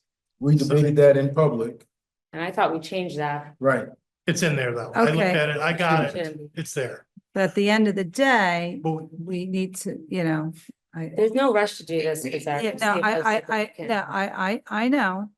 But at the same time, I just hope we all start listening to, you know, the issues that could arise if we implement some things. But I agree. If you could please write it up Sure. and give it to us so it could be debated out in the future. Okay. Thank you. Councilwoman? Yeah, thank you. So I just wanted to be very, very clear, as we continue to sit behind the dais. I looked at the ordinance. I pulled up the application. It says Township of West Orange preferred tree planting list. It doesn't reference illegal tree planting anywhere in the ordinance that I saw. It just says preferred trees. So the statement about things being planted that are illegal, it doesn't reference illegal plantings. I don't Okay. think anybody said illegal. Yeah, no one did. Okay, I can change that. That's not easy to change. all right. So that's the only point I No, wanted to make. don't change it. No. I can change the what species are on there, making their Right. order legal, yeah. I mean, that's not in the town tree. I put that in my. Right, I So- understood what you meant. We can do that. All right, thank you. Yep. Yeah, so, listen, I got the same phone calls, some of my colleagues got, including even today, even though this was on last, meeting as well, we got it that time too. Just want to be clear, I think, I don't know what we can do about expanding the list to, non-native trees. But it's my recollection that the tree ordinance required native trees. I could be wrong. I'm going off memory. You are correct. But again, the town is exempt from that. Well, we're gonna have to revise. that. Right, so, yeah, so we can punt this down the road, but town is not like that. We debated that in public multiple times. We talked about the county, talked about the schools, talked about the town. Town should not be exempt from the tree ordinance. We can't expect everybody else to follow the tree ordinance, and we're not gonna follow it. That's almost a direct quote during the debate before we passed it. And second, if we need some feedback with regard to allowing other trees that are not allowed in the ordinance, please give us that or give send to the council that language, so that when we do take this up, or when the council takes it up, we can consider that as well. Councilman. So I have a question for Mr. Kipp, or well, probably Mr. Kipp. So according to the ordinance, now obviously this is our list for the township. So if I'm a resident and I'm taking down a tree and I'm gonna replace it, I can't utilize anything on this list? Is that what we're No. saying? We didn't put that in the ordinance. No, some of these trees are native. No, say, Talking about the non-native. the non-native one. So if I'm a resident, and I That's wanna, not what it says preferred. It doesn't say, the ordinance says preferred tree list. It says okay, preferred. okay, so I don't want to penalize residents if they want to plant It something on the doesn't, property. it doesn't say. There are some restrictions on what they can plant. There are some trees that we know right now are they're attractive to the spotted lanternfly, whatever that thing is that we're trying to get. And so they congregate on those, they're attracted to those, and those are not native trees. So, we wouldn't want you to plant one of those trees to help the spotted lanternfly and all these That other one- things. I can speak to that. In the town tree ordinance,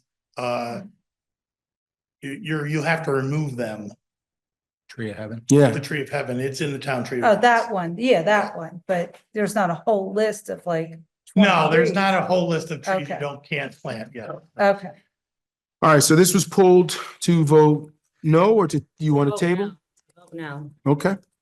Come back in January. Offer your motion. with the new council. Oh, before you do, Councilwoman Scarpa, anything before we move to a motion? No, I'm good. Councilwoman? You know. No, you offer your motion. You pulled it. You do it. That's what I think. All right, I offer a motion. Well, actually, I'm not going to offer a motion. I'm not going to offer a motion to approve 327. I don't want Well, to. you can offer a motion to approve and then you vote no. Okay. Offer the motion to approve 327. Second. Okay. Councilwoman Castellino, um, if you're not going to approve it, you have to vote no. well, so you're okay, okay, yeah, So we okay, don't- fine, yeah. Yeah, well, that was gonna be my question. So we don't have to have a resolution in place for you to reserve funds? So I'll reserve the funds in the balance sheet for the purchase of trees. Based on, Without our based, consent and based approval? on the bid. Yeah, I'm not buying anything. I'm not authorizing the purchase of, I'm just reserving the funds on the balance sheet. Thank you. So it's my understanding that the funds have been already appropriated through the budget. You're just not going to spend them on this or anything else. Correct. They're just going to be reserved. Thank you. Okay, Your then vote I'm was- fine. I guess it's yes. Oh, no, You No. vote no if you don't want to approve it. no. Okay. No. Okay, then. I'm a no. Councilwoman Scarpa, No, Councilwoman Williams, I'm a little conflicted, but I'm gonna vote no because of the concerns of the species that are being planted. But not voting no because I don't want to reserve the money. okay. Council President Rutherford. No. Okay, the motion fails. All right, we're gonna hold off on 339, correct? Well, they pulled it. The administration pulled it. It's gonna be voted on after the ordinance, though, right? Correct. Okay. The next one, Five. 343. Yes. 343. That's you. Yes. Yep. Hold on a minute. I do not. Okay.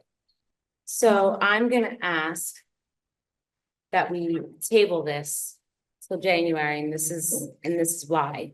It is my understanding that we have not received any money from Green Acres because our application is incomplete.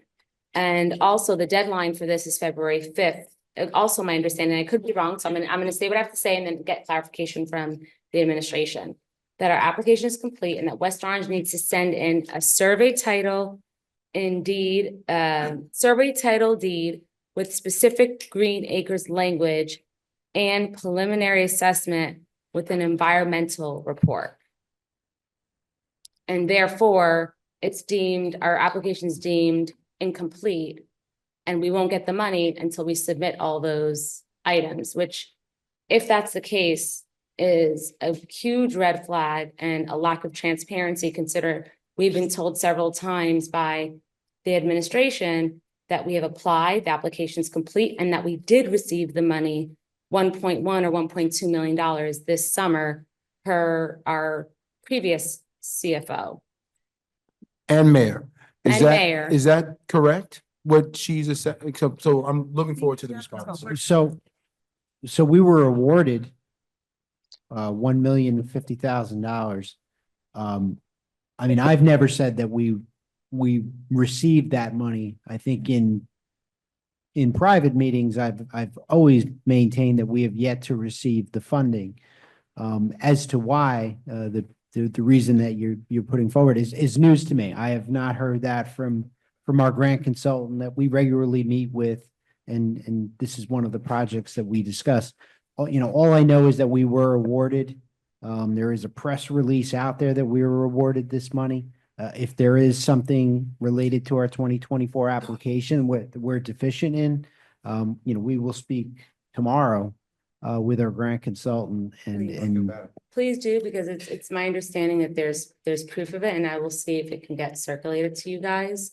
yeah, I welcome it. Absolutely. Thank you. And this is not to you, Mr. Detiniak, because I know that this is stuff that's been said prior to you joining us here in West Orange. Sure. So, And you're right. The deadline is February 5th for the supplemental funding request. And obviously part of the application is we do need the enabling resolution, which, hopefully we would get with that first meeting of January. yes. But whatever information you can forward to myself and the chief regarding the 2024 application, we would happily accept and move on. Hold on a second. Chief, did you want to add anything to that? Are you aware No, of I'm the status of not the at all aware application? of that. I've never gotten anything to that effect from the grant writers that were deficient in any way. So like John said, there's a press release out there that says we were awarded 1,050. I do know from Mr. Detiniak that we have not received it, but we've never been told you're not receiving it because of A, B, or C.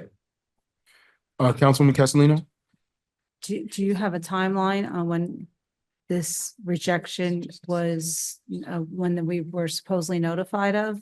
I recently found out, and so, which is why I'm mentioning here tonight, and I'm hoping that we can table this until January, and there'll be more information and time for the administration to do their research, and then when the other colleagues come on, there'll be some information. Well, I would request Mr. Detiniak, whatever you do find out in speaking with the grant writers tomorrow, that you circulate to the current council. I'd like to know, because I'm under the same impression as all of you. I actually thought we took receipt of it. I do recall in the council meeting being told that we received, which is different than being awarded, but No, I don't remember. well, I did. And that's fine. Memories can differ. But I want to know, can one at a time, please. I do want to know whatever it is you find out from the grant writers directly. And please do include dates when, if that is true, if we were notified of some deficiency, when were we notified? Okay. Thanks, sir. Thank you, Mr. Detiniak. So is there a motion to table? Well, sorry. I just want one clarification from him, Mr. Detiniak. Yeah, and the Director Corbella, have you received any notification, number one? And number two, is there a time frame if we table this and it waits to January 6? Like, what does that look like? So I have not received any notification regarding any deficiencies in our 2024 application as a reason for holding up the payment. So I have not received any communication. Regarding the grant deadline of February 5th, provided we can get that enabling resolution done in January to submit with our application, I think we'll be okay. We'll consult with our grant writers tomorrow about sort of this amended timeline, being that we're not able to pass the resolution tonight. Director, do you want to?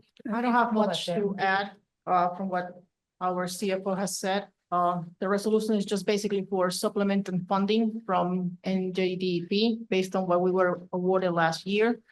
In regards to any deficiencies on the application, I have not received anything in my emails or letters.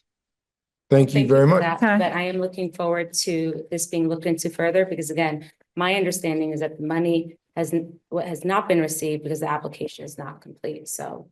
So you want to table this? You're I gonna make a want to motion table to- it, yeah, to Okay, January, and I'll give everyone time to do their investigations and look into it. okay. So there's a motion on the floor to table. I'll second. Thank you.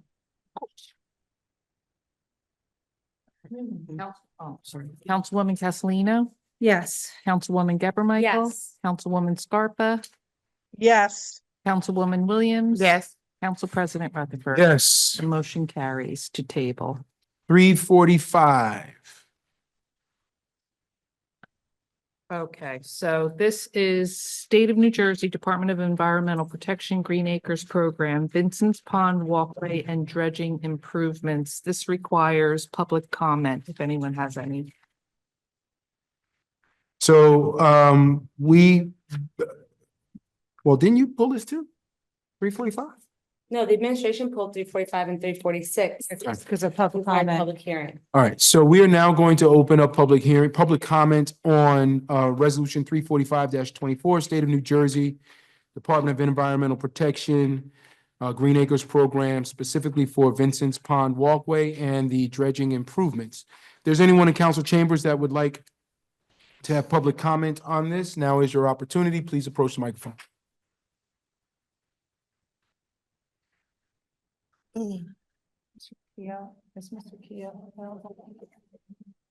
This Vincent's, You've got to give us your name and Lawrence Cohen, Lincoln Avenue. Vincent's Pond is, if you just refresh me just a second, what? This is the park, the Degnan, that's what the Degnan, park? Yes. Yes, okay.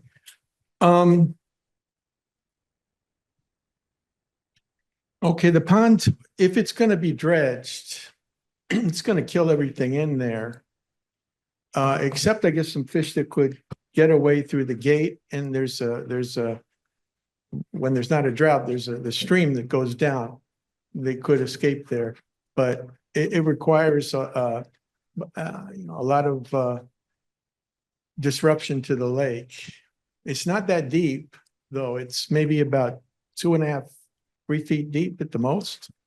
So it's full of silt. I mean, it does need dredging. I've read some stuff. It says maybe it could have used maintenance over the years. You can maintain a lake over the years and not have to have a kill and a dredge, but just maintain it, but we haven't done that. So I'm a little worried about that, but, and then also, the asphalt is around the lake is able to be navigated by a wheelchair if somebody's pushing it. It pockets a little where there's as I said before, where there's some roots, but a person could pull with an aid, could push a wheelchair. If somebody had I looked at the ADA requirements. I don't know exactly if that includes a person who has his own electric wheelchair. That probably would be difficult if he was just alone with an electric wheelchair. I don't think he'd have a good ride there, and it'd be a little too bumpy. Whatever, I mean, then my overall coming on the money, the Green Acres is priority wise, it would be great if the Green Acres could go toward buying up open land in West Orange, which is a rare commodity, like maybe Ridge Road or the Highlands, whatever it could be. Money could go toward these beautiful spots that are in the developer's eyes, to build hundreds of houses that will overcrowd our schools, that will clog our roads with traffic. So I think anyhow, that would be the priority. If Green Acres money, if this money is fungible, it can go from one place to the other, or it's just directed just to the grant of this part. That's all I'd say. And I guess to be as careful as possible with the life inside the lake, if it could be moved down to the stream, or even just collected, saved, and then put back in the lake later at some point, or I don't know. But I did ask people around the lake, and they said they're in favor of the dredging, because they said that the lake used to have the water spouts go very high and used to oxygenate the lake, and they felt the lake was much more healthy with that. And now the lake is so full of silt that they consider the lake a half-dead lake. So thank you very much. Thank you, Mr. Cohen.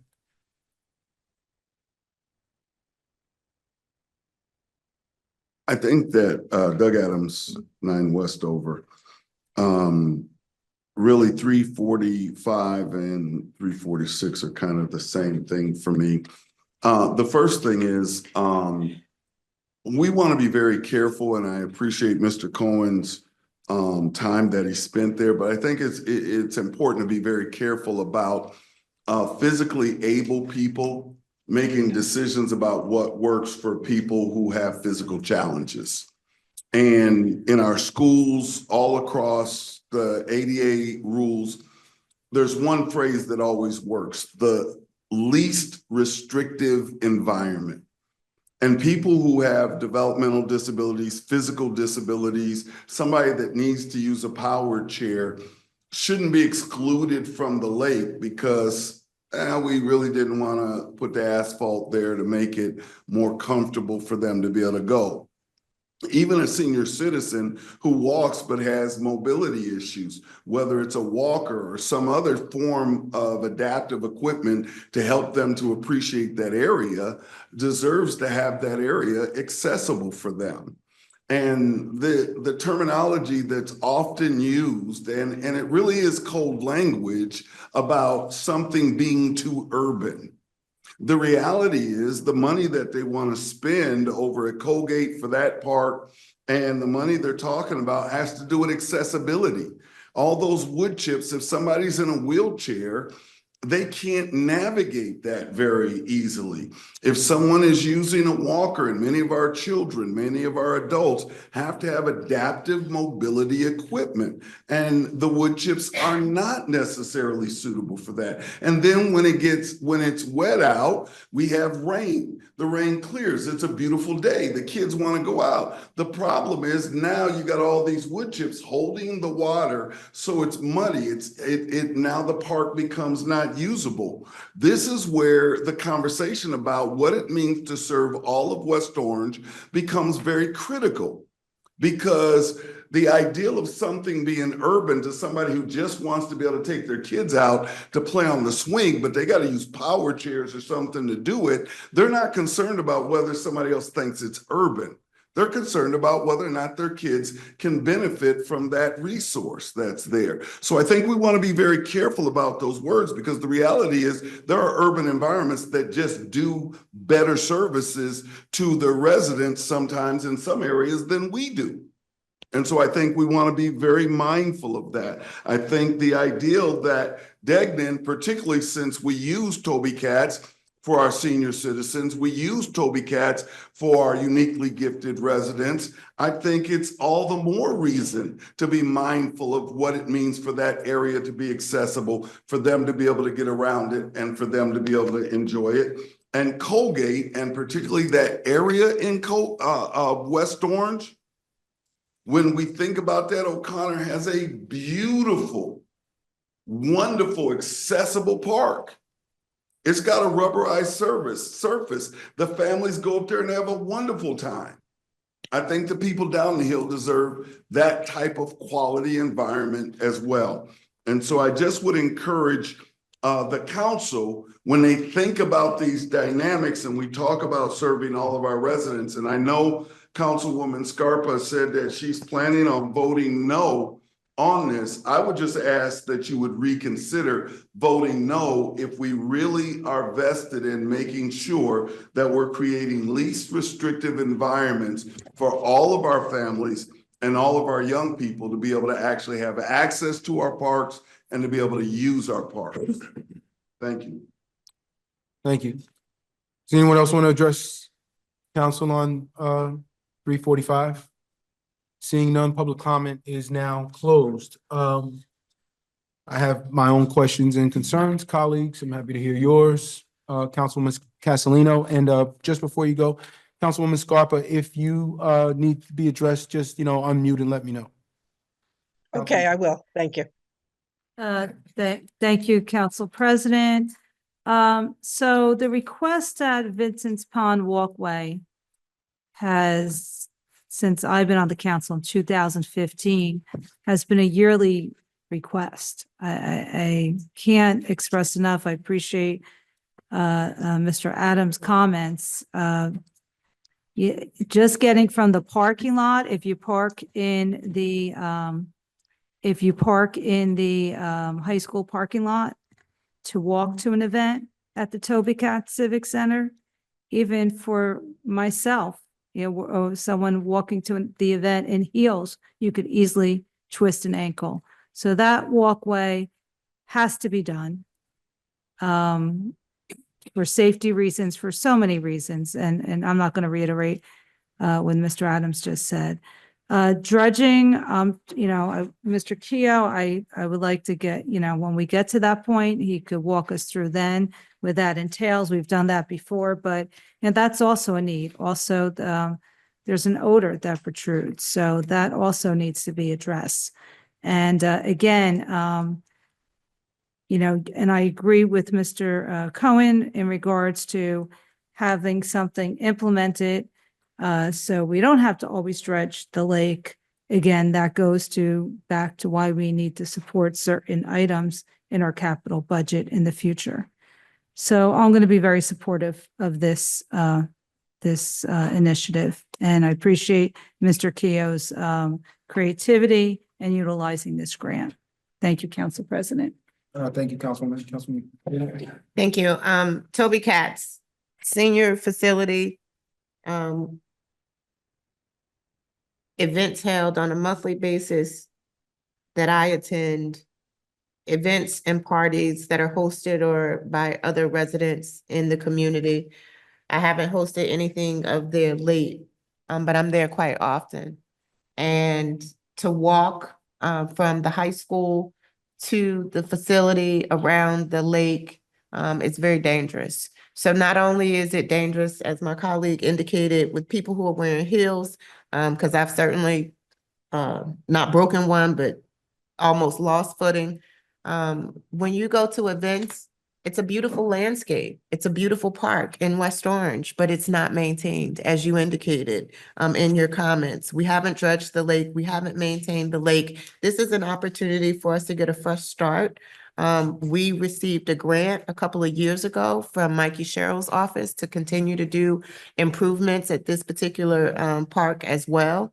Those haven't been done as yet. But again, these are improvements that are necessary for us to make sure that all of our residents have access and accommodations to our parks and recreational facilities. I'm absolutely supporting this. And again, with the intent and the hope and desire that the lake is properly maintained from this point on. So dredging isn't something that has to be done on a repeated basis. Anyone else before I go? No. So, I think all of us support maintaining Vincent Pond. I certainly do. And doing the walkway. My question is, where's this $995 coming from? Is that open space rec money or is that capital budget of prior year? Is that capital budget upcoming year? Where's the 995 come from? That kind of information should be in our resolution. Yeah. Green Acres is giving us 995 and we're giving 995,000. So where does the money come from?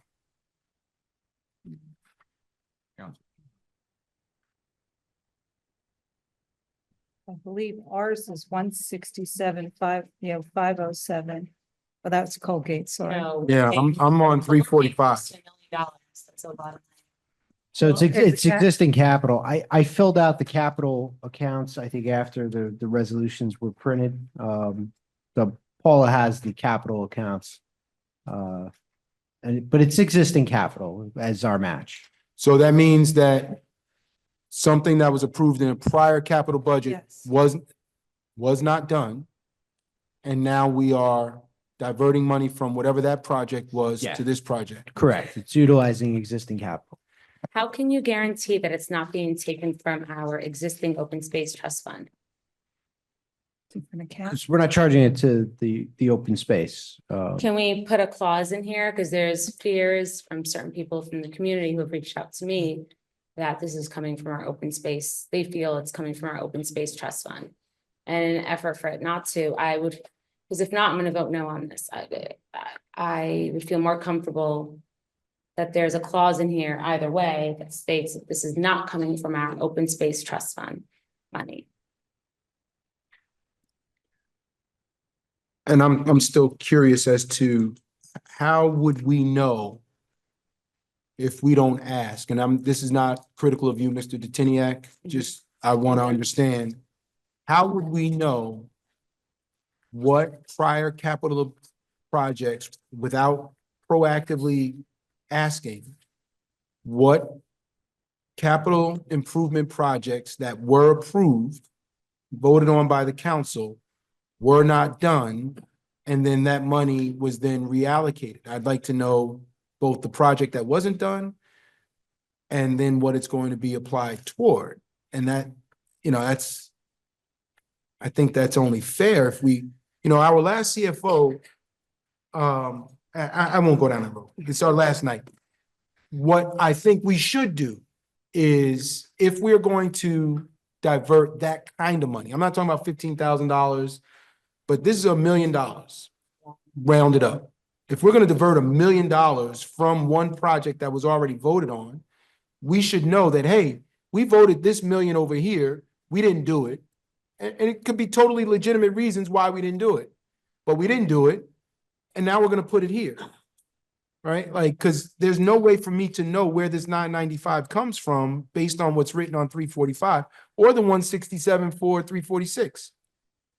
Unless I ask, right? So Probably multiple things. Can I Yeah, ask? it's probably not a $1 million project. It's probably multiple, and also things that came in under budget. That's so I can't that's a major say win. that to you, Yeah. but- That's a major win. And that's something I think the administration should like scream from the mountaintops. We approved this at whatever price. We came in under budget. Now we're able to do other projects because we were so efficient with the usage of your tax dollars. But whether it's that or something else, I think we should know based on what we've approved, either it was done and it came in under budget and that was the savings from it, or it wasn't done at all. All of the money. This is information that should be, Yeah, that's it should okay. be in the resolution. And for that reason, I'm going to ask that we table this one and even the next one to confirm. So you guys have time to do your research and look into it, and then you can bring it back in January. Once we have. Well, if you're clarification. certifying 995 is not coming from open space. If they don't know, Chief just said it could be from several different accounts. Well, he No, said it's no. Different capital projects. Yes. Yeah. I don't want to table it. Councilman Castellino? So on and this for Mr. Teniak's purposes. So on or our other resolution, it says here, I hereby certify funds available from the account number of Police Communication Center update. So that was on 338. So, and I know Ms. Carvala on the back of a lot of her resolutions, shows how the project is getting funded, whether X amount is from the grant, X amount is from capital. So I think with this one, I think I'm okay with approving it tonight, but maybe let us know where this came from. This is an application, No, but the funding, the matching funds right? for our portion of it, where are you going to get those funds from? Okay. Okay, but still, you'd have to accept this via resolution if we were awarded this, and then I would have to attest to the actual funds. But I understand, Oh, so at this point. I understand, we like, wouldn't put that why down apply below. if we don't know exactly what we're charging it to? So, yeah, we will provide, So this resolution is basically Match for the grant structure. application to be submitted to DEP. Once we get the grant, then we have to come up with the match depending on what the grant amount is. Because it's a percentage. Right now, if I'm not mistaken, and correct me if I'm wrong, I believe it's between $350,000 and $400,000 that it is allocated on a separate account for the walkway around Vincent's Pond. That was a project that was under design previously, but it has not gotten, it has gotten out to bid actually last month. It's still under review by my department.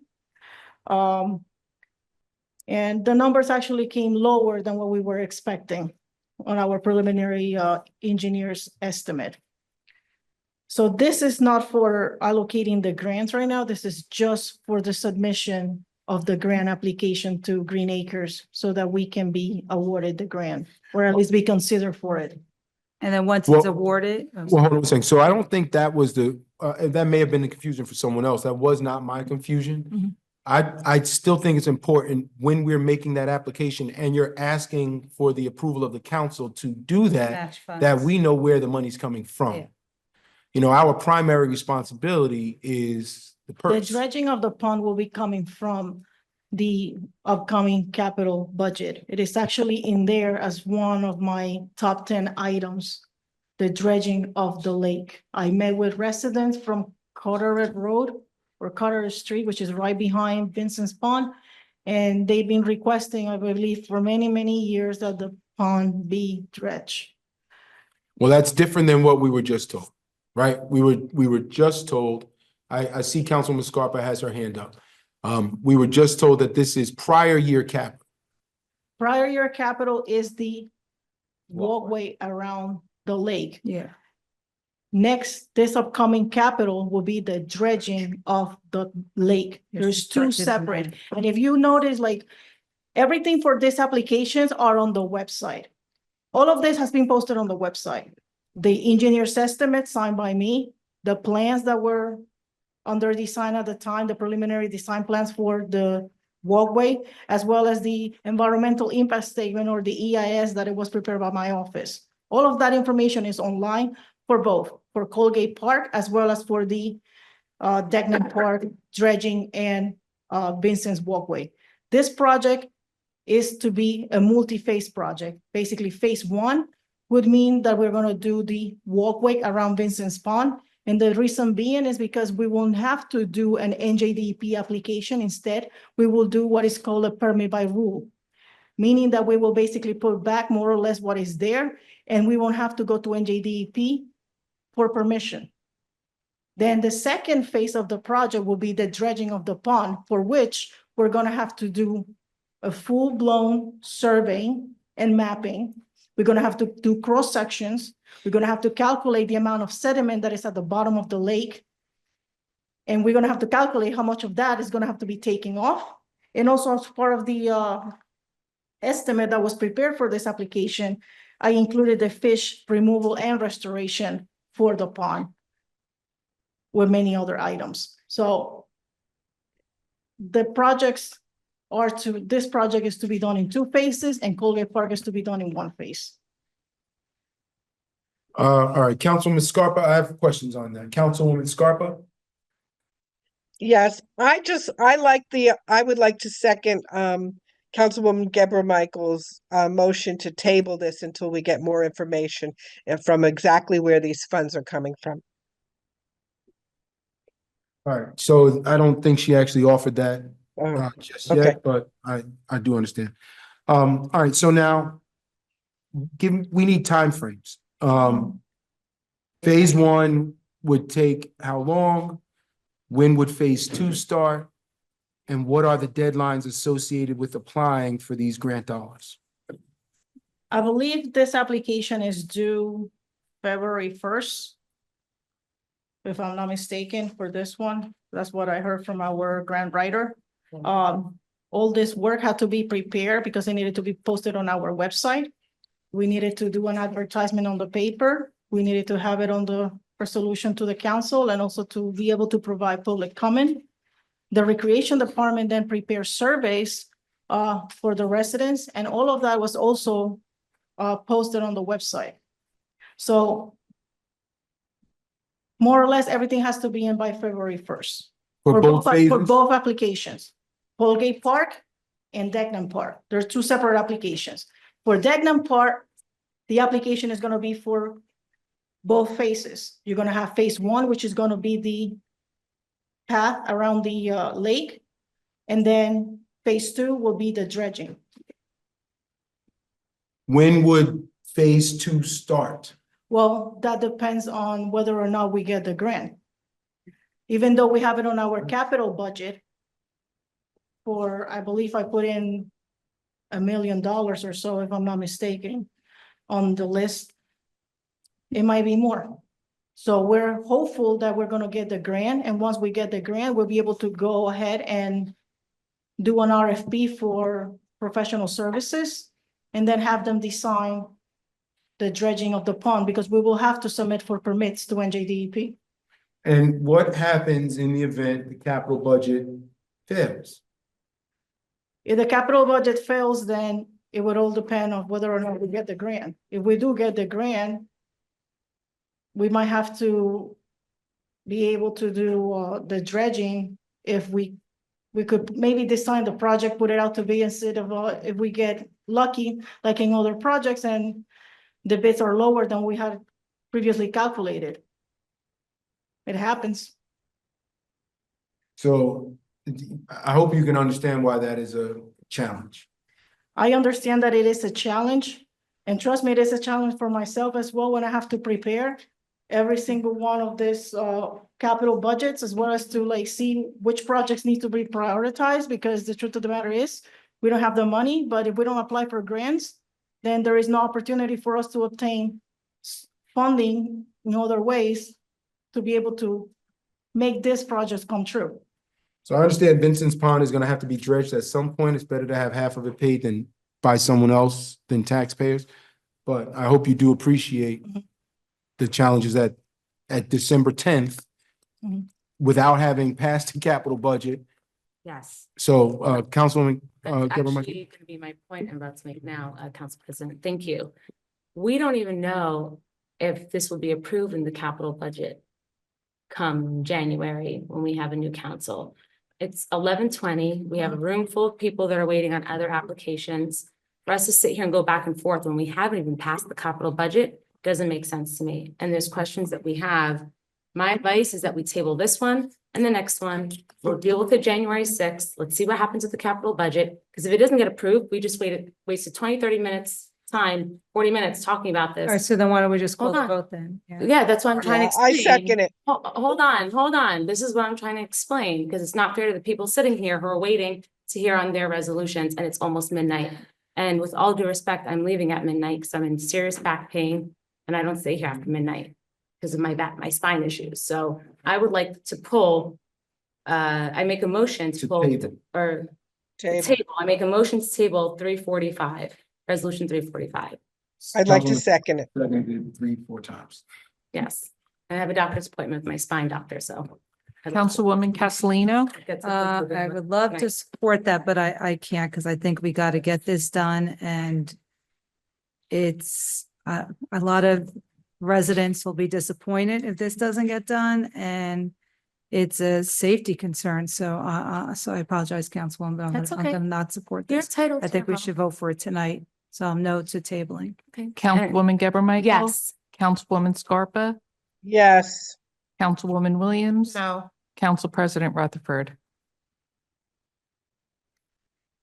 Yeah, this is a hard one because I don't expect it's gonna pass in the capital budget.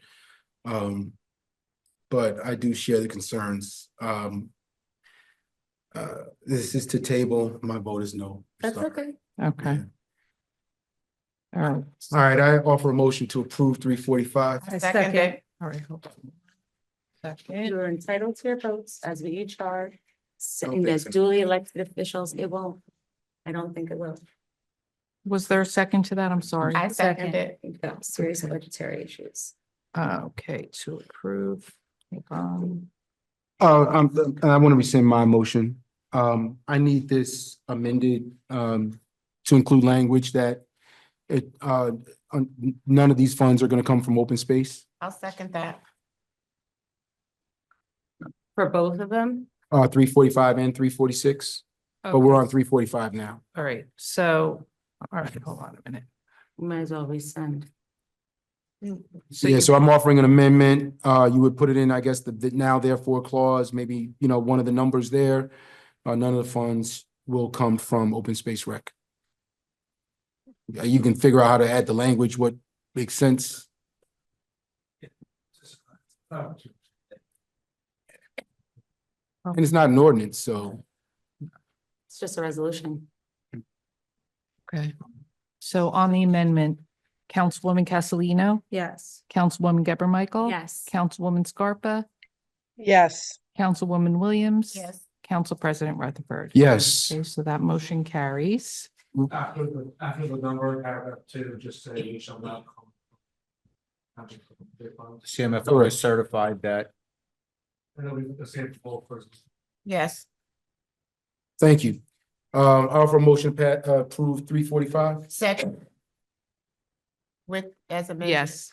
Okay, Councilwoman Castellino, Yes. Councilwoman Geber Michael. No. Councilwoman Scarpa, No. Councilwoman Williams. Yes. Council President Rutherford. Yes. Okay, the motion carries. All right, 346 has the same challenge. Public hearing. Oh yeah, that's right. We do have to have public comment on 346. Yeah. Going to invite the public that wishes to offer public comment on 346 -24 Department of Environmental Protection Green Acres Program, specifically with regard to Colgate Playground. If there's anyone in council chambers that would like to comment, now is your chance. Seeing none, public comment is now up. We have one. Okay, this one, I'm just Could you reiterating. state your name and address, please? Lawrence Cohen, Lincoln Avenue. Thank West you. Orange. I went to the Colgate after a rainstorm yesterday, rainstorm, and the wood chips absorbed the rain. There was no wetness or anything where kids couldn't play, and they were playing even in the rain. And there was kind of at the end of the rainstorm, went there near sunset. So I think the wood chips is great. I think it actually a rubber surface in the summertime will be very hot. It's almost akin to concrete. And there's no shade there. And also under the wood chips is dirt. You can plant trees there. We need shade. And you can also easily put up some benches. And then some more attractions, some more slides, some more, we could add to it. We don't have to take everything away, destroy it, and then put something else there. I mean, this will be a lot less expensive fix if we could leave. And what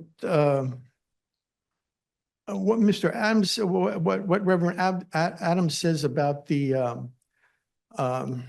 about people who might have trouble walking on the chips, I'm not so sure. I think a walker easily can go on the chips, and the wheelchair needs to have an aid. It will not be, and then somebody whose balance is not the greatest. I mean, it's a flat surface. I don't think it's so difficult. I think it's wonderful having the wood chips. So I think and there's no need for a curb. The proposal says a big curb has to be redone. There's nothing wrong with the curb that's there.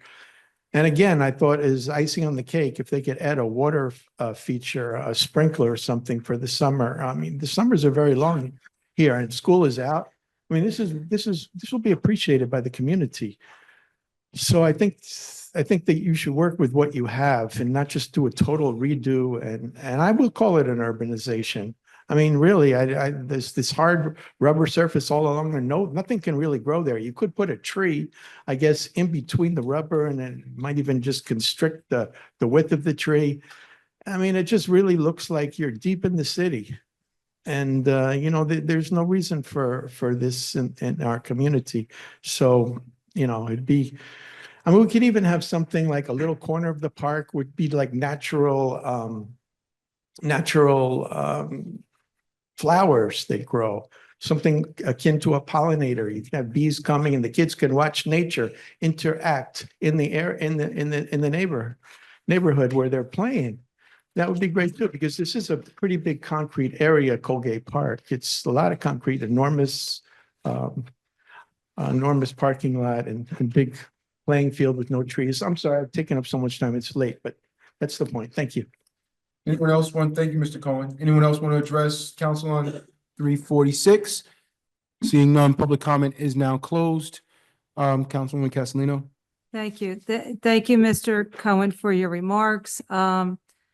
So just so you know, if you go to Verona Park, they have this kind of surfacing. They also have the paved walkways around Verona Park. It's most aesthetically pleasing suburban park you could imagine. Also the county, the reservation, same thing too with that playground. As a grandparent who's back in action, taking a 2-year-old back to the park, I want that new surface.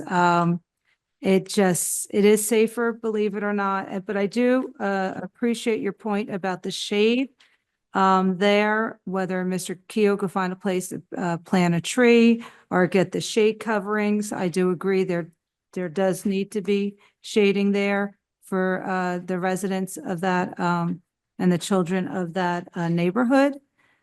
Because as a previous speaker said earlier, it is in a area of town. And, we talk about equity and inclusion in our township, and every park deserves what the parks have in other areas. And we do the same thing with our school district. We try to make an even playing field all around the township. So again, it's important that we support these improvements. I just want to tell my colleagues, reminder to my colleagues and to my incoming colleagues, Mr. Keo has these parks on schedules. And the reason being, and we've had complaints, I know Council President's been very vocal this year about the parks and improvements. And I can't tell you enough how backed up our schedule is from prior years when we cut the capital budget. I'm going to ask the directors be present when we do this presentation so they can explain the needs and how they get off kilter. We heard from the engineer this evening on many items. And yes, we could push things back. And I appreciate the timelines and the dollars. But these are grants we're talking about that we could get some major improvements made to our much needed improvements for our playgrounds. Thank you, Council President. Thank you, Councilwoman. Anyone else? Just want to continue to reiterate that we have to continue to improve our outdoor spaces. Anything that is going to get our kids out in nature, whether off the computers and off the games, I'm absolutely supporting. And again, we just need to make sure our outdoor spaces are safe and being maintained. And this is a step in the right direction. So I need the same language, the same amendments here with regard to the loan and with regard to the source of funds. I have been advocating for parks, so it's very hard for me to vote against improving either one of these parks. Can we, Director, add to we approved a bunch of money for trees in our tree planting. Can we add some to both of these places? I don't know. I don't know what your plans are with regard to planting trees in both Degnan and Colgate. Or are they already on the list? So both projects have a contract allowance, which is typically what I do for every single one of construction projects for items not specified in the contract. And in this case, we could add some for trees. That's not an issue. Please do. Yeah, please, be intentional about the trees, especially at Colgate, but obviously at both. I have a question. When we do the planting of trees, do we have past practice? Are we planting mature trees, large trees, small seedlings? What is the practice that we implement? The practice that we implement is whatever the recommendation is from our tree forester. It's no different than when I do a road project. I provide the plans to Mr. Kip. Mr. Kip assess the trees and he tells me whether or not they are viable or not and where we can plant trees. That's the reason why in the 2 contracts from this year, we had approximately 200 trees on each one of the contracts we're planting. Thank you. You're welcome. I'm all for advancing and improving our parks and our open space. But I don't believe we're in a financial position to do so at this moment. Maybe in 2026, we can look at it. This is my position, my feeling. You know, when I saw our supplemental debt statement, I was very shocked to see the amount of debt that we were in. And so I'm hoping, I'm a no on this, but again, I'm all for open space, especially our parks, and it's really important. But I just don't think we're in a financial position right now to do this. And that's the only reason why I'm voting no to this and also Vincent's Pond. So we'll see what happens, in January with the capital budget, but it's not something I can support this year. So I think your position, Councilwoman, highlights the difficulty in doing this job. We do have competing interests, and these are residential property taxes, or they're, property taxes from commercial properties too.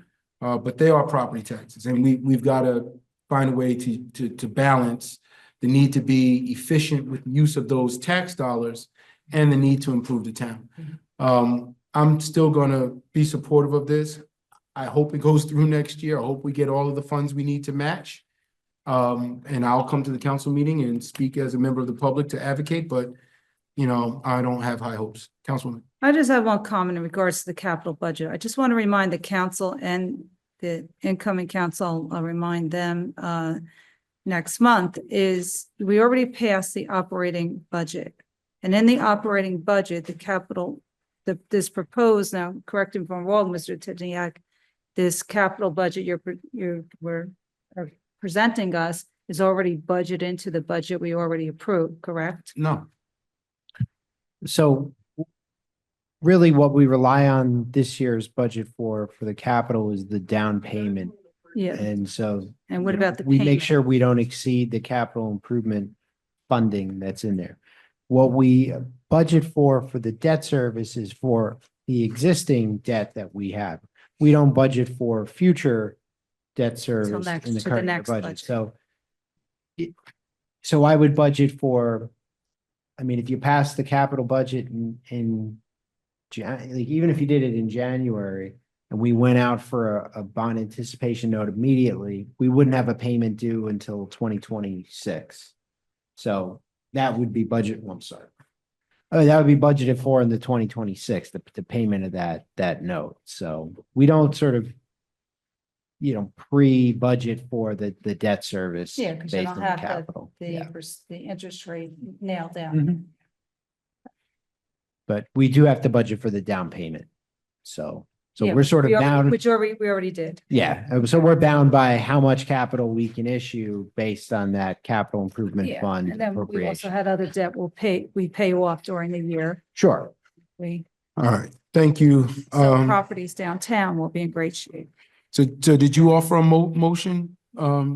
No, I move to adopt. Wait a minute, because you wanted to amend the language. Yes. To do that first. Wanted to amend the language to reflect the same as 345, strike out the loan and add the source of funds cannot come from open space. Second.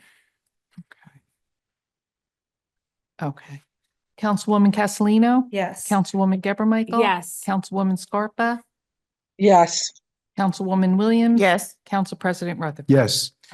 The Offer a motion to carries. approve 346. Second. Okay. Oops. Councilwoman Castellino? Yes. Councilwoman Geber Michael? No. Councilwoman Scarpa? No. Councilwoman Williams? Yes. Council President Rutherford? Yes. The motion carries. All right, now, what is the next one we're? The next one is 357, 58, 59, 56, 57. Yeah, 356. oh, sorry, All right. 56, sorry. All right. Oh, yeah, 56, 57, 58, okay. All right, so 356 is, and we don't, Yorkana, any questions or comments before? Necessary.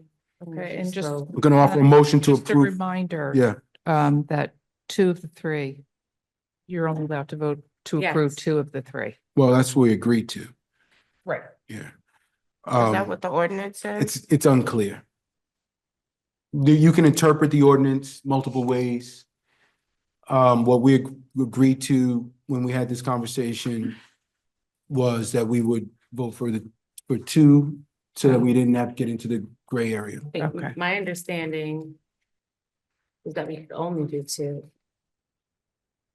Well, that was the advice Because if we're given to allowed us. to do 3, then I prefer. Mr. Moon, if you'd like to weigh in? 3 resolutions of local support. Yes, your Canada already has one of the 3. Now, if you want to clarify that and adopt an ordinance basically saying that's for entities rather than resolutions of local support, that's fine. But as of now, you're only allowed to do 3 licenses. So And there's already one. that we did. one's already been Got it. awarded. That's all of the clarification I needed. Thank you. Okay. So for those that are wondering, there may be some additional work done down the road to clarify what we intended with the 3 letters of local support. That work's not been done, so we're going with what we currently have, which is 1 letter already and the ability to issue 2 additional. Okay. So I offer a motion to. Wait, Second. Whoa. Wait a second. I am totally confused now by what he just said. So in regards to your Canada, then why are they on there if we already proved It's them? different. Because he has a Cultivation. this is manufacturing. Manufacturing. 2 different licenses. But we can only approve 2 more licenses. Correct. So under the ordinance, you can award 3 local licenses for cultivation or manufacturing. Your Canada has already obtained 1 of those local licenses. They have the full license. That leaves 2 potential local licenses. Got it. Right. So 2 of the 3 on the agenda. For cannabis or cultivation. For manufacturing, cultivation and manufacturing. It's not cannabis. I'm sorry. I'm It's tired, 3. folks. So, Yeah, so let's get through it.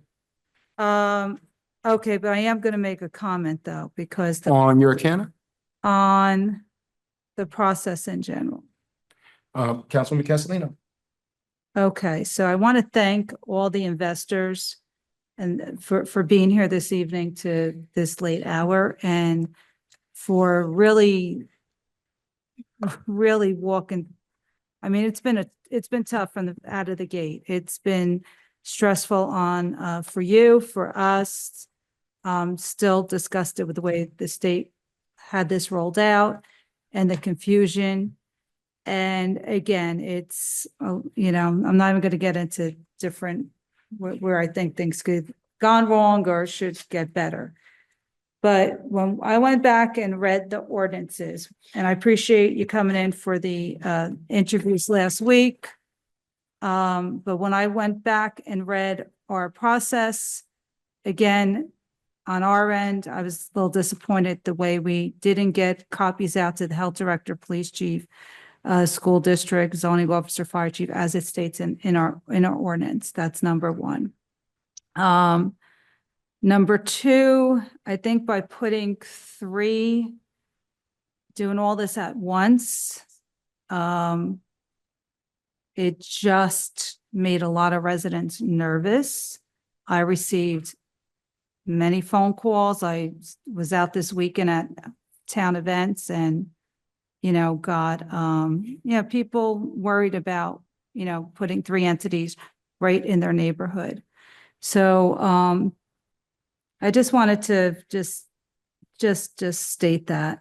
But I appreciate all the professionalism of the applicants and their time that they put into the process, but I've been struggling myself with this a little bit.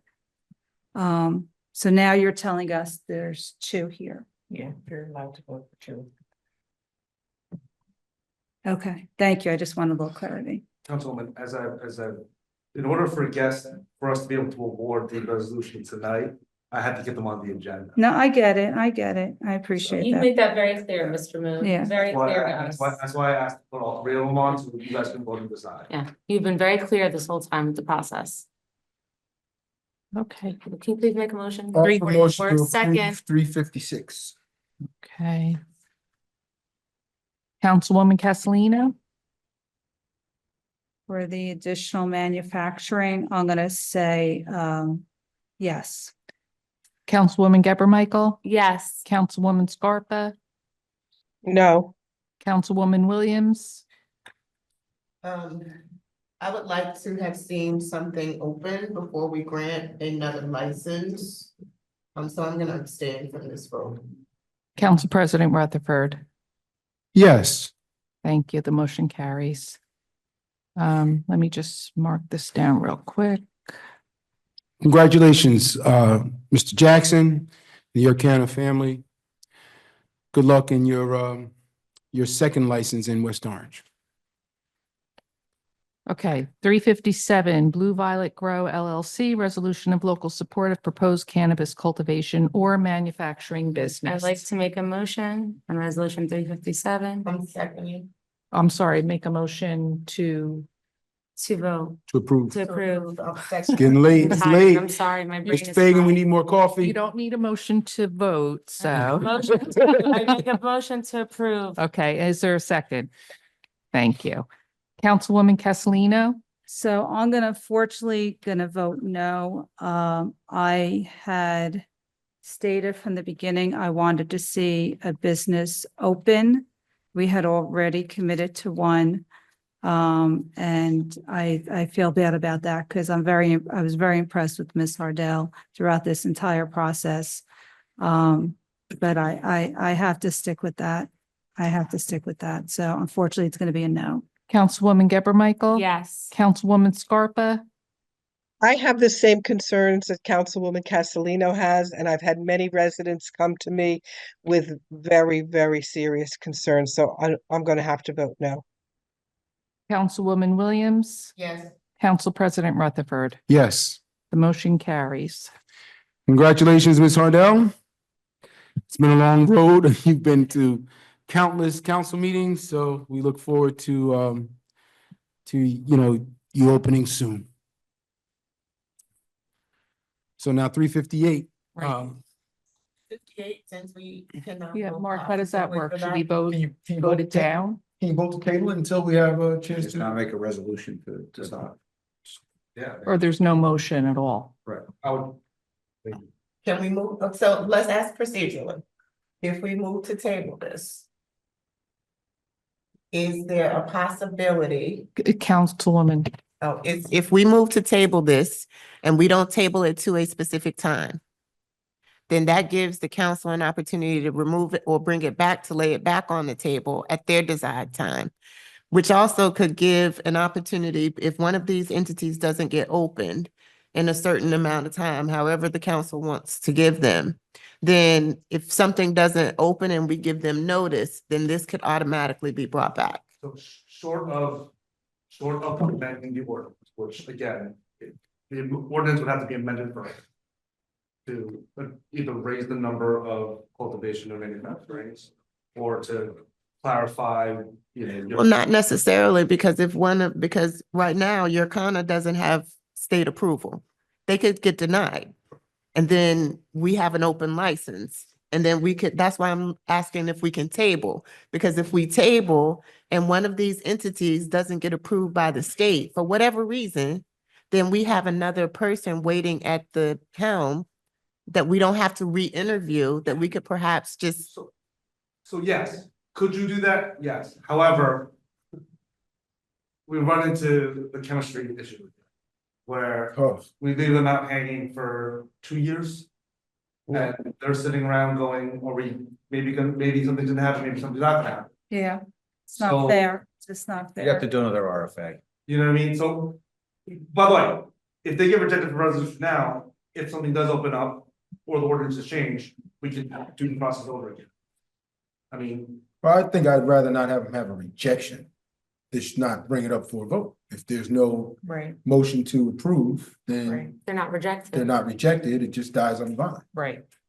That's the same thing as being rejected, It's quite not- frankly. Oh, Yeah, but they okay, could then always make the come back. motion. You could always bring it back. My my motion is to table. I don't wanna reject.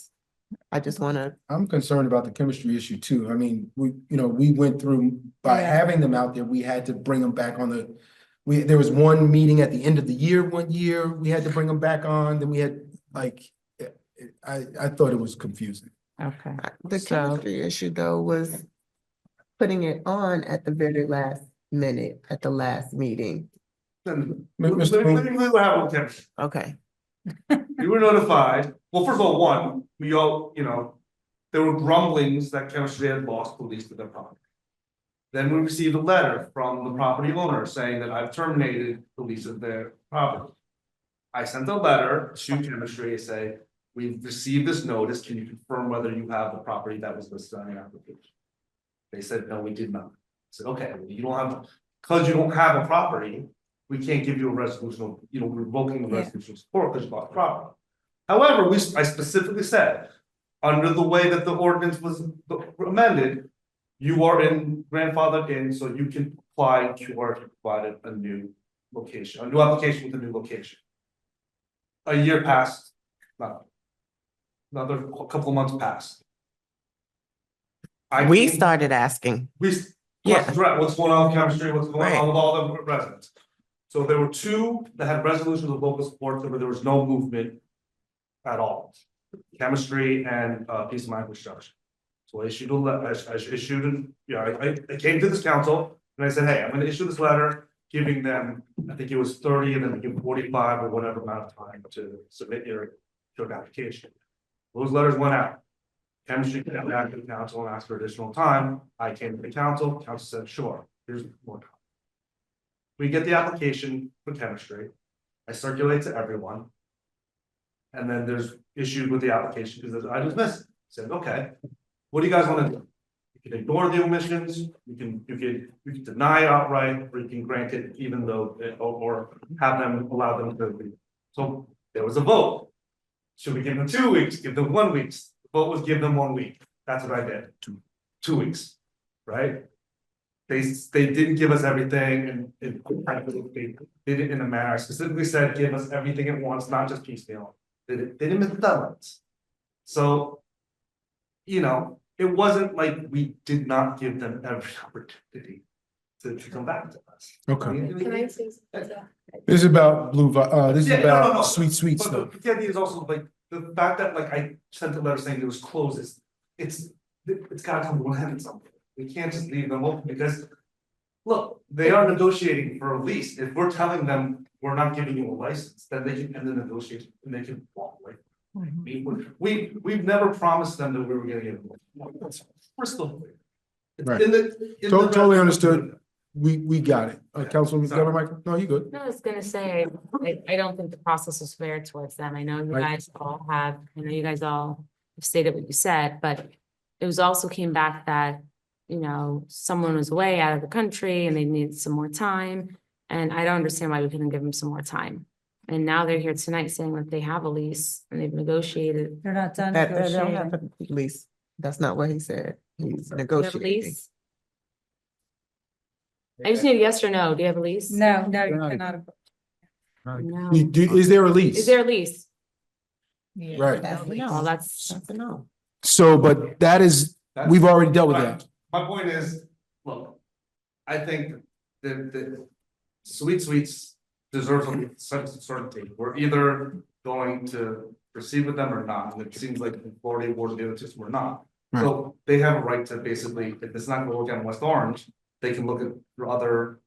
They've had an additional license for 2 years from the state. they've obviously been looking for a location and I don't, to give them the sense of like, well, maybe something comes along. If something opens up, we will do the process again, or come up with another process if the council's not satisfied. Understood. So is there a motion on, thank you very much. I'm not trying to cut you off, but I think Table. was it seconded? No. Is there a second to table 358? If they're okay with that and being in limbo for 2 years, I think that Or I however long, would, who knows?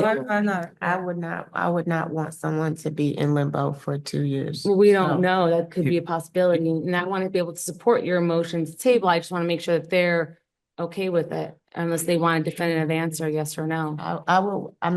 You want a definitive answer because at the end of the day, any entity is in some type of lease Can you rescind the agreement. motion to table? I am rescinding my motion to Okay. table because I am not going to put someone Thank you, in that's what I was limbo for asking. 2 years. Okay, so the motion has been rescinded. Is there another motion on 358? Terribly sorry, Mr. Winokur, and crew, but that motion has not been offered. Now we're at 359, right? Yes. Resolution authorizing a budget appropriation transfer. Mr. Detiniak. Can you just give us a brief overview? Yes, sir. Yes, Council President. Remember you said. We have to vote on it separately. Yeah, we got. Right. I thought it was. To vote on it separately. Okay, never mind. Mr. Detiniak? Yes, Council President. So this resolution is to transfer between budget appropriation accounts. In the last 2 months of the year, the township with a 2/3 vote of the full membership of the council can move appropriation accounts or move amounts between appropriation accounts. So what I have presented here is a from and to. So the from is where we're pulling money from appropriation accounts, and the to is where we're putting that money into. The net effect on the budget is 0. This is simply moving between items. The reason that we're moving money into certain accounts is for reasons that I've listed in a separate document that I sent today. But the overall theme is that, we had over expenditures in certain accounts, such as our fire OT. So we need to provide funding for that over expenditure prior to the end of the year. So that's why I put forward this resolution. Again, it doesn't change the budget. There's no net impact to the budget. But because we are essentially changing the final budgeted figures for the accounts that you adopted as a governing body back in October, it's sort of like you're adopting a budget again. That's why we need that 2/3 vote, and we need to vote on it separately. So I'm sorry, I'm gonna ask to be excused because I'm in a lot of pain and I can't stay past midnight, so I will join you guys virtually. I hope you all have a healthy holiday season. Thank you both again for your service. We do have to talk about one thing, though. There's a salary ordinance on for I'll be today. on virtually on Zoom. Oh, okay, I gotcha. I can't be sitting because it's Yeah. reversing all the work I've been doing in physical therapy this last year and a half since my car accident, so. Gotcha. I can't sit for 8 hours, 6 hours straight. Totally understand and do thank you. And Mr. Fagan, please be on the lookout for Councilwoman Geber Michael. Do we need a 2/3 vote on this appropriation before? correct. So that's 4 votes? Yes. Councilwoman, Yes. can you stay for this one vote and then get on your call? Yeah. By the time she gets on, it'll be fine. I got a question for you, Mr. Yes. Detiniak. Mhm. So as I read this, so for the first line item, that has a number in the from column, which is waste management. Mhm. Says 200,000. So that's going from 200,000 to 0? No, we're just pulling 200,000 from this account. So the froms we're taking from those accounts, and the twos are where we're putting the money into. Right, so you're taking 200,000 from the total allocation for waste management. Correct. and reallocating that elsewhere. Yes. Right, so the same thing is true for central insurance Correct. liability. It's not going from 800,000 to zero? Correct. That's, okay. All right. Councilwoman, can you just take this vote? Councilwoman? You just take this vote real? So I'm, yeah. So I'm gonna offer a motion to approve 359 unless there's, A second. Okay. Councilwoman Castellino, Yes. Councilwoman Geber Michael. Yes. Councilwoman Scarpa, Yeah. Councilwoman Williams. Yes. Council President Rutherford. yes. The motion carries. Thank you very much, Mr. Tiniak. Thank you, Councilwoman Geber Michael. So 360, pulled that. Okay, resolution appointing Ziabeth Carvalho as the township engineer for a term beginning January 1, 2025 through December 31st, 2027. So, Yeah. yeah, I'm not gonna discuss it. Just because it's an employee matter, we can't have it in public unless you Personnel, guys wanna go personnel. to, executive session, which I do, I make a motion. for executive session. Yeah, why not? Okay. I'm gonna vote no on that, but okay. I don't need to go into executive session. I'm supporting this. You Well, have three, I- if you have three votes, you don't have to. All right, so, We have. no, it's okay. Okay, well then. No, but If, it, if you're. We don't, I don't need TV. executive if he were in session. executive session, he would have to leave and we just have to be muted. You just gotta vote to go into executive session. I'm fine then. Do we have You need three to votes withdraw. to support this? Because otherwise, there's no need for me to go into executive session. I don't know, Um, Councilwoman Scarpa's position. I don't know that we can hold it beforehand. No, are you supporting it? That's No. three votes. You're not supporting it. I'm not. Oh, okay. So then I want to go in executive session. I'm not supporting it either. Okay, I like to go into executive session. I make a motion to go into executive I'll session. second that. Okay. Councilwoman Castellino, Yes, please. Councilwoman Scarpa. No.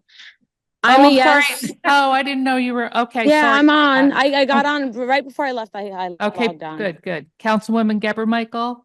To go Yes. into executive session. Yes. Councilwoman Scarpa, Yes. Councilwoman Williams. Yes. Council President Rutherford. Yes. Okay, great. Mr. Cohen, if you don't mind excusing us, for a moment, we'll have the officer, come and get you when it's okay. Mr. Fagan, if you don't mind muting, discontinuing the feed. so that we can Wait, go- Bill, how are you guys? I'm sorry, Council President. How are you going to do this with Scarpa and I on the Zoom if you discontinue Yeah. the feed? Call you Should on we the- call in on our, so do a three-way call? You'll call her and I both together? So we're both on? No. We're gonna call you on the phone. Yeah. Okay. Yeah, but you're gonna do a three-way call, right? You're gonna call me and her together? Yeah, we're gonna do it. I'm gonna call you right now. Call both of you right now. Okay, Should just go. okay, so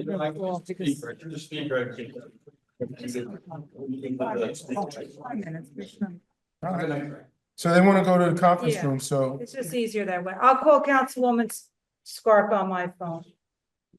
No, put them on the same phone. It's easier to hear. yeah, that's what I was trying to say. We should all be on Put them on the the one same phone. conference call, calls- listen. Oh, then Right. somebody else has to do that. Right. Right, I can go get that speaker, you can Bluetooth that speaker if you want, so you can hear it, but it's up to you guys. Yeah. Are you gonna bring it in here? I'll bring it in here. Yeah, yeah. No, in the conference room because we're still on video.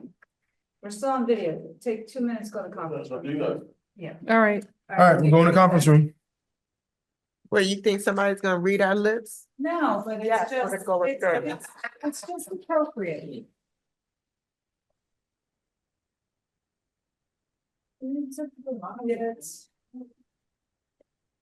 It's- Ordinances on second and final. Oh, are we gonna First we have gotta- another meeting? It's only 12:30. Oh, Lord. All right, Okay. so, we're on 360. Gonna offer a motion to approve 360 as amended. Second. Second. Still amended though, right? Per. Well, Oh, okay, gotcha. yeah, we amended it and, yeah. Gotcha. I'll second it. It's already seconded. Oh, okay. Okay, thank you. I'm sorry, Councilwoman Castellino, Yes. as amended, Councilwoman Geber Michael, Yes. Councilwoman Scarpa, Yes. Councilwoman Williams. Yes. Council President Rutherford. Yes. The motion carries. All right, so now we have to do our ordinances before we can do any of the other resolutions. Is that correct? Yeah. She wants to thank you. Oh, thank you, Director.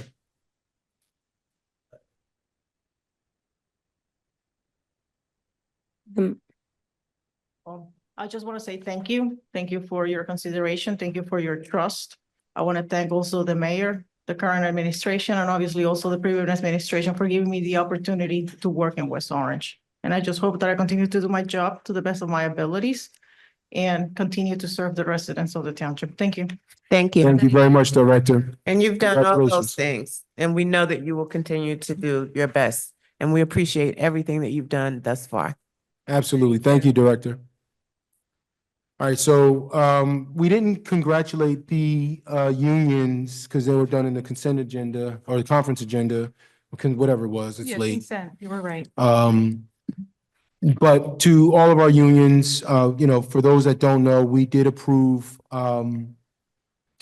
new contracts with new agreements with every one of our unions, and they are for 5 years.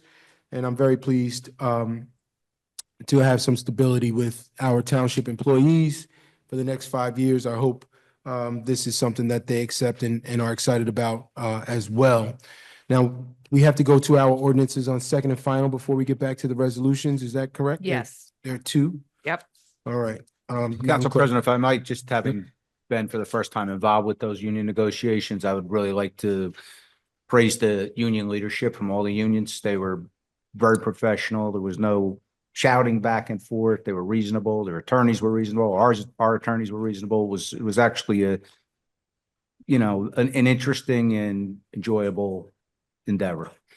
Yeah, Chief, I want to say, I want to thank you for that, right? And all of those that participated, the attorneys. I think the culture of how we get this business done is changing. It's not as contentious.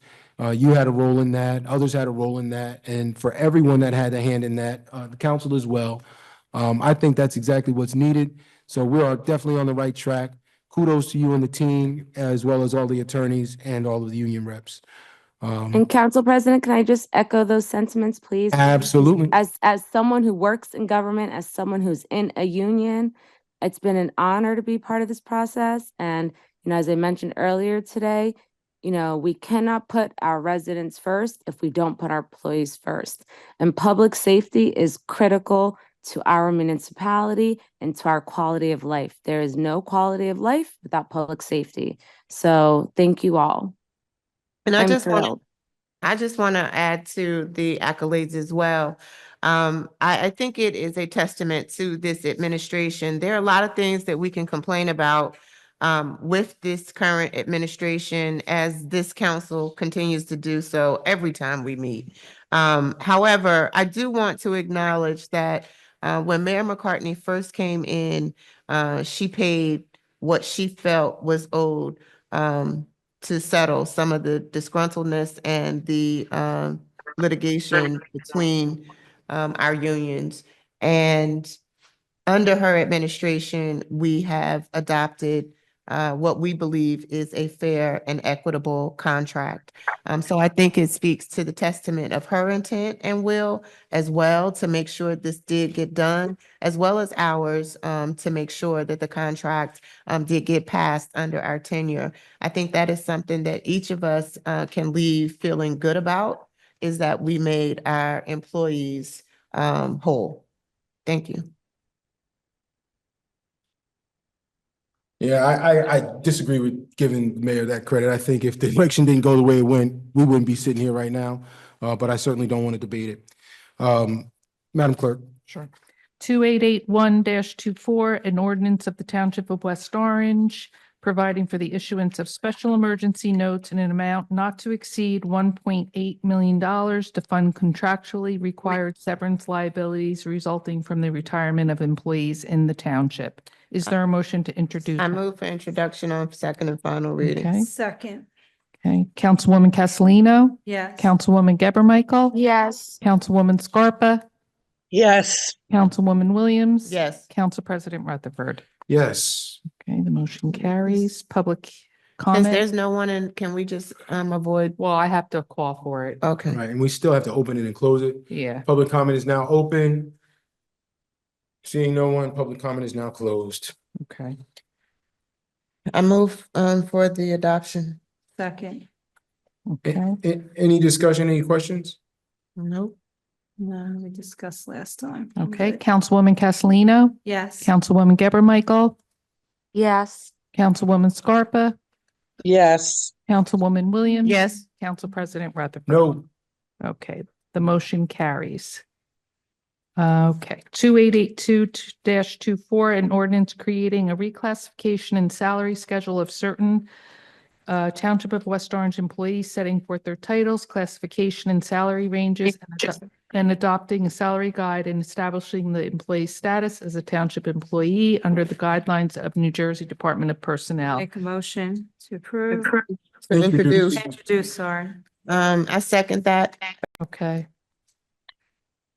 Or do you want to do a question or? No, you have to vote on the introduction and then we can do the question. Oh, right. Okay. Councilwoman Castellino. Yes. Councilwoman Geber Michael. Yes. Councilwoman Scarpa. Yes. Councilwoman Williams. Yes. Council President Rutherford. Yes. So my question is just based on the fact that we voted on a change, do we need to vote on this as amended?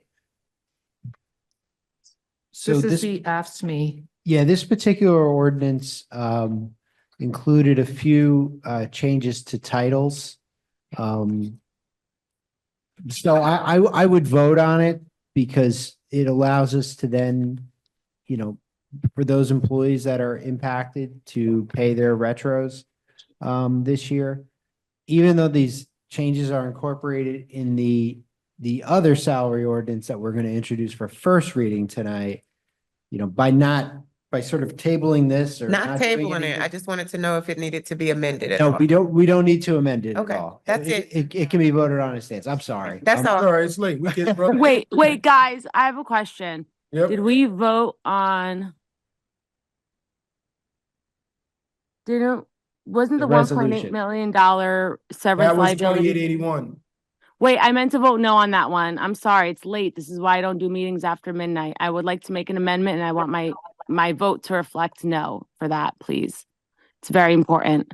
I'm against that. I've been clear about it, and unless we get approval, I Mr. get Moon, how do approval. we address that? Unless I hear from the comptroller's office, we've been able to rescind things before and revote. We did it last time when I did the storm water ordinance, so we were in compliance with the DEP. I know we can do this one. So I would like my vote to reflect no, because So unless then I hear that from means the the bond comptrollers. fails? So hold on. Okay, so we I understand did your not realize position. we're on that one at all. I'm sorry. No worries. It's a simple majority? So then it still passes 3-2? Still passes with a simple Thank you. majority because it's emergency ordinance. The vote, because you put it. Just so that we're having one meeting. Yes. Mr. Moon, what do we do? I would say that the vote's been taken, vote's been had, and like, if there was a miscommunication in the vote, that doesn't. You know what I mean? But no do-over. Can you There's no- talk in there's the no mic? Yes, we can. We did it Microphone. last time. Excuse me. We did it last time with the DEP vote. We rescinded it and voted again. We absolutely can. We did it with the stormwater ordinance. in the What last legally meeting. can we do? Be rescinded. But it's an Yeah, ordinance. so let's rescind it and then revote and you still pass. I want my vote to reflect no. Okay. It only needs a simple. And if we majority. did it in the last meeting, we can do it now. We can't pick and choose. So I'm gonna what tell we you, do I things think, for. I think you've got 3 no's on that. I don't think they knew what they were, I don't think I they did knew. not Yeah, know. I had no idea. You cannot do that. I'm gonna vote no on that too. I mean, I didn't realize that was the one that we were up to. So Yes. okay, so how you fix this procedurally is the person who made the motion to adopt it, to adopt it, has to rescind, and the second has to rescind. And I think I made the motion to adopt and I'm not rescinding. So she can also make a motion to rescind, but we're still in the middle of 2882. So we've got to finish what we're doing with 2882. And then we can entertain a motion to rescind 2881. Thank you, Council The President. motion can rescind. Okay. No, we did it in the last council meeting. We The can do it maker again. of the motion has. All right, Madam Clerk, one meeting, please. Madam you. Clerk, we're on 2882. Yes, so did we call for public comment? Yes, and there's no one to public Okay, comment, open and thank close. you. I think we did. I don't think Okay, we All well. right, well, public comment is now open and closed. There's no one here to comment. do. No, Okay. so I move Madam for the Clerk? adoption on second and final reading. Okay, second. okay, thank you. Councilwoman Castellino, Yes. Councilwoman Geber Michael, Yes. Councilwoman Scarpa, Yes. Councilwoman Williams, Yes. Council President Rutherford. Yes. Okay, the motion carries. All right, now, Mr. Moon, Councilwoman would like to rescind to correct her vote. Correct, because I'm not feeling How do well we and do Scarpa that? is not feeling well. And that was not a vote that I took in my Everybody should stay. right capacity. We should be ending at 12 o'clock midnight, no matter Exactly. what. I'm still Oh, okay, on but here. we didn't, so, what, Mr. Moon? You know what, like, if you're saying that you voted on something and you didn't know what you were voted on. Correct. That's your basis. Cause I gotta tell you, that's not, like, That is my basis. I make a motion to rescind my vote and Yeah, to but the revote. problem is you, I'm not doing. there's no. Legal opinion I'm gonna give is that the vote. I made a motion. That's my legal advice. You can take it, you can start it. I'm All not right, taking I'm it. gonna, I'm not taking it. I appreciate your legal opinion. Thank you very much for that. I do understand it. Councilwoman, would you like to make a motion? I did. I want to make a motion to rescind my vote for 2,881. That's an invalid Okay, motion. 2,881 and revote. That's an invalid. Because motion. I One- did not Councilwoman, realize that's please, what we it's were our voting last on. one. Can And with you- everyone please? talking, I'm gonna ask that I want my vote to reflect that I'm not for this. So will someone second the motion? I'll second it. It's an invalid motion and I'm. Councilwoman, you've Call not the been vote. recognized. Madam Clerk, what is your issue? follow the legal advice of our attorney. My legal advice is you can't re-vote on an ordinance that already passed. What a question, can the rescission, because I mean, we've done it before. no. We but have. Person that We've makes Done the it on a number motion of things. And Yeah. folks, listen, we're still here and I still have to drive home. So here's the deal. The person, in my experience, I've been only doing this for 20 years, the person who makes the motion is the person that has to rescind it. Because when we've had that situation, Madam Clerk always goes back to the person that makes the motion to rescind it. So I have to agree with counsel, that's what you're supposed to do. So in this instance, I'm going to vote no, because I don't think I don't think that's the procedure. So unfortunately, Councilwoman, it's not being rescinded, so. So it may I'm- be challenged, all right? Something Okay. could happen legally to challenge. But at the end of the Exactly. day, the bigger problem is. I don't want to be held Well- violating, because we're accountable. If we're in violation and something happens, we are held accountable because we voted on it. And I'm waiting to hear back from the comptroller's office. Okay, so that's. And I sent them an email and I spoke to them and they're researching and they're getting back to me. And Mr. Detiniak, where do you stand on this, with this situation? I mean, I can't comment on the comptroller. They're gonna make an opinion, whether I weigh in or not. All I was concerned about was providing funding for something that has already been spent. And I said it in the previous meetings that we were doing this so that we could spread the cost out to the taxpayer over the course of 5 years, as has been done in the past 2 or 3 years in this township. By not approving the ordinance, I can't go to the state of New Jersey when we do the 2025 budget and say, I want to spread this out over 5 years. They're going to say, let me see your ordinance. And I'm going to say, I don't have one. We didn't approve it. And then they're probably going to come back to me and say, raise it all in 2025, the 1.8 million. So, Which is about a 3% property tax increase. yes. Yeah, It's From the gate. substantial. From the gate. It's substantial. But again, we've already spent this money. It's already been given to the retirees.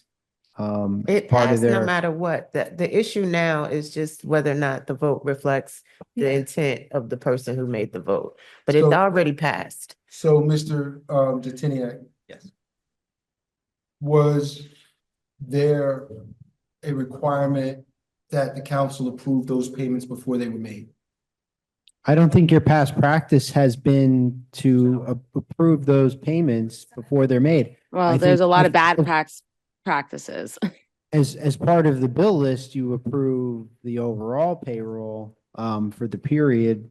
But not the terminal leave or retirement pay. Well, it would be included in the payroll. It's not, I don't think it's separately broken out so that you could say, all right, well, this component of the payroll is for accumulated sick and vacation. I don't believe, that was shown on the bill list. I think it's just sort of lumped into gross payroll. But you're essentially approving it if you're approving the gross payroll. So is that, all right, I can accept that answer. I can accept that answer. I can accept that. Can we move on? She wants to, she has offered a motion, she wants to revote. Over legal. Yeah, it's not legal. Right, so I mean, it still can happen. So I entertain, it takes 3 votes to pass it, see But if it it's gets already, 3 votes. it already passed, but my point is, if she's, you do this new motion to, where does it stand? Because if it's not legal, then it's still passed. You can't vote on a void motion. You can't. And you also would need either Councilwoman Castellino or Councilwoman Williams to rescind their motions, which neither of them are going to do. So can we move on to the next you're item on stuck. the agenda, 288324? But I think Councilwoman has clearly noted her dissatisfaction, so. Okay. Yeah, and if the comptroller comes to me, I'm gonna tell them that I was not for it. I tried to rescind it. And you guys wouldn't allow us. And if they come back and say we're violating, it's not on me. It's on all of you guys. Okay. No, Who it's. voted for it. No, If they no, audit us and they come back with a report, it's on you, not on me. All right, so it is duly noted. I want you to. Adamantly And I want to against go it. on record as well, as All I'm right, not. so Madam Clerk, please add to the minutes, specifics with regard to this particular conversation that, yes, perfect. I will. Yes, Councilwoman. I want to note that I did not mean that I wanted to vote no on this.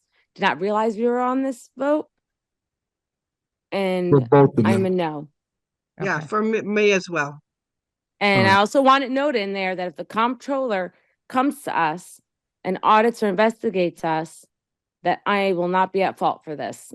That's what I'm claiming and putting out there. Me too. I want to be on record as a no. In every. Put it on the record. It's on there, so, but just in the minutes. Yes, I will which make sure. Be very, Diligent. yeah. Specific. All right, Because 2020. I will send them the minutes. And we'll be reaching out to them tomorrow to let them know what happened, Okay. just to be very transparent. All right, 2883. Yes. An ordinance amending chapter 25, section 24.7. General ordinances of the Township of West Orange filming. Is there a motion to? I move for introduction on for second and final reading. Okay. Is there a second? Second. Thank you. So I have, I won't. Okay, oh, that's okay, go ahead. You gotta do introduction. the whole hearing for the public first. Okay. Well, I have to take a vote on that. So Oh. Councilwoman Castellino, Yes. Councilwoman Geber Michael, No, because our fees are too low in comparison with other municipalities. Councilwoman Scarpa, No. Councilwoman Williams. Yes. Council President Rutherford. Yes. Okay, I'll discuss. now. Well, no, public comment first. That's right. Open, public comments open, public comments closed. Now discussion. Okay, so I started this conversation last time because I did not get a chance to, I started looking into it and I don't agree with this. I still don't agree with this. I think our fees are too low for what you want to change it. So briefly talk with Mr. Smeraldo today. So if we pass this, the fees are still attached by I can amend the the resolution. resolution. And we don't have, can To we pass pull, this can ordinance, we pull the resolution? to Yeah. pass this ordinance, you're gonna pass saying that we Yeah, can that's set our true. fees through resolution. You don't, you have a resolution you still need to vote on. Right. So you can pass this motion, this ordinance, and then amend your resolution. Raise the So this fees. does the exact same thing as was done before. All this does is give us the capacity to change the fees by resolution instead of by ordinance. But No, because there was a lot of items There's- deleted in this ordinance. That's where I didn't get a chance to really, Okay, because we spent a lot of time on cannabis and okay. So 20 other things we were doing. the New Jersey Film Commission provided us with a sort of a model ordinance of what they require for municipalities to be designated film ready. That's what this ordinance does. All the changes that you see in the Right, ordinance. but I didn't match that up. That's where I was getting confused, to be honest with you, Mr. Boone, because I started reading the blanket one that was on the internet Mhm. for the film commission, and then I was trying to read ours with the red line, and it wasn't jiving for me. I don't know if I was not interpreting the changes. I just didn't have time to really. Okay, because I didn't have time to really sit and review it like I do some other items. so I can say that, so for example, while most ordinances will have like the actual permit fee. The way we set it up. which It's gonna is go through consistent, is resolution. through Resolution. I'm fine with Fine. that, but there was But other that's not- items. No, but there's other items in there. I mean, my hesitancy was I didn't get a chance to really review it like paragraph by paragraph, like really break it down. It was a quick read. And I focused more on the pricing with other towns.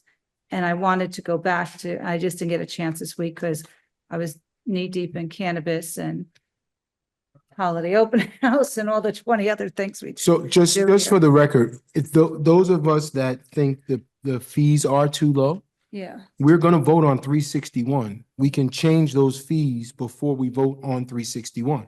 It's a okay. resolution. I just want to make sure the language in the ordinance that was changed, because what they did was they also made language, because at first I was okay with it, and a lot of it was we deleted a lot of things in our ordinance. Right, correct me if I'm wrong? There are definitely changes, there are significant changes. Yeah, and I didn't really get a chance to wrap Well, my thought around that was like, that's what we had to do to be a film-ready town. Is that not right?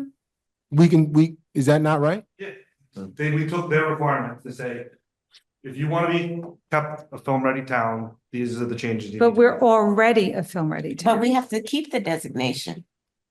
Yeah.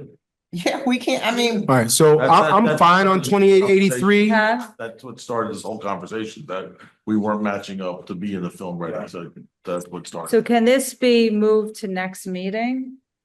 Is there a time frame concern? Starts over. So if it doesn't go tonight, we gotta start Go over. from first reading. Right. Oh, let's please pass this. So I'm fine on 2883. I think we do have to have some discussion on 361 to raise the level of the fees, but I'm fine on 2883. So I move for adoption on second and final reading. Second. Because then you have to re-advertise everything? Yeah, everything. Yes, start all over again. All right, it's been properly motion and second. What does that entail? Wait, I'm not done, council. What is? It has to be, same thing. It reintroduce, it has to be advertised for public hearing and then a couple of weeks later or whatever, you put it back on and And it's look, approved. we can't even guarantee that our next council will want us to be a film ready community. So I think it's best that. Well, I we mean, if pass they don't this want and us to, you they make can it always so undo it. That's true. Well, it has nothing to do with the studio. That's a separate action. This is, well, it does have everything. It to do does with have the studio, everything to yeah. do with the studio. Everything is interconnected. I mean, Alright. they could undo it if that was their choice. Yeah. They could still undo it. Well, Right, they'd have to we go through the capacity to process. Come out and raise hell. Yeah, And Mr. Smeralda, you reviewed it? All right, so are we ready to vote on? Yeah, 2883? Yes. I'm gonna vote yes, but I wanna, Well, Madam Clerk. keep- Councilwoman Castellino, yes. Councilwoman Geber Michael, No. Councilwoman Scarpa, No. Councilwoman Williams. Yes. Council President Rutherford. Yes. 2885. The motion carries. This is Comcast. Is there I a move motion for to the introduce? introduce on second and final reading. Second. Okay. Public comment is open. Public comment is closed. Seeing no one here. I move for adoption on second and final reading. Second. Did you even call for the vote? I did not. I know, so you want to go back and do that? Okay, so on the first motion, Councilwoman Castellino, Yes. Councilwoman Geber Yes. Michael, Councilwoman Scarpa. Yes. Councilwoman Williams. Yes, Council President Rutherford. Yes. Motion carries. and then now on the adoption. And now we have a motion and a second. So Councilwoman Castellino, Yes. Councilwoman Geber Michael, Yes. Councilwoman Scarpa, Yes. Councilwoman Williams. Yes. Council President Rutherford. Yes. The motion carries. Now do we go back and- Ordinances on first First reading. 2887-24, an ordinance creating a reclassification and salary schedule of certain Township of West Orange employees, setting forth their titles, classification, and salary ranges, and adopting a salary guide and establishing the employee's status as a Township employee under the guidelines of the New Jersey Department of Personnel. For introduction on first reading. Second. And this is the one where I had the question about whether or not we needed to do as amended with the change that we just did in executive session. Or does this encompass? So no, this encompasses, Okay. so Thank you. it was set up to incorporate, the Any of the contract. updates? We're Okay, just doing a different step. okay, great, thank you. Councilwoman Councilwoman Castellino, Yes. Councilwoman Geber Michael, Yes. Councilwoman Scarpa, Yes. Councilwoman Williams. Yes, Council President Rutherford. Yes. Okay, and in Resolutions, 339. What do we have to? yeah, but in pending matters, I wanted, we have to discuss, Zoom call. meeting, Zoom meeting. All right, but let's, can we do the All right, rest? I just want, Yeah. fine, that's fine. All right, so 339, for Councilwoman Scarpa, Councilwoman Geber Michael, resolution of the Township of West Orange, County of Essex, State of New Jersey, providing for the issuance of special emergency notes in an amount not to exceed 1.8 million to fund contractually required severance liabilities resulting from the retirement of employees in the township. This is the resolution That goes along with the ordinance 2881. that will allow them to bond, right? Now, does this take 3 or 4 votes? This is a simple majority. Okay, I'll make a motion. I second it. Okay, the motion is to approve. yeah. Okay, Councilwoman Castellino, Yes. Councilwoman Geber Michael, Yes. Councilwoman Scarpa, Yes. Wait. No, wait, Wait. this, Wait, no, I'm a no.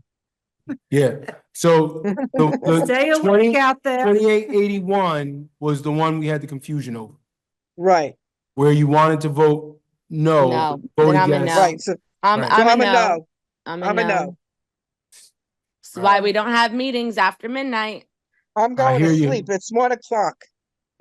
I know, we're still here. I We know. all have work tomorrow. It's All right. no. Okay, I'm gonna start the vote over. Councilwoman Castellino, Yes. Councilwoman Geber Michael, No. Councilwoman Scarpa, No. Councilwoman Yes. Williams, Council President Rutherford. No, So what happens now? Our taxes go up. Yeah, your taxes are gonna go up Taxes go up. 3% starting base because you chose not to bond over a 5-year period. Either we pay it in a one shot for coming up, or we pay it over 5 years. Interest on interest. $1.8 million. That's So- right.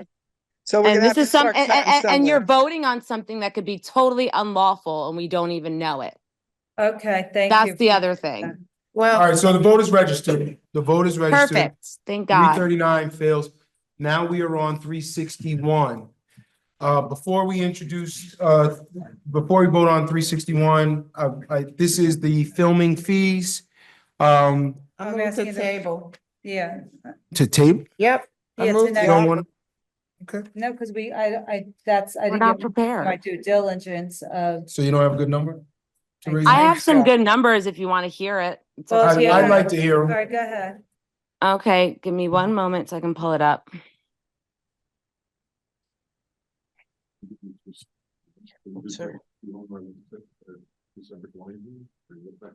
Yeah, you could do that. I just asked the table. You could table. Yeah, this is not urgent. Let's do that. Just Yeah, can we table it. Table it. I move to table, For the please. 20th. All I'll right. second. Okay. Thank you. Aye. Is that a voice vote or? roll? No. Councilwoman Castellino? Yes. I vote To table. Councilwoman Geber Michael? I mean, sure, yes. Councilwoman Scarpa? Yes. Councilwoman Williams? Yes. Council President Rutherford? So. This I- the table? Yes. Yes. So I would just ask that whoever, Councilwoman Gavin Michael, Councilwoman Castellino, if you share with me what you're looking to do so we can get this in place. Absolutely. All All right, right. but can you also be helpful? I only have just a couple of towns information, but if you can compile a list. I'll resend you what I said before. Thank you so much because thank you so much. Yep. All right, pending matters, the matter of the 12/20 meeting for the purpose of the salary ordinance and the filming resolution. We need to decide on a time. I assume we're gonna do it via Zoom. Yes. It has to be done via Zoom. Okay, so we just need a time of day. What day is this again? It's a Friday, Oh, what's the number? 12/20. 20th.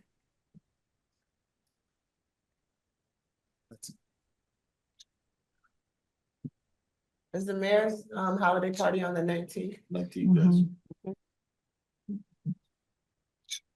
So You could do lunchtime, right? Or you can't? I got something that whole day. But let me see what it is, because I might. What do we need, like 5 minutes? How about the 20th? How about the 20th? It is the I'm doing 20th. lunch. So I could do. Yeah, we have to do it on the 20th. Okay, I thought you guys were looking at And the not gonna- 19th. I was confused. That's Oh, okay. no, You no, have to no, be on no, no, video. no, the 20th. Can we do it before the mayor's party on the 19th? No, you have to do it on the 20th. It's a 10-day. Oh, 10 day, okay. Yeah, Thank you. 10-day. But yeah, we don't have to see your pretty face. So can we do an early lunch that day? Sure. Can we do it like, say, 10:30-ish? I can't. Huh? I can't. I'm in school. She's in school till 12:15, so 12:15 is the I earliest we can't do can do it. 12:15.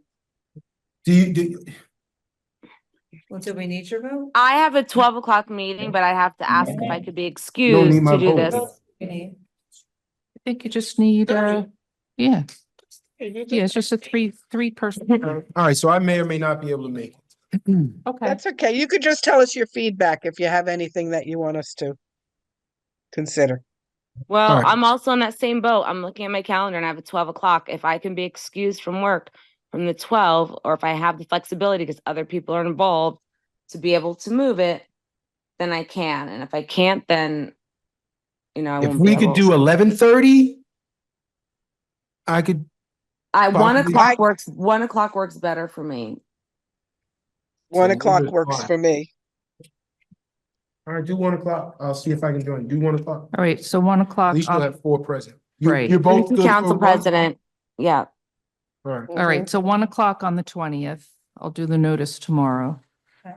Okay, or is there any other pending matters? Oh, I hope not. No. Excuse me.